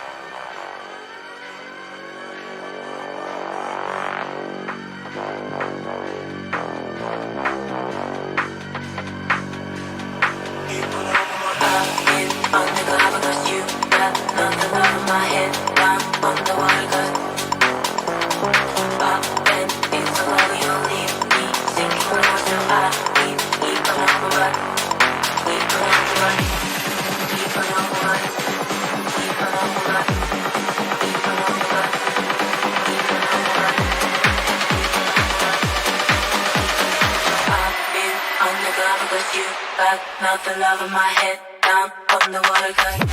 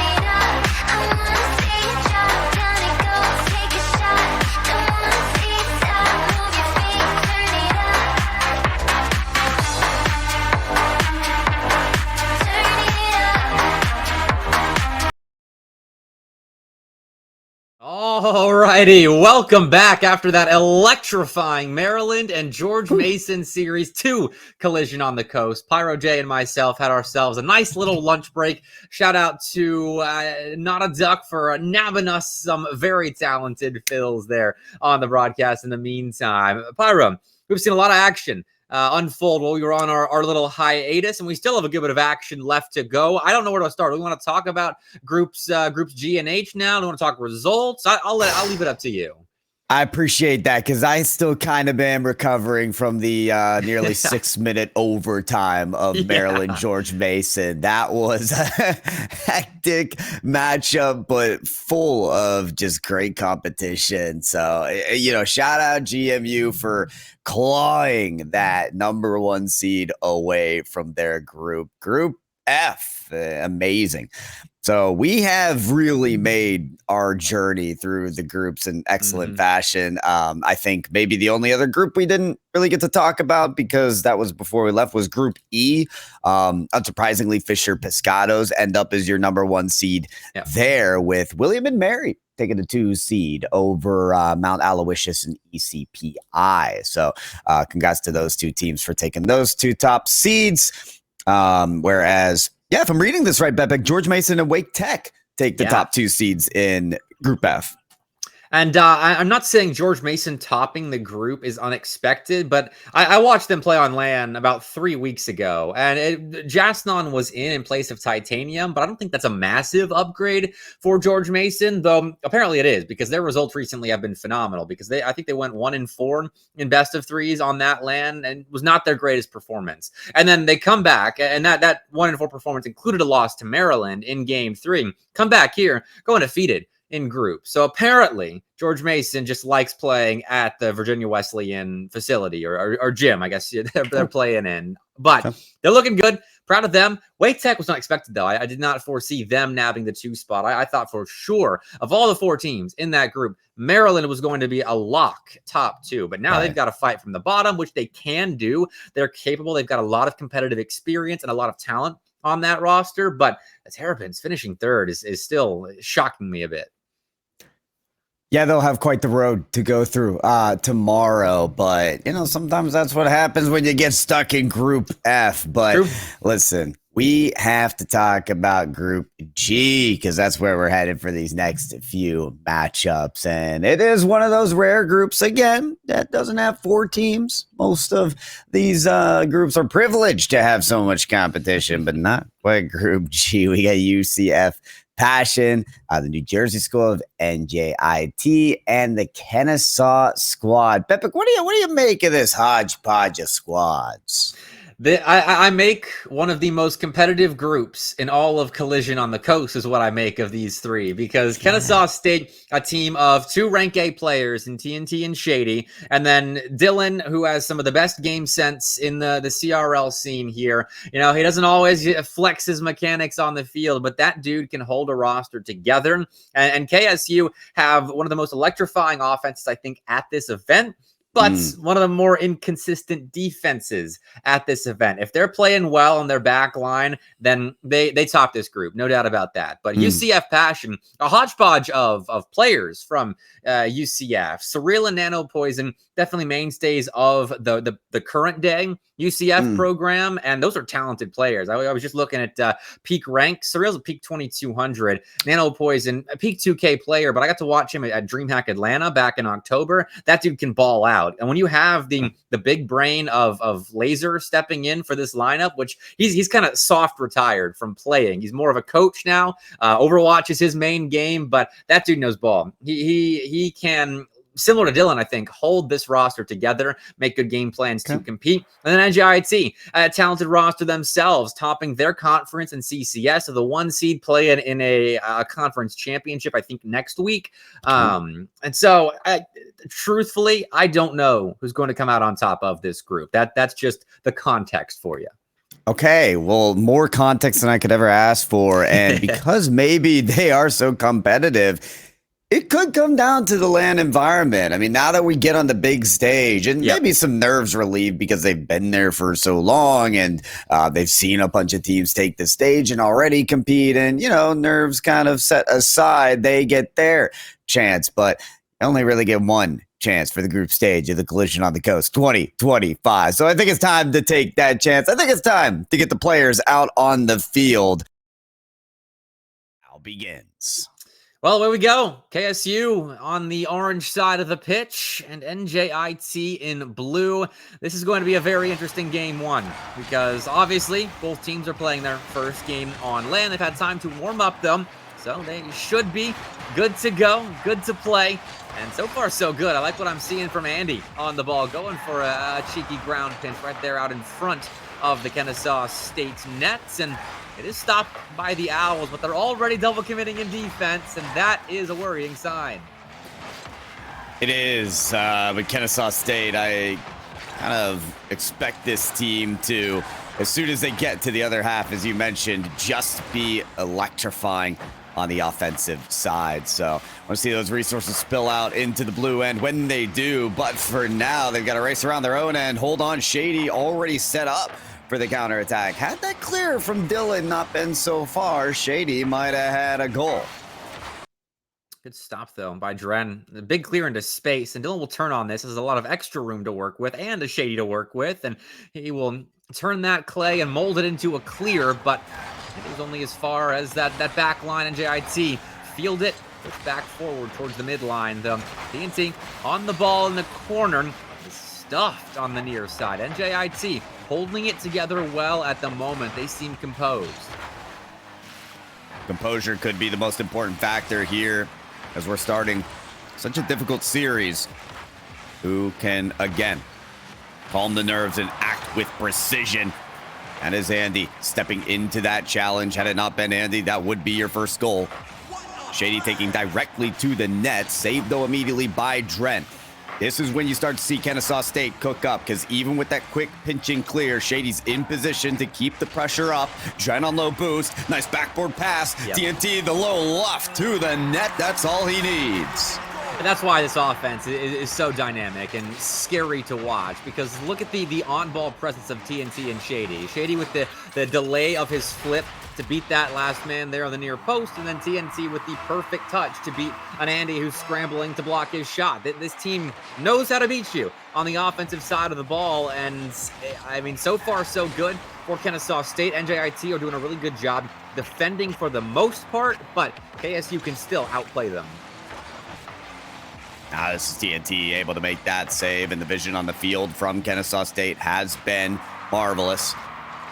And in front of all the quick shot chances so far for NJIT, and have produced some nice counterattacks.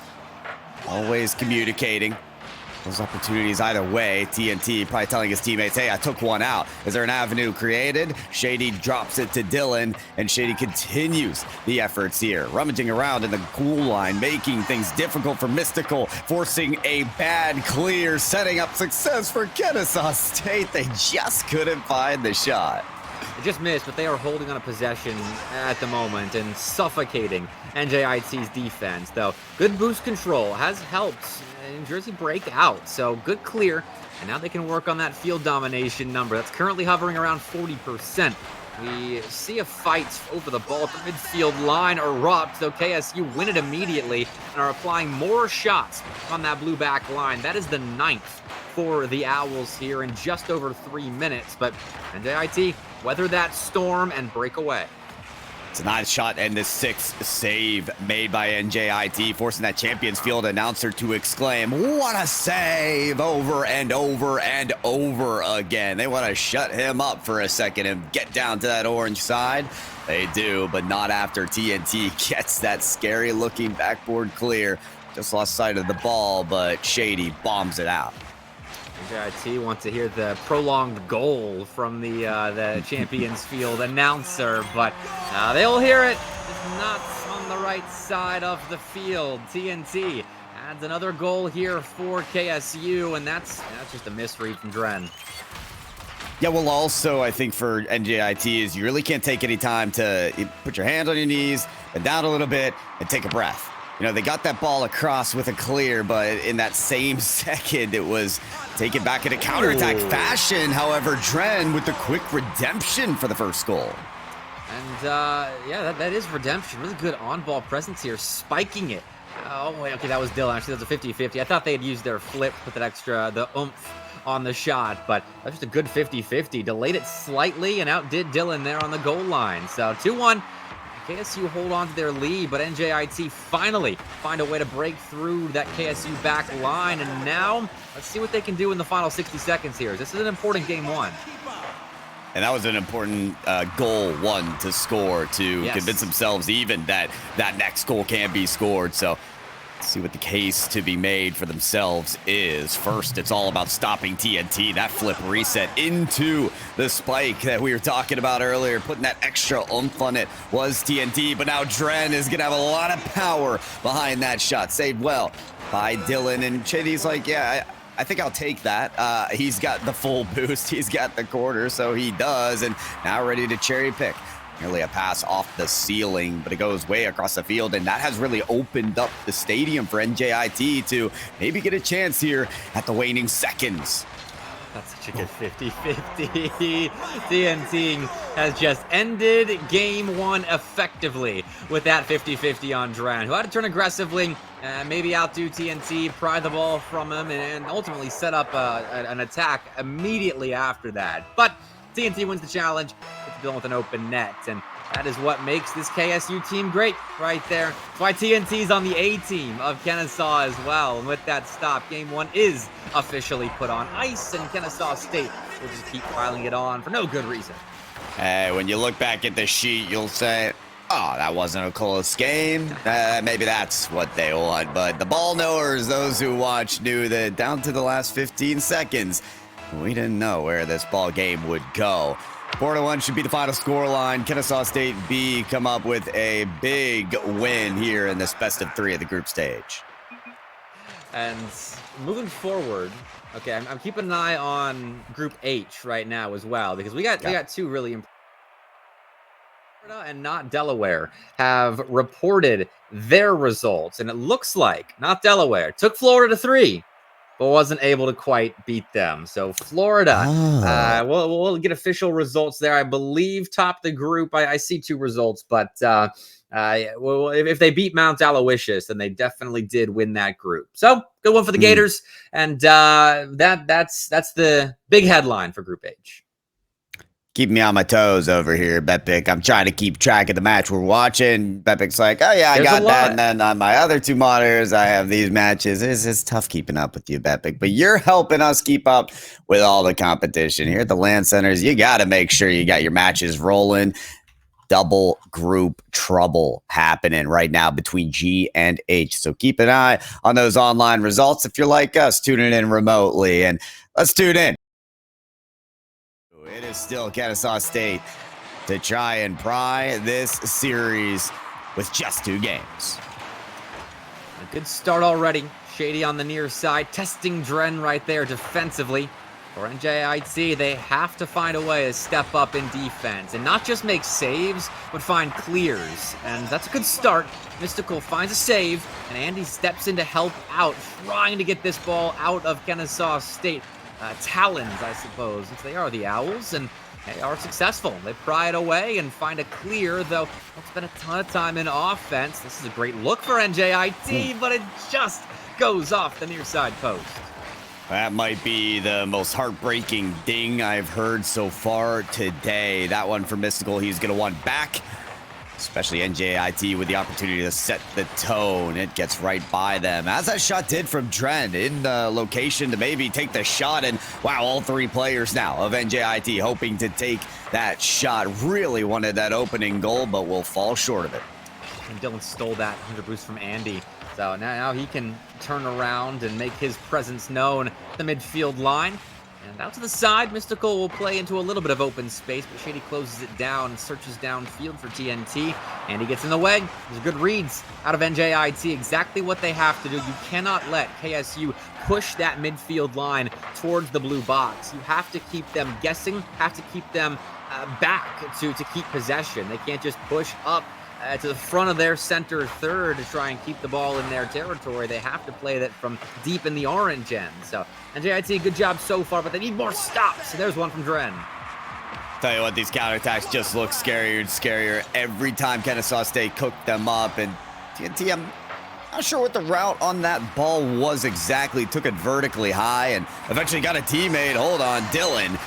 A lot of the net to work with there. Put it dead center in the face of a defender. NJIT pleased with that shot placement. TNT displeased with the amount of boost they've got. Rotating back. Shady all the way downfield. Couldn't get a redirect here. That's intercepted, but that's going to be midfield. Dylan has to peel off and towards the corner. Demolition there. Dylan. Oh, back to Shady. And hold on, Shady wants more time on the play. Misses the boost, but still has the shot. And oh no, the team bump traffic jam does not work out for NJIT. I was like falling down the stairs in slow motion right there. Mystical has all the time in the world and then side flips and then bumps Andy and then can't make the follow-up save. That's a rough one, especially for how good NJIT looked there at the start of game 2. But they give one up. It's a bit of a freebie. That's kind of a land moment right there. Hopefully, the benefit of having land is you got your teammates right next to you. So I'm hoping that Dren and Andy can pick Mystical up, make sure they don't let it get to their heads. But Andy and Dren themselves are tripping over each other. So it's awkward at the moment for NJIT. And they've nearly conceded a second, but narrowly come away with a stop. I think this team needs a big play here. That is for NJIT, but on the other side, Kennesaw State, you put one more through and you might have broken this New Jersey squad.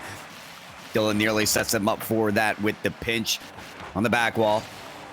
Now it's TNT to climb off his backboard. Dylan had the demolition onto Andy, so tried to create a path for him. Dylan, nice slow play there, even evaded the bump on the slow jump to the ball, winning that 50-50. It's just those minor engagements in New Jersey are having a harder time of tugging the rope and winning the war. TNT high touch, just Mystical back with low boost. Shady nearly gets the bump there. Flip resets a little bit late, never reaches the net. NJIT survive And get the ball over towards Mystical at the sideline, but Mystical is outdone by TNT, and his on-ball presence has been dominating in this series. It seems like every 50-50 he takes is more like an 80-20, and that has helped Kennesaw get a lot of possession, about 60% field domination here in Game 2, and it was about similar, I think, at the end of Game 1, but seconds left, and it is just a 1-goal lead for KSU. All of the good work that they've done in offense, NJIT's 6 saves have kept them in a somewhat manageable spot, but they need more than just the one shot they've got so far on target. Oh, that's absolutely true. Dren might have been faced with a big opportunity there, had an opportunity to maybe put off the backboard for a teammate and pass to someone else, but ended up being a high-flying ball. 30 seconds remain to really take that opportunity for everything it's worth. And low boost, so he has to just flip into the ball and cool, calm, comfortable. Or Kennesaw State right now beating every clear, light touch. And NJIT it's just not enough. However, Dylan on the misflip, and now Dren flat tired. Andy wants to help him on the shot, at least putting it away from the defenders or NJIT, but they need a path to the net. Demoed is Mystical, unable to help. Dren flipping and wave dashing his way to the ball. One last setup opportunity, redirected by the defense of Kennesaw State and put to the ground. In 2 games, they'll take the series. So close for NJIT there. So they will have to look to UCF Passion, I believe, in the next series to get on the board here and keep their hopes of that second spot alive in Group G. But hey, credit to Kennesaw State, close games, but with their commanding possession advantage, they were able to get that over the line and kind of scrap out a couple of wins. And I mean, only playing 2 series here in the group stage, so you have to get scrappy for your wins. It's kind of 4 wins or bust for all teams in this group, I would say, to try and top it. And so that makes the job of Kennesaw State University look a little more clear. Maybe these wins weren't the most convincing that they had hoped for to just dominate in these games. But at the same time, you want good competition in your groups to prepare you for the next steps. So I think this was a pretty disciplined approach out of Kennesaw State, and I like their chances certainly moving forward in the group, but even beyond in that regard. But yeah, it's time to take a look, Bepik, at the other 2 groups, teams in this group, right? Kennesaw State kind of take a break, and then UCF Passion take their spot.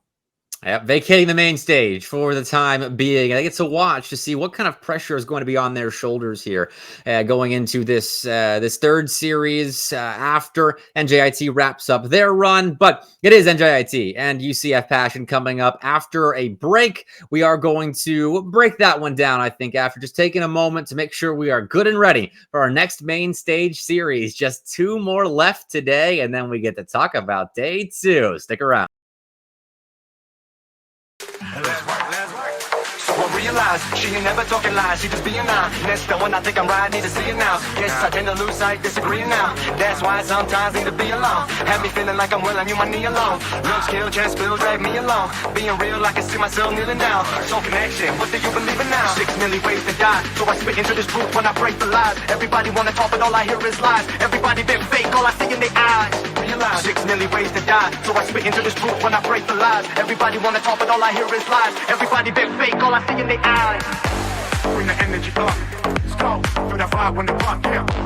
Bring the energy up, let's go. Feel the vibe when the rock, yeah. Bring the energy up, let's go. Feel that vibe when the rock, yeah. Bring the energy up.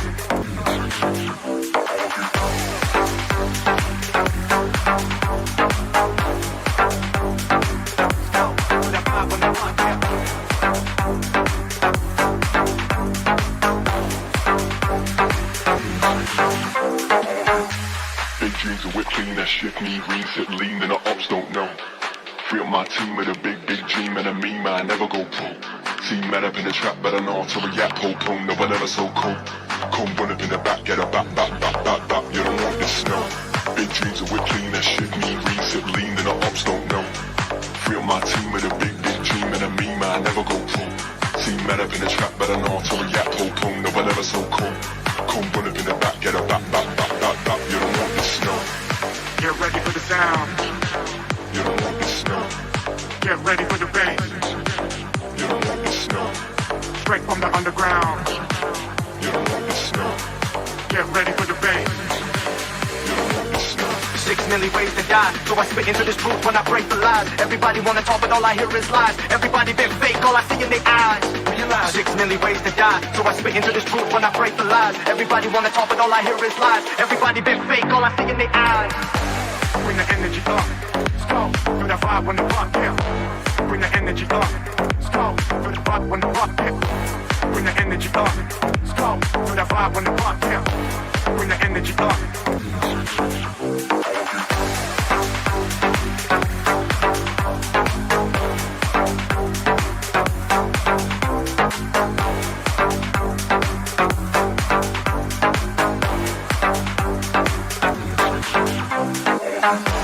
Bring the energy up.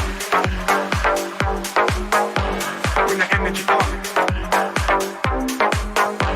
Bring the energy up. Bring the energy up.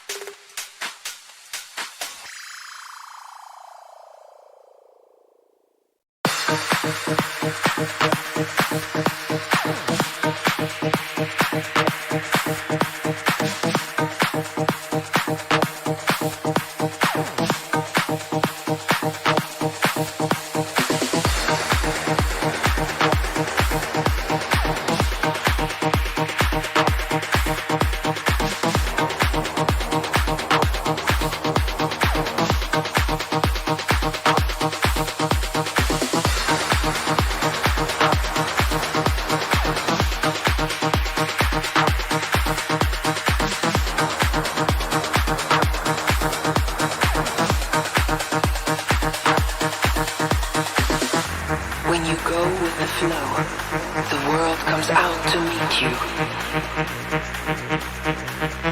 You are here to discover the deepest truths about yourself. Whatever you try to control will eventually elude you. Always stay connected to your journey. Release yourself to the unknown.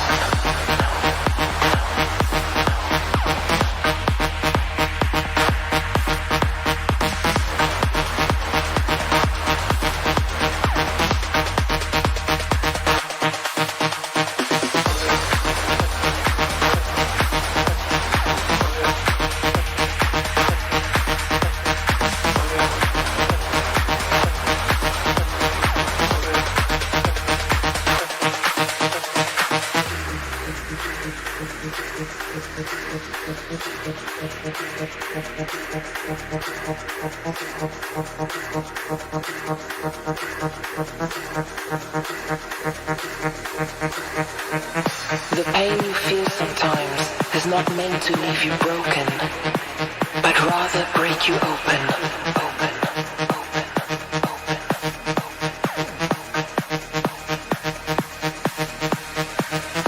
Real success comes by trying consistently. You can transform your entire personality by becoming the observer. When you go with the flow, the world comes out to meet you. You are here to discover the deepest truth about yourself. Whatever you try to control will eventually elude you. Always stay connected to your journey. Release yourself to the unknown.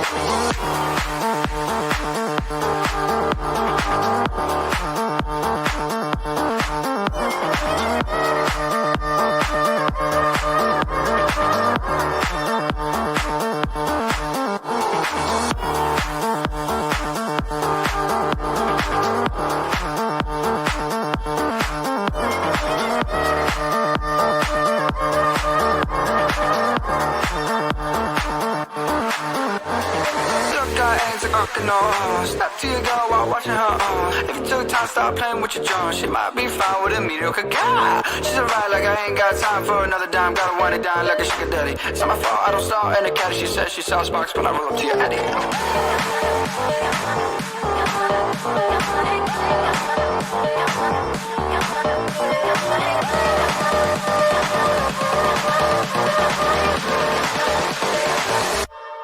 Dealing with lanes is not in my culture.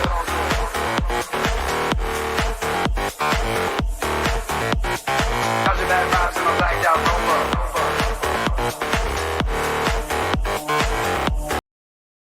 Uber Eats is delivering more deals, so you can get more food to watch more basketball. Right now, get a buy one, get one double stack biggie bag from Wendy's. And a buy one, get one chicken sandwich from Popeyes. To get food, to watch basketball. And then more food, to watch more basketball. Food, basketball. Food, basketball. You get the idea. Get deals on what you crave. Order now on Uber Eats. Wix gives you the freedom to tell your story. With a professional website that reflects who you are and what you have to offer. Customize every element of your website to meet your needs and achieve your goals.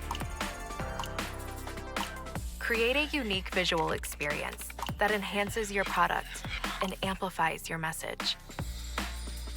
Expand your website with content that pushes your business forward. Share content. Welcome back to Collision on the Coast. Like I said before the break, 2 series left to go here before we wrap up Group G and Day 1 of COTC. A reminder, there are $3,500 on the line here for the top teams out of this LAN Pyro. Stacked weekend for fans of competitive Rocket League. Oh my goodness. Are you kidding me? Collegiate esports and sports. I mean, you can't get enough at this point, but so would be said by Group G, is saying, yeah, it's time to get down to business here. We may only have 3 teams, but we got to find out who's the best of them all so that we can be all set up for our tournament tomorrow, Day 2. It's going to be quite the bracket, but we still have 2 matches to get through this group stage. Just got done with the matchup of Kennesaw and NJIT. Kennesaw State taking that into pretty close games, but the shot differential, as we were discussing in the green room, was not close. Kennesaw State putting a grand total of 23 shots in the series. That's correct, to NJIT's 4. A little bit lopsided there. So we'll see if things are even here between the NJIT team and UCF Passion, all caps there. As we'll get into, our second of 3 game, best of 3s for this group. I did get confirmation during the break that Florida did end up topping Group H for those curious. I don't have the exact rest of the table, but the Gators did come out on top right there. So UCF could set us up for a pretty good run by Florida teams today, with Daytona State taking care of business earlier on today, and Florida doing the same in Group H. But it seems going. So our penultimate match of this fine evening. Let's get it underway. Group G stands for go, go, go. And that is what we have started with in this game. No shortage of breath for our players. Off to the races as 2 shots make it now 3 ring out in the first 20 seconds. Why wait, Pepic? Why wait? No kidding. Already, NJIT are about to, I think, double their total from that first series. As if they put 3 shots on, so they might actually match their tally from their series against Kennesaw State in the first minute or so. If this translates to a shot, it does. So that's 4 already hit 40 seconds into their series against UCF. Already, I'm sure NJIT happy to be free of the shackles of Kennesaw State and on to play in some actual Rocket League. Yeah, but they have to play 3 players who have passion at the end of each name, and I can start to see why. Pinch perfect. The shackles stay on for now. Nano Poison and Surreal communicating right there, because Surreal wanted that ball, but Nano Poison called him off of it, and that was the correct decision. As Nano Passion, sorry, I'll correct that. But that's the kind of talent levels that UCF are coming into this series with. They know how to win. They were really good, a standout team at that DreamHack Atlanta LAN that I referenced earlier. I think Nano Poison and Surreal both played in that lineup. So UCF, really, really good Rocket League program, top to bottom. They have 3 really solid teams, and going forward here at LAN, they will be a threat no matter what. Okay. Going forward this, going forward that. I want to see them right now. 1.5 minute into this game, and Oh, Nano Poison, Nano Passion, however you call it. The flip reset didn't work out for your team, and you just can't get it on the counterattack. Dren equalizes. I'm surprised that Surreal just let this shot happen. Had a window right there to cut and at least kind of play a pretty narrow blocking angle where it would have been tough to get that shot around Surreal had they dived in, but they wait on it, bet on themselves to react quickly, and that bet did not pay off. Great shot by Dren, and JIT are scoring early. Wow, well, that ball lands directly onto Laser, who puts it up off the ceiling. Speaking of the ceiling, what a clear from Andy. Calls Surreal from the backboard to the ball. This one's open. Andy can't quite put it on. Laser might have had the save regardless, but the mistouch certainly helped the defense of UCF Passion, as they still will be able to follow this ball despite the demolition. But Boost reserves are looking a little weak. At the moment, yes, but they can out 50 their way to a clear, and that is what ends up happening, at least as far as Dren, with 50 boost in hand, and maybe attack the back wall or just wait on Surreal. Maybe bail out either way. Let the teammates do the heavy lifting from here on out. And Laser downfield will undo all that good work of NJIT. Had Surreal down the pitch to help them out and extend that clear, though UCF used all of that possession just to refuel their boost tanks, which are now full. And what can they be used for now that they're full? Nano, flip reset under one, but the second defender there from NJIT swinging in gracefully. Skill sets up for Dren, and either one playing for the opponent's touch. That ball just lands right in front. Zandy picks it up instead. Laser takes their time. And I've noticed this from UCF Passion. They like to put this ball into the corner if they can. Unfortunately, NJIT like to put it in the corner of their net. Again, Andy put that shot perfectly on the far side. Surreal's in position to maybe make a save, but not if the ball's as well placed as that was. NJIT's offense looks so well improved. Maybe it was Kennesaw B, maybe it was just NJIT taking a second to get used to the main stage setups, but either way, I'm loving what I'm seeing here. And again, them performing this well kind of reinforces the narrative that this Group G is probably, top to bottom, the strongest at Collision on the coast. Absolutely. What a backboard touch, though, from Surreal. Really setting up the team for success. UCF Passion getting their time on the other side, but they've got to escalate it because only a minute remains for them to get that tight ball game. Dren, good read on their own backboard. Mystical stays in the path to doink it, but Laser saw it all coming. Great pass. Who's there to take the shot? Nobody. And cutting into the rotation is Nano, as they have to. Somebody should have been there for the Passion. They're at least there for the goal line save from Laser. Oh, Nano Poison's missed, so Mystical can turn, but Surreal gets there first, and that bails UCF out of having to play a bit longer in their defensive zone. Waste precious seconds now they need to be using to score an equalizer, but NJIT, don't let that phase them. Get right back to clearing their zone and attacking nicely as Dren beats Nano Poison there in the corner. Not by Surreal, but this is just a sequence of neutral challenges taken over and over again. And that benefits NJIT here, especially since it's in their offensive half, though UCF are putting together a weird-looking counterattack that doesn't pan out, but it does get them, at the very least, a bit of control on the ball. Oh, Laser had to leave that ball, and Nano just doesn't have the boost to defend this. You mentioned it was weird. The rotations have been all out of whack for UCF Passion, and it kind of breaks down in the final moments. It was weird at the midfield line, and it stayed weird all the way until that ball entered the UCF net completely. 3-1. NJIT have put up 10 shots here in game one, scored 3 of them, and they will be sitting pretty in this best of 3 unless, okay, no, nothing late for UCF to maybe stage a last-second comeback with. But still, they didn't look bad. I think maybe that was a game to settle in on the main stage,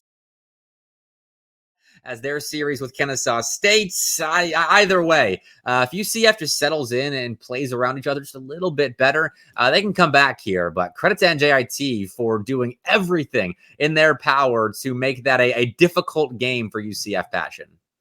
Okay, I feel like I just got some clarification in the chat that really helps because at some point, like this Passion team, they kind of lost their form, and I'm seeing in the chat now that Laser did not have audio, and they need to get that fixed. So if the comms weren't sorted between the whole team, that makes a lot of sense now because there were moments in the rotation where if it was even close to cohesive, they would have had some solid shots on the other end, but the second man waiting for the follow-up on the shot just wasn't there. And it's surprising to some people, but this game, this team game of Rocket League for 3v3, especially with players that you play for a collegiate team, it takes communication. A lot of your decision-making rests on even little things, such as you have time, such as this is how much boost I have, such as go for this ball, your teammate telling you what to do. And without those comms, it can be very difficult. So hopefully any issues can be squared away very shortly. Obviously don't want to take anything away from NJIT. This was a great game from them. Andy getting shot after shot after shot, had 6 in that game and was able to put 2 of them away. But excited to see maybe the Passion square things away in that regard. But going forward, it is a best of 3. So for UCF, audio issues or not, they've got to lock in now. Otherwise, they'll be dropping their first, similar to what NJIT did. But NJIT so far has recovered, and I know they want to close this out ASAP because any extra might be cool for LAN experience, but not against this UCF Passion team. If you want to get out of your series alive, and Laser wasn't able to stick himself to that ball, but UCF again play awkwardly even after it. And that definitely wasn't an audio cue. Yeah, not quite. But they don't see any scoreboard punishments for it. So I'll move right along just fine. Laser out in front of that shot. Sharp cut there that Cyril's back in time for. And the boost stealing, the smart aerials from Andy, even Dren being able to pick up this 50. It does not look good for UCF. No, another big one from NJIT, and this time it's set up with quick reactions from Dren. Fielded that 50-50 as soon as it was taken at ceiling level, and then applied a shot immediately on the UCF net. That's well done. NJIT's keeping it rolling right now, and everyone's contributing as well with the good challenge game, with the good shooting, and that's the best sign of them all for NJIT. Absolutely. Common win condition is Rocket League is having the fundamentals and having the wherewithal to punish mistakes. NJIT have shown that in droves, and if they continue to drive along that beat, they'll be just fine. Bit of a comms issue, though, from NJIT. Double commit there on the ball. Force trying to slow their roll just a little bit so that they can play us in the corner instead. They'll give that up to Mystical. A far pinch to let UCF breathe for a second. Not long after, though, as Laser has to get up to this ball. Okay, Nano Poison nicely, but Andy and Dren in tandem shut that UCF play down, and now Mystical steps in to shut down any kind of UCF counterattacks. This is really well done out of NJIT still, as they challenge well, seem to be reading where Passion aims to go with the ball, and they are locating the best way to make sure UCF can't break out of defense as easily as they were in the last game even. I mean, there were plenty of counterattacks for UCF Passion, but NJIT are really limiting those numbers now. Absolutely. One thing I'll give credit, though, to UCF is their goal line saves. There have been some dangerous passes made across their own net that NJIT formulate good passing and shots on, but the reads of UCF Passion, and the defensive saves they're able to make, that one included from Nano Poison, have been just on the mark to keep this game close. And close it will remain despite field domination really favoring NJIT. Just over 75%. We might hit 80% actually. Field domination in the first half of play. And UCF Passion, only being down by 1, I think is a success for them, but they will need more. That's their second shot of the game as Laser puts one on frame that Mystical is able to get a hold of. And now, just like that, UCF Passion are forced into defense as NJIT clear. Oh, and this one, Whoa. no, it's still saved. Surreal gets there. Surreal showing that their impact isn't just RNG. Earlier, they landed directly on the ball on their demo spawn, one of 4 locations you can actually respawn on the field. So even the stadium trying to throw UCF a bone and say, here you go. But oh, Nano, I like that fake. Off to the side wall, use their neutral hop to extend this to the net. Has that teammate there for the shot. It is saved. So NJIT finally, some respect forced out of them on the defensive side, able to come up with that save. Mystical, that touch, I thought would give Passion another shot. Surreal instead, off the ceiling to a teammate from the backboard. Chance for the follow. Laser will be in waiting. The field domination has dropped to 65% now. It's better from UCF Passion, but still no goal to show for it, and 75 seconds left. That does have to come soon, otherwise they are being swept out of their first series on the day and only have to play Kennesaw State next. So UCF Passion could use one soon. This could be it. Nano Poison goes far side, but pushes the ball wide. Now Dren, really awkward. Whoa, Dren almost gave that up for free to UCF Passion, but his teammates converged and helped find a clear, which Andy provides out to the sideline, and dunking Laser. NJIT will push further. Hear me out. Dren wanted a front row seat to a fireworks show, and that is exactly what he got. As explosive as any show's finale, but we are nearing the finale of this game, and if those plays are continued to made by NJIT, they may not see the finale that they want. Laser gets the tie ball game. This is such a huge play. UCF are showing their on-ball ability here as Laser picks his mark just beyond the last man of NJIT and strikes well. 1-1, and now things have really gotten interesting. All the great 4 minutes of play NJIT gave us, and they're on the precipice here of losing a game that they once controlled handily. In fact, it could come in regulation as UCF Passion try again. Surreal will turn for this shot. It gets through Mystic and forces a double commit off the goal line of NJIT. So Surreal, with no boost, tries to get more pressure on the board, but overtime is looking like our most likely destination here. With that ball touching the ground, it is all confirmed. 1-1 is the scoreline heading to game 2 OT. NJIT, they pass with flying colors for nearly 9 minutes of gameplay, but this last minute or so looks a little bit bleak. That pinch pass might just do it. It will. Nano Poison to take the game 3. And just like that, it's over. The good 4 minutes are null and void. And we're going to a game 3. You can kind of see in the replay there, all 3 NJIT players just kind of stopped their cars, not moving outside of the momentum. I'm wondering if they were just fist bumping each other or if that was a bit of frustration being let out on the pitch, as they had that game well in their hands, and UCF Passion found a way to make that game real slippery. They had it in their hands. I mean, that was like they were wrapping up a present, getting out the last piece of tape, and just to put it on the present day, just dug their nail through the wrapping paper, and now they got to start all over again. And that really is the case, because as much as they wanted to be gifted that game, the Passion gifted them plenty of chances to close it out. 1 goal was not enough. So got to work for those shots and those goals at every end. Passion showed how to put in that hard work at the end of game 2. They did. They never said die in that game. And in best of 3s, that's what it takes. Because, I mean, if you don't start out well, you're automatically in reverse sweep territory. So UCF halfway to a reverse sweep in this series. And going into game 3, if they can keep up the momentum burst of offense that they found in the final minute and then first 14 seconds of overtime, then they're going to be all right. Sure, that does not say the case. Let's see how it goes. Game 3 is on.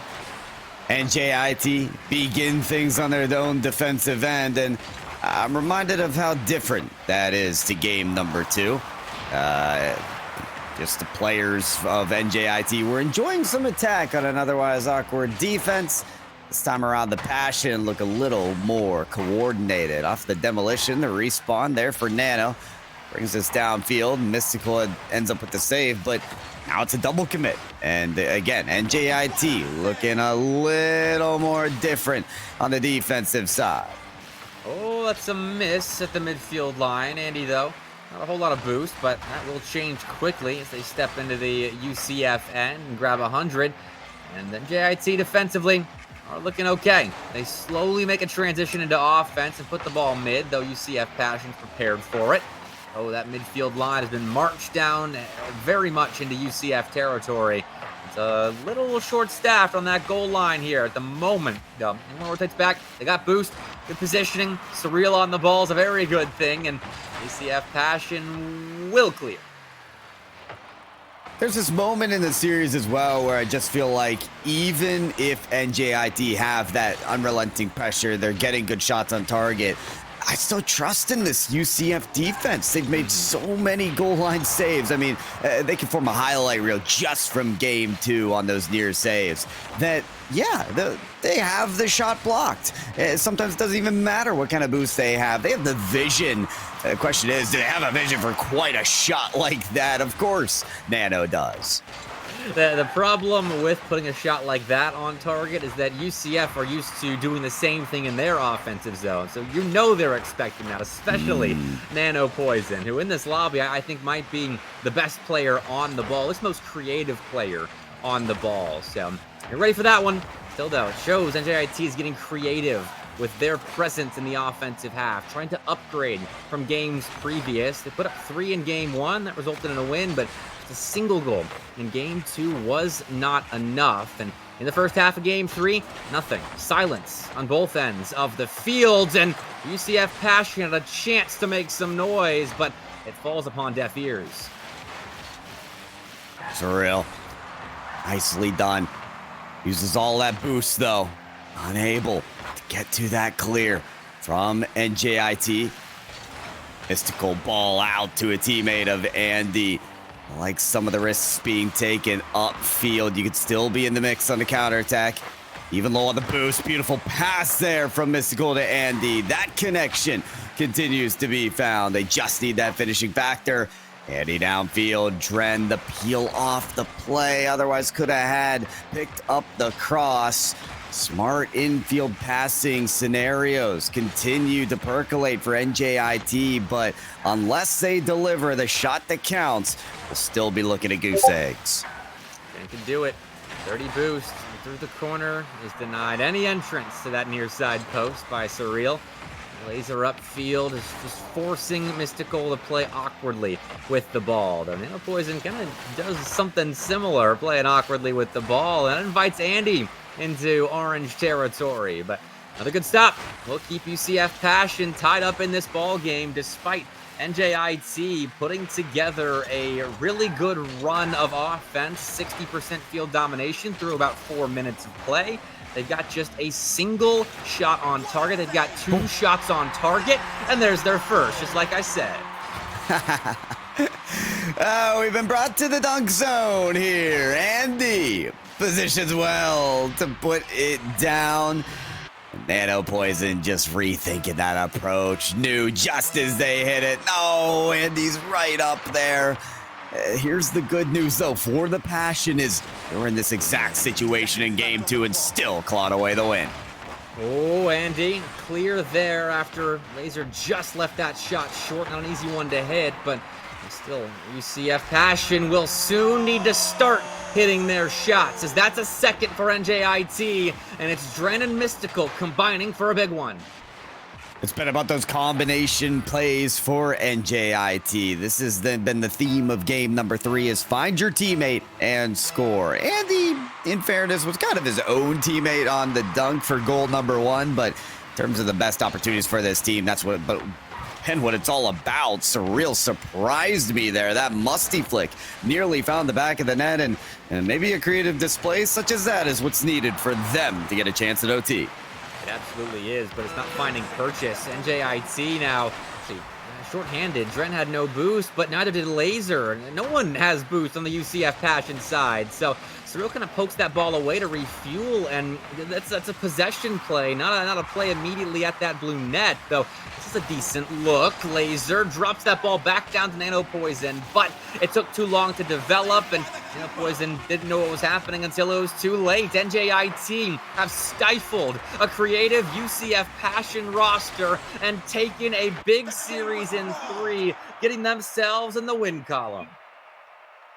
Huge victory for NJIT, a team part of Group G with only 3 teams. That is a great wild series, Mr. Bepic. I mean, we were sort of all over the place with that match with UCF Passion and their interesting moments. But again, I want to applaud UCF because although they come away with the loss in this series, their goal line defense has been the best out of any team that I've seen. If I see them out there on the field against anybody, I mean, including our next match against Kennesaw State, I'm going to be looking at that defense. Those saves that were made, especially from Nano, impressed me so much.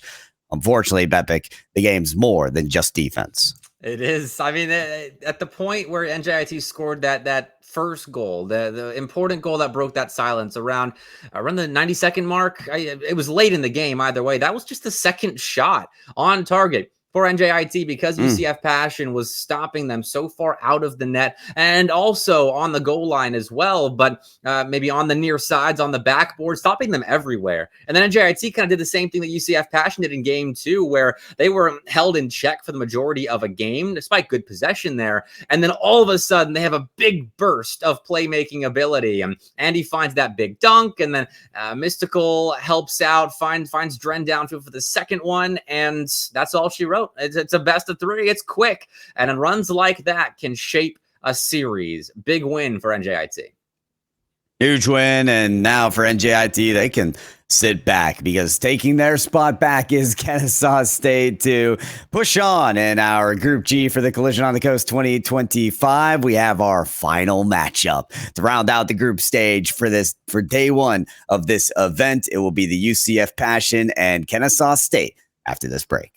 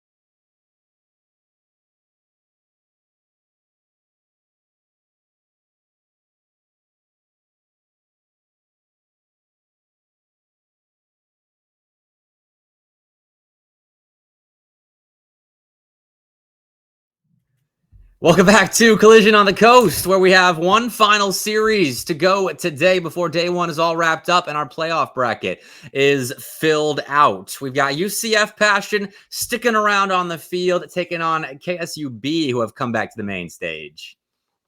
We do. And I think this is a great match for us to wrap up with for the action, because you have a team, honestly, like Kennesaw State, that have showed us so much, but I feel like want to show off a little more in this match. And UCF Passion, who want to clean up on a couple mistakes, right? They had a little comms issue in game one. They had some touches here and there in game 3 as well, but they had a game so strong. I loved what I saw out of UCF Passion that game. So I want to see the top of UCF Passion in this match that we have underway, ready to go. Game 1 is on. And now, I mean, if NJIT were testing UCF Passion's ability to read the game from their defensive half, then KSU's going to do that twofold. So going forward, let's see how UCF Passion's defense holds up against the Kennesaw State attack that both put up 5 goals in their first series across 2 games, but stifled an NJI team that we just learned, kind of had inklings of, but really learned, is extremely talented in offense. Held them to just 4 shots, and that is one of the more absurd stats coming out of that series, I think made even more absurd by the fact that NJIT looked incredible offensively in that second series. Yeah, that's a very good point. So we'll see how that develops here as we're well underway for this game number 1. Already liking the chances out of the Passion here early on. I mean, we're getting a couple looks towards the net, even some slow plays here now from Surreal. That one gets away from them. A near save made by Laser. One thing for me that has defined this UCF Passion team are those snappy goal line saves. We'll make yet another one here early on. I like this from Nano, though. Double tap set up. Dylan will deny. And now Laser at the midfield line holds together a nice read. Good 50-50, though KSU finished a different way out of defense. They seem to be keeping up their strength from that first series, though UCF Passion are looking a bit speedier, I think, in offense. They're making good reads. They're fast to get up to that shot, but the finishing touch isn't necessarily, I think, what they were hoping for. So, missed opportunity for UCF Passion, though. It's still offense, and they can work with that. Absolutely.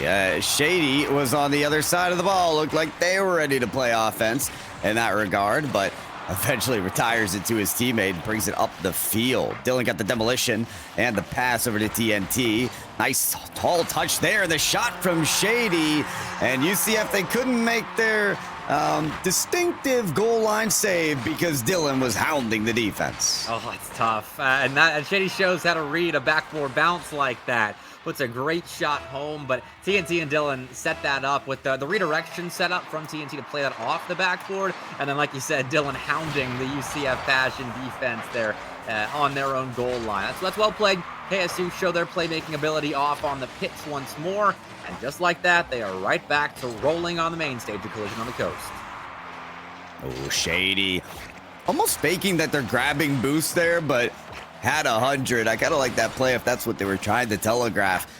Able to cut off the play, and whatever creative display you're going to put out there just to extinguish your opponent's attack is great. Nearly setting off fire alarms with that goal, though, was the Passion as the shot taker got there at just the last second to knock it away off the post. Surreal does see Laser in the midfield. Bar down. Shots there for Nano. There we go. Passion on the board. Nice shot on rebound duty from Nano Poison right here. Laser just missed. It would have been a very impressive aerial goal, but Nano Poison had their teammates back, and that'll be 1-1 as UCF finally cap off a play with a goal. They've had plenty of opportunities so far in the first couple of minutes, and they've been good-looking chances, too. Just missed on a couple of them, though.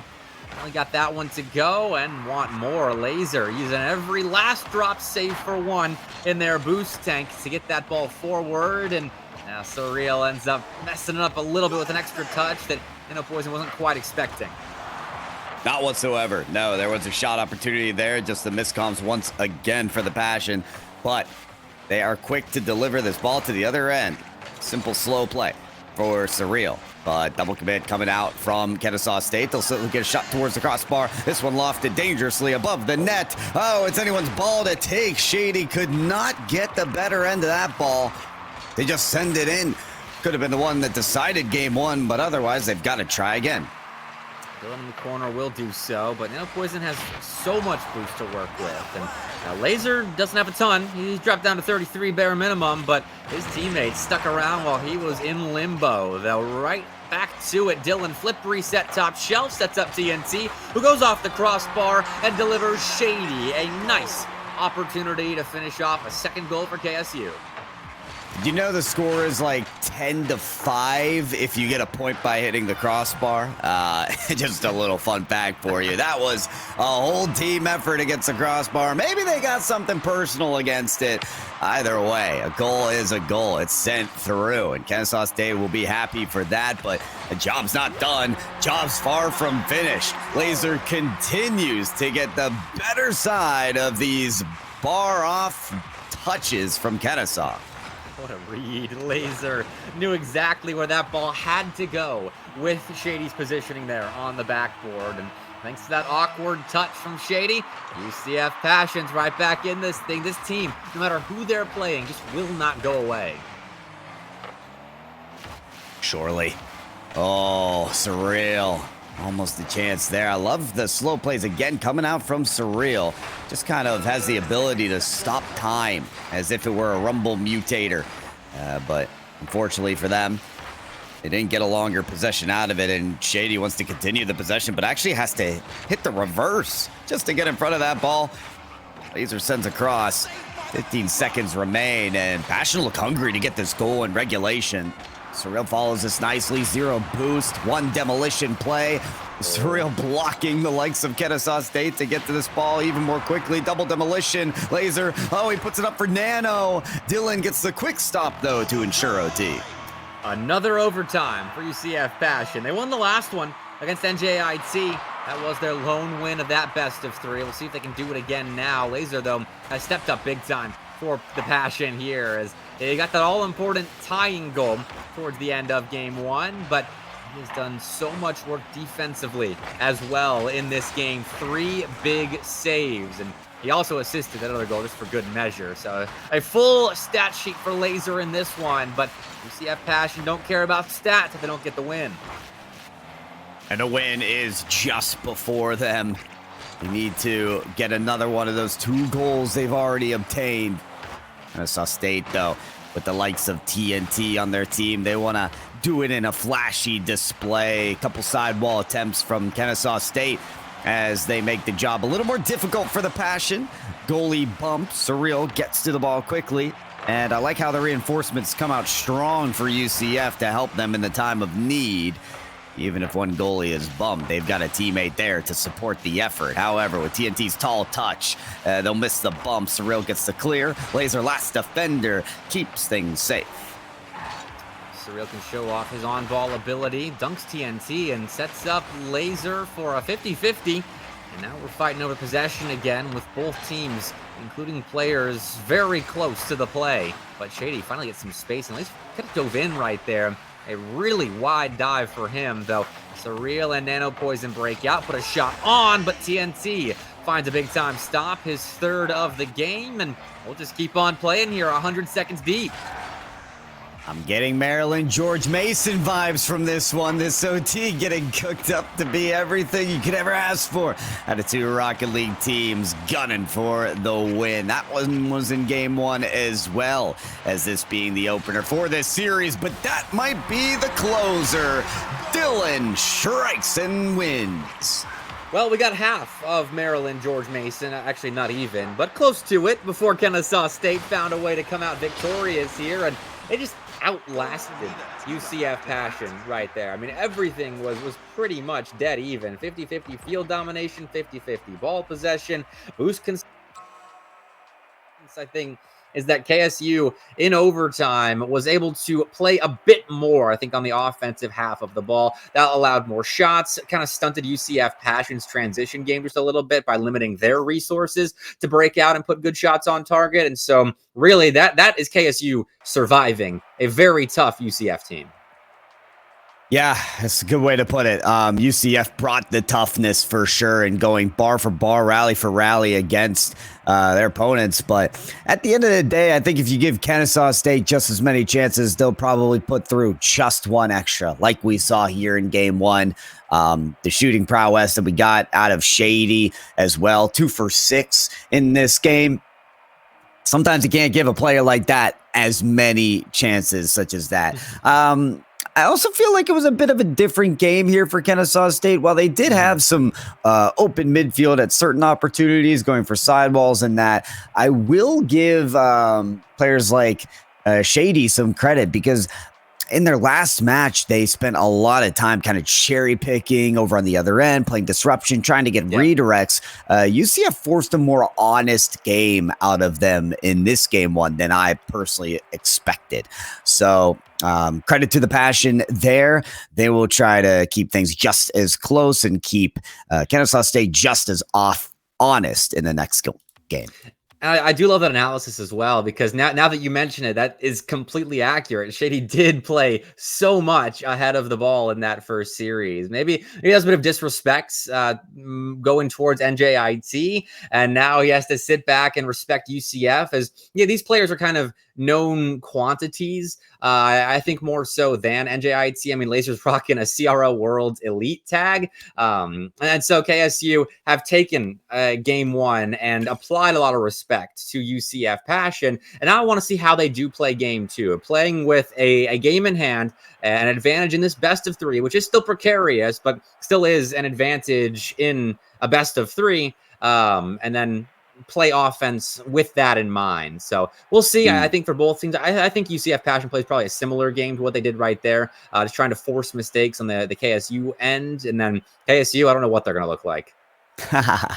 KSU, to me, I think, still trying to take complete control of this game. Despite things being so back and forth, they prided themselves on some of that disruption play when they did have possession versus trying to force the counterattack. I love the bumping plays that they would do on the goalie at the perfect time, right? You see moments where Dylan is chasing the goalie out as the shot is coming in. So the timing on their disruption plays in this game, as it is different from their previous match, still seems to be effective. I want to see State's behalf as we get into game two. All right, away we go. It's do or die time for UCF Passion as they drop their first series and do need to rely now on 2 straight games to have a shot at qualifying in the upper side of Group H. But Kennesaw State holds their fate and this group's fate really in their hands. They can keep this going. But at the moment, so far so good for UCF Passion. It's another pretty decent start, setting each other up with space to work with in offense. A man on the goal line to clean up, and UCF Passion will strike first. I'm trying to tell if Surreal was there for the bump or the goal, because he looked a little surprised maybe to just have the ball put there on the post, but right place, right time, and a defense left absent from Kennesaw State leads to a UCF Passion lead on the kickoff. They've got to be a little careful, though. Surreal is getting hassled as Shady leaves it up for Dylan. Nano's in time, though, to keep things clean. Surreal. That's a lot of speed thanks to a musty flick downfield. And Laser and Nano Poison will combine for a passing play. That's 2 gone for KSU and Shady. That's why he's having to play back here as UCF Passion almost turned, I think it was a 3v1 into a second goal for themselves. But KSU find a way out and almost strike back. Nano Poison, though, makes a tough save and now can clear. This Nano, I need to talk to this guy because he's got a crystal ball, somehow knows every shot where it's going with these goal line saves. This time Nano's in the air instead of the net, and TNT is making an excellent solo play that's too quick to keep up with. Yes, Nano Poison was grimacing before that ball even went in because he must have known with that crystal ball that KSU would find an answer, and they do so quickly. TNT downfield is looking for another. A lead would, I'm sure, take a lot of pressure off of KSU's shoulders, but UCF will not give that with ease. Nice fake. Laser was already up for that, and he uses a bit of mind control to force that ball in off a KSU player. All of the magical elements taking place as usual in Rocket League here. That might be our first, I guess, credited own goal, but realistically, that is just an unfortunate sequence for Kennesaw State, and just the kind of thing that happens in this lovely esport of Rocket League. All you can do, Bepic, is dust the dirt off your pants and get right back up. Gravity is a cruel mistress. She taketh and taketh a lot more. But 2-1, Kennesaw State. Almost got one back there, but Nano Poison again thwarts their efforts, and that net downfield is open. Nano Poison cashes in 3-1. See, Nano was actually totally fine with the first goal because they knew they'd be up 3-1 later anyway, right? That's the whole idea. No, great save there, following into the counterattack for the shot. I just think that player's mindfulness when it gets to those panicky situations, right? That normally players are going to panic in that scenario when you got to make a tough goal line save, is some of the calmest and most composed I've seen, at the very least in this competition. Let's see what Nano has off the wall as well. Gets it to their teammate off the bar, and third man just committed there for the Passion. Nano tries their best to get in front of the ball and will attempt to clear. That is successful. Quick turnaround now for the Passion as this ball will get slowly towards Kennesaw State's net. Plenty of presence in the offensive zone, and UCF Passion are hitting at a high level there, but are hitting at a high level in general. Right there, they missed, though. That was a pretty good-looking opportunity. Not an easy shot to hit, but one they are capable of. That would have been a big one. I mean, 3-goal lead heading into the second half would have set UCF Passion up for absolutely sending us to Game 3. And even right there, Nano Poison misses out on a shot that leads directly to a spectacular Dylan save, and TNT counter. Still, KSU not quite hitting as hard themselves in offense this game around, as UCF Passion are having, I think, an easier time reading these goal line challenges and finding clears off the back of them. Oh, wow. That is another scenario where the transition defense of Kennesaw State is nearly absent. Look at them racing to the goal line just to beat the ball. Surreal has the shot behind and away from those defenders. Instead, 4-1 for the Passion against the Kennesaw State team that has yet to lose. This is astounding. UCF Passion, maybe they were just charging up this whole time. The first series, they take a second. NJIT, I mean, obviously it had the hot 8-minute start, and then it was the end of game 2 into overtime where UCF Passion finally found a groove. So maybe that's how this team operates. That's their MO. Find good streaks of play and convert that into series wins. And it didn't quite work. That's NJIT, but hey, 5-1 in game 2 indicates good things for a third. I think Kennesaw State will be excited for the break coming up between game 2 and 3 because they need a refresh. They need something to take back control of this game. In moments like that where TNT is completely faked on the goal line, he's just like, okay, let's get a refresh. This goal will certainly help, though, as it makes game 2 less than certain. Well, if they miss that one, then the game's over, absolutely. That's one of the best chances that Kennesaw State's had. I mean, Dylan has served that ball up on a silver platter, thanks to Surreal playing it a little bit awkwardly there off the backboard. And so KSU have a way back in. It is a grim one, but it is a way back into this game. And Shady will try to pry it open just a little bit further, though. Nano Poison is doing a lot of door shutting here. Big stop, and tries to supply a clear, but it is Nano Poison at the end of the play, forcing Shady to make a quick stop. And I do like to see a UCF that refuses to go down to a third or second gear, right? 5-1, 5-2. No, they're still going to pre-jump some of these balls. Nano is going to act like they know where every touch needs to be made. And rarely do they need to act like it. They are absolutely asserting that behavior here. Surreal getting a solid look there, but it's Nano that has to take it back to their net. No matter where they are on the field, really, for UCF Passion, it's just about keeping dangerous opportunities away from Kennesaw State. Seem to have burned enough time to succeed in that. 20 seconds left. 3 goals. I'm not buying it. 15 now on the clock as Surreal sets up what could be a 6th. Either way, though, it's a victory lap for UCF Passion. So they will have to lock back in for Game 3 as Group G's fate is coming down to just one single game of Rocket League. How about that? I love it. I love it. I wouldn't ask for anything else for our finale of day 1 for the 2025. Even Surreal drops a one more game in the chat. That's the kind of attitude these players have, even after a long day. I mean, it's 7:30 p.m. here on the East Coast, and these players are like, no. Give me one more game of Rocket League. So that's what we're going to do, Mr. Bepic. We're going to have one more to decide the fate of this very small Group G. Look, I mean, you said it. This is a small group. They're only playing a potential maximum of 6 games. UCF Passion's playing 6. KSU's playing 5. They can handle one more game. They better be excited for one more game, because this series, this group does come down to just a single 5-minute time if we're so lucky. But already, KSU's trying to hit back as Dylan takes a shot from Shady for an attempt on the near post of UCF Passion that is stopped by Surreal. TNT's next up. What can he do that the other two could not? And, well, nothing. It's another big block for UCF Passion.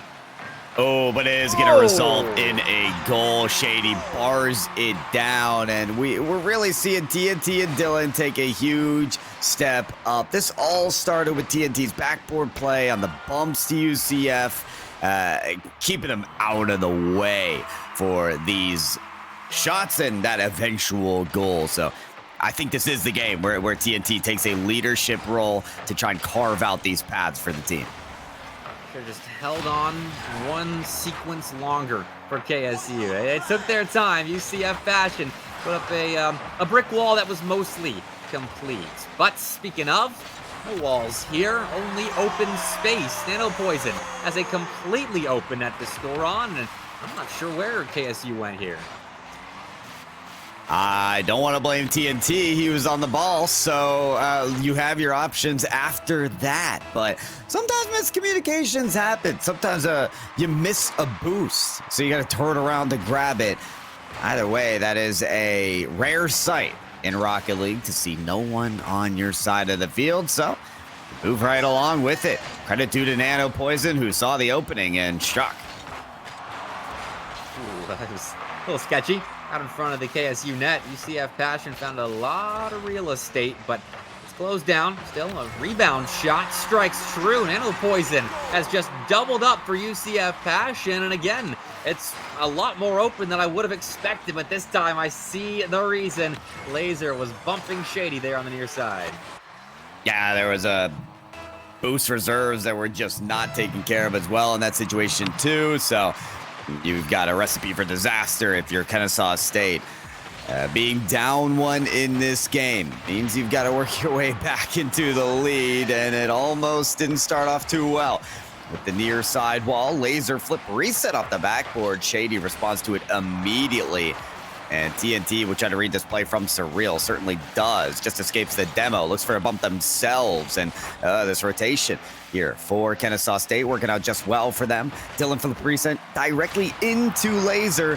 Maybe utilize that a little too early, but they do still have possession. And at this point, that's what's important, because, wow, the UCF Surreal team is still trying to get their composure down. A lot of them cooped up on the backboard together. I don't know if I would call him UCF Surreal right now. It's more like UCF Nano Poison at the moment, stepping up big and having a good Game 3. He's got the 2 for UCF Passion at the moment, but downfield, Kennesaw State field another attempted clear by UCF as the Owls are holding on to this midfield line a lot better. This is how this game started, with KSU nabbing possession and refusing to let go. We're tied up again, 2-2. Just how the final game of the day should go. Shady flips that high, and it's what you can do off low boost sometimes in this game. Makes a true impact. That shot getting just over the defenders. On this kickoff, Dylan does win it. Surreal tries to play it back, but the goalie's demoed. It's up to Surreal and Laser. They're able to jump up just in time.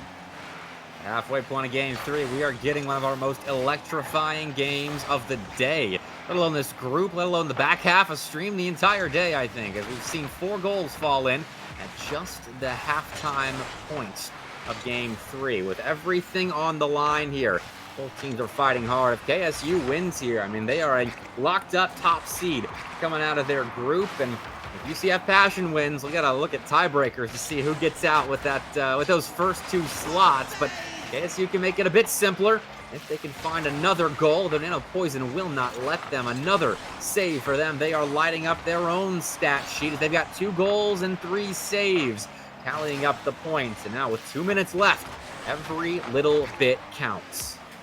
You're tallying up the numbers, and that might become important because if the tiebreaker scenario does go, it goes game diff to goal diff. How many goals can be scored in this game number 3? It may become the question of UCF Passion, but first, well, they've got to get the win.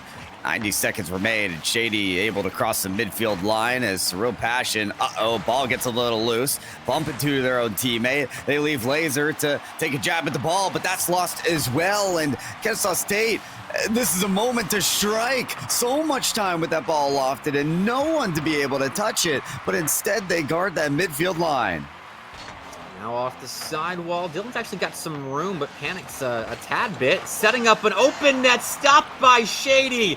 Heroically, Shady across the Kennesaw State goal line, saves them from certainly playing this last minute from a deficit, though UCF Passion are still dead set on that outcome, and Laser is just off with that shot. Dylan clears as well, and Surreal is the third man with no boost, had to aggressively take that ball, though he had space for it, and try and play it back into offense. Kennesaw State can take a deep sigh of relief because they've nearly scored a go-ahead goal themselves, though have at least abated the UCF Passion pressure, and we can play this final 30 seconds on the edges of our seats. Oh yeah, by the skin of their teeth, both teams are surviving here. Such close shots and diving saves made to keep this game level. 4 goals in the first half, but 0 in this grind to get what should be the last. 10 seconds left in regulation. Surreal, no boost left to just jab the ball down. Shady, a tall pass, and Nana will pick up and attempt to guard to the ground. Unable to do so. 2 players up for the shot. That one saved by Laser, and our final game goes to overtime. No better way to cap off day 1 of Collision on the Coast. A lot of money on the line here, and that money will be won by winning games like this, where it's scrappy, where it's chaotic, where you have to find a way to survive on the main stage. TNT will take a light pot shot to make sure Nano Poison is awake, and he still is. Why wouldn't he be? The adrenaline is flowing right now. Dylan, next up in rotation for the Owls, is stuffed by Laser. OKSU breakout for issue, finding strong clears to make sure no extra pressure can build up on their goal line. TNT long ball here. Laser's just going to put a stop to that. Wow, eviscerating the ball. Carrier was Surreal. TNT's got to take a breath. I talked about how he needed to be a leader in this game. He's going to have to lead from the back end there. Clear straight to his teammate. Shady relinquishes this ball across the field. What power there was in that pass, and what power there is behind the final goal for TNT. Kennesaw State, the champions. And how good it must feel to have a top 20 CRL player on your team. That's why he's on the A team regularly, and why Dylan and Shady love the fact that he is playing along GGs today. Kennesaw State will top Group G, but it wasn't without a labored effort. Oh my, Shady! I that pass across the field as well. The power that just rolled right off the FedEx up the bend of the pitch there. I feel like every day I learn something new about the physics in this video game. So well done to Kennesaw State. They were able to grind out this win, but I think this is a series that will stick in their mind for some time. This did not come easily.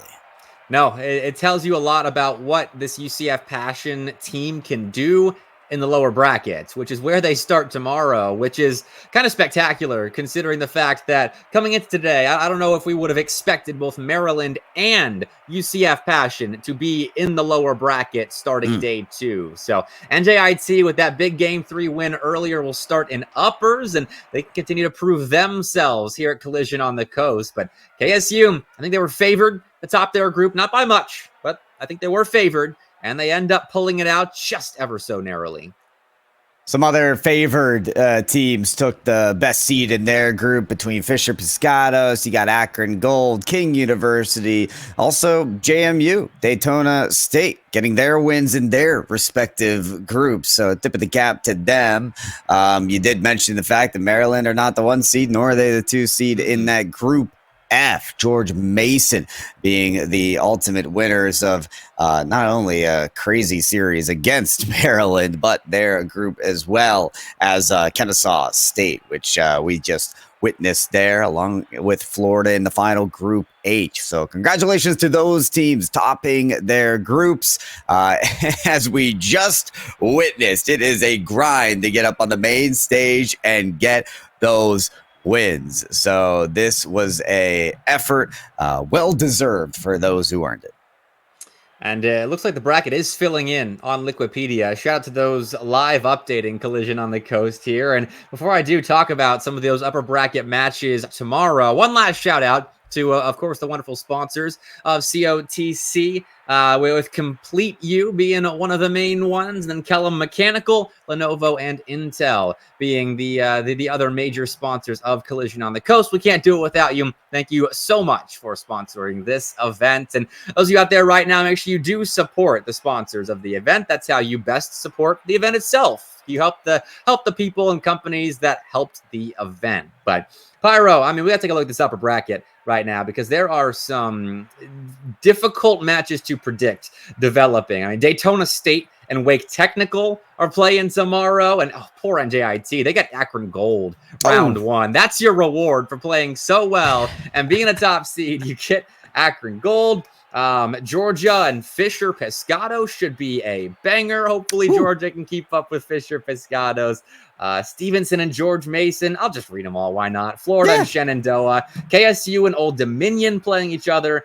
James Madison and not Delaware. And then King and William and Mary competing. Should shape up to be an exciting upper bracket. I'm eyeing up James Madison, Delaware. That's right at the top of the playoffs, and that is a match I need to watch. Hopefully I get to cast. There's so much action happening. That's why we're starting early tomorrow. Stevenson was a team I was really impressed with. I'd like to see them keep up with George Mason if they can. But if I'm not mistaken, Stevenson was the team that had the underdog of the day, Bank. I want to see more from that player if that is the case. But any other teams, any other matchups that really, really, really catch your eye when you look at the playoffs? King William Mary could be interesting. Daytona State and Wake Technical definitely will be interesting. Considering Daytona State's play style kind of inviting teams in, and Wake Technical really stepping up today and playing close games with tough teams in their group. So that was interesting to me. But all that is happening very, very early on tomorrow. A reminder that we are kicking off at 7:45. This is sort of stream, officially kicking off at 8 p.m. 8 a.m. Eastern time. We could be so lucky. Actually, that's not so lucky. It started at 8 p.m. Regardless, starting at 8 Pyro. It's going to be a long one tomorrow. Can't wait to share it with you. I mean, the fact of the matter is so many schools have put together these plans to compete at this LAN. These are memorable moments, and these are moments. Heck, I wish this was as active as I was when I was at university. That stuff was still kind of kicking up. So to be a part of it with you, to be able to tell these stories and see which teams really do emerge as the standout squads on this awesome event for Collision on the Coast. I know tomorrow's going to be such a special day, so I can't wait. All right, well, that does it for day one of Collision on the Coast. $3,500 on the line here, and everybody today was fighting like they knew that fact. So we'll only get sweatier tomorrow on the main stage. Of course, this is all put on by Virginia Wesleyan Esports. Shout out to them as well. One last time, thank you to everyone helping put this show on so far. For Pyro J to my digital rights, I've been Mr. Bepic. Have a good night. We'll see you tomorrow.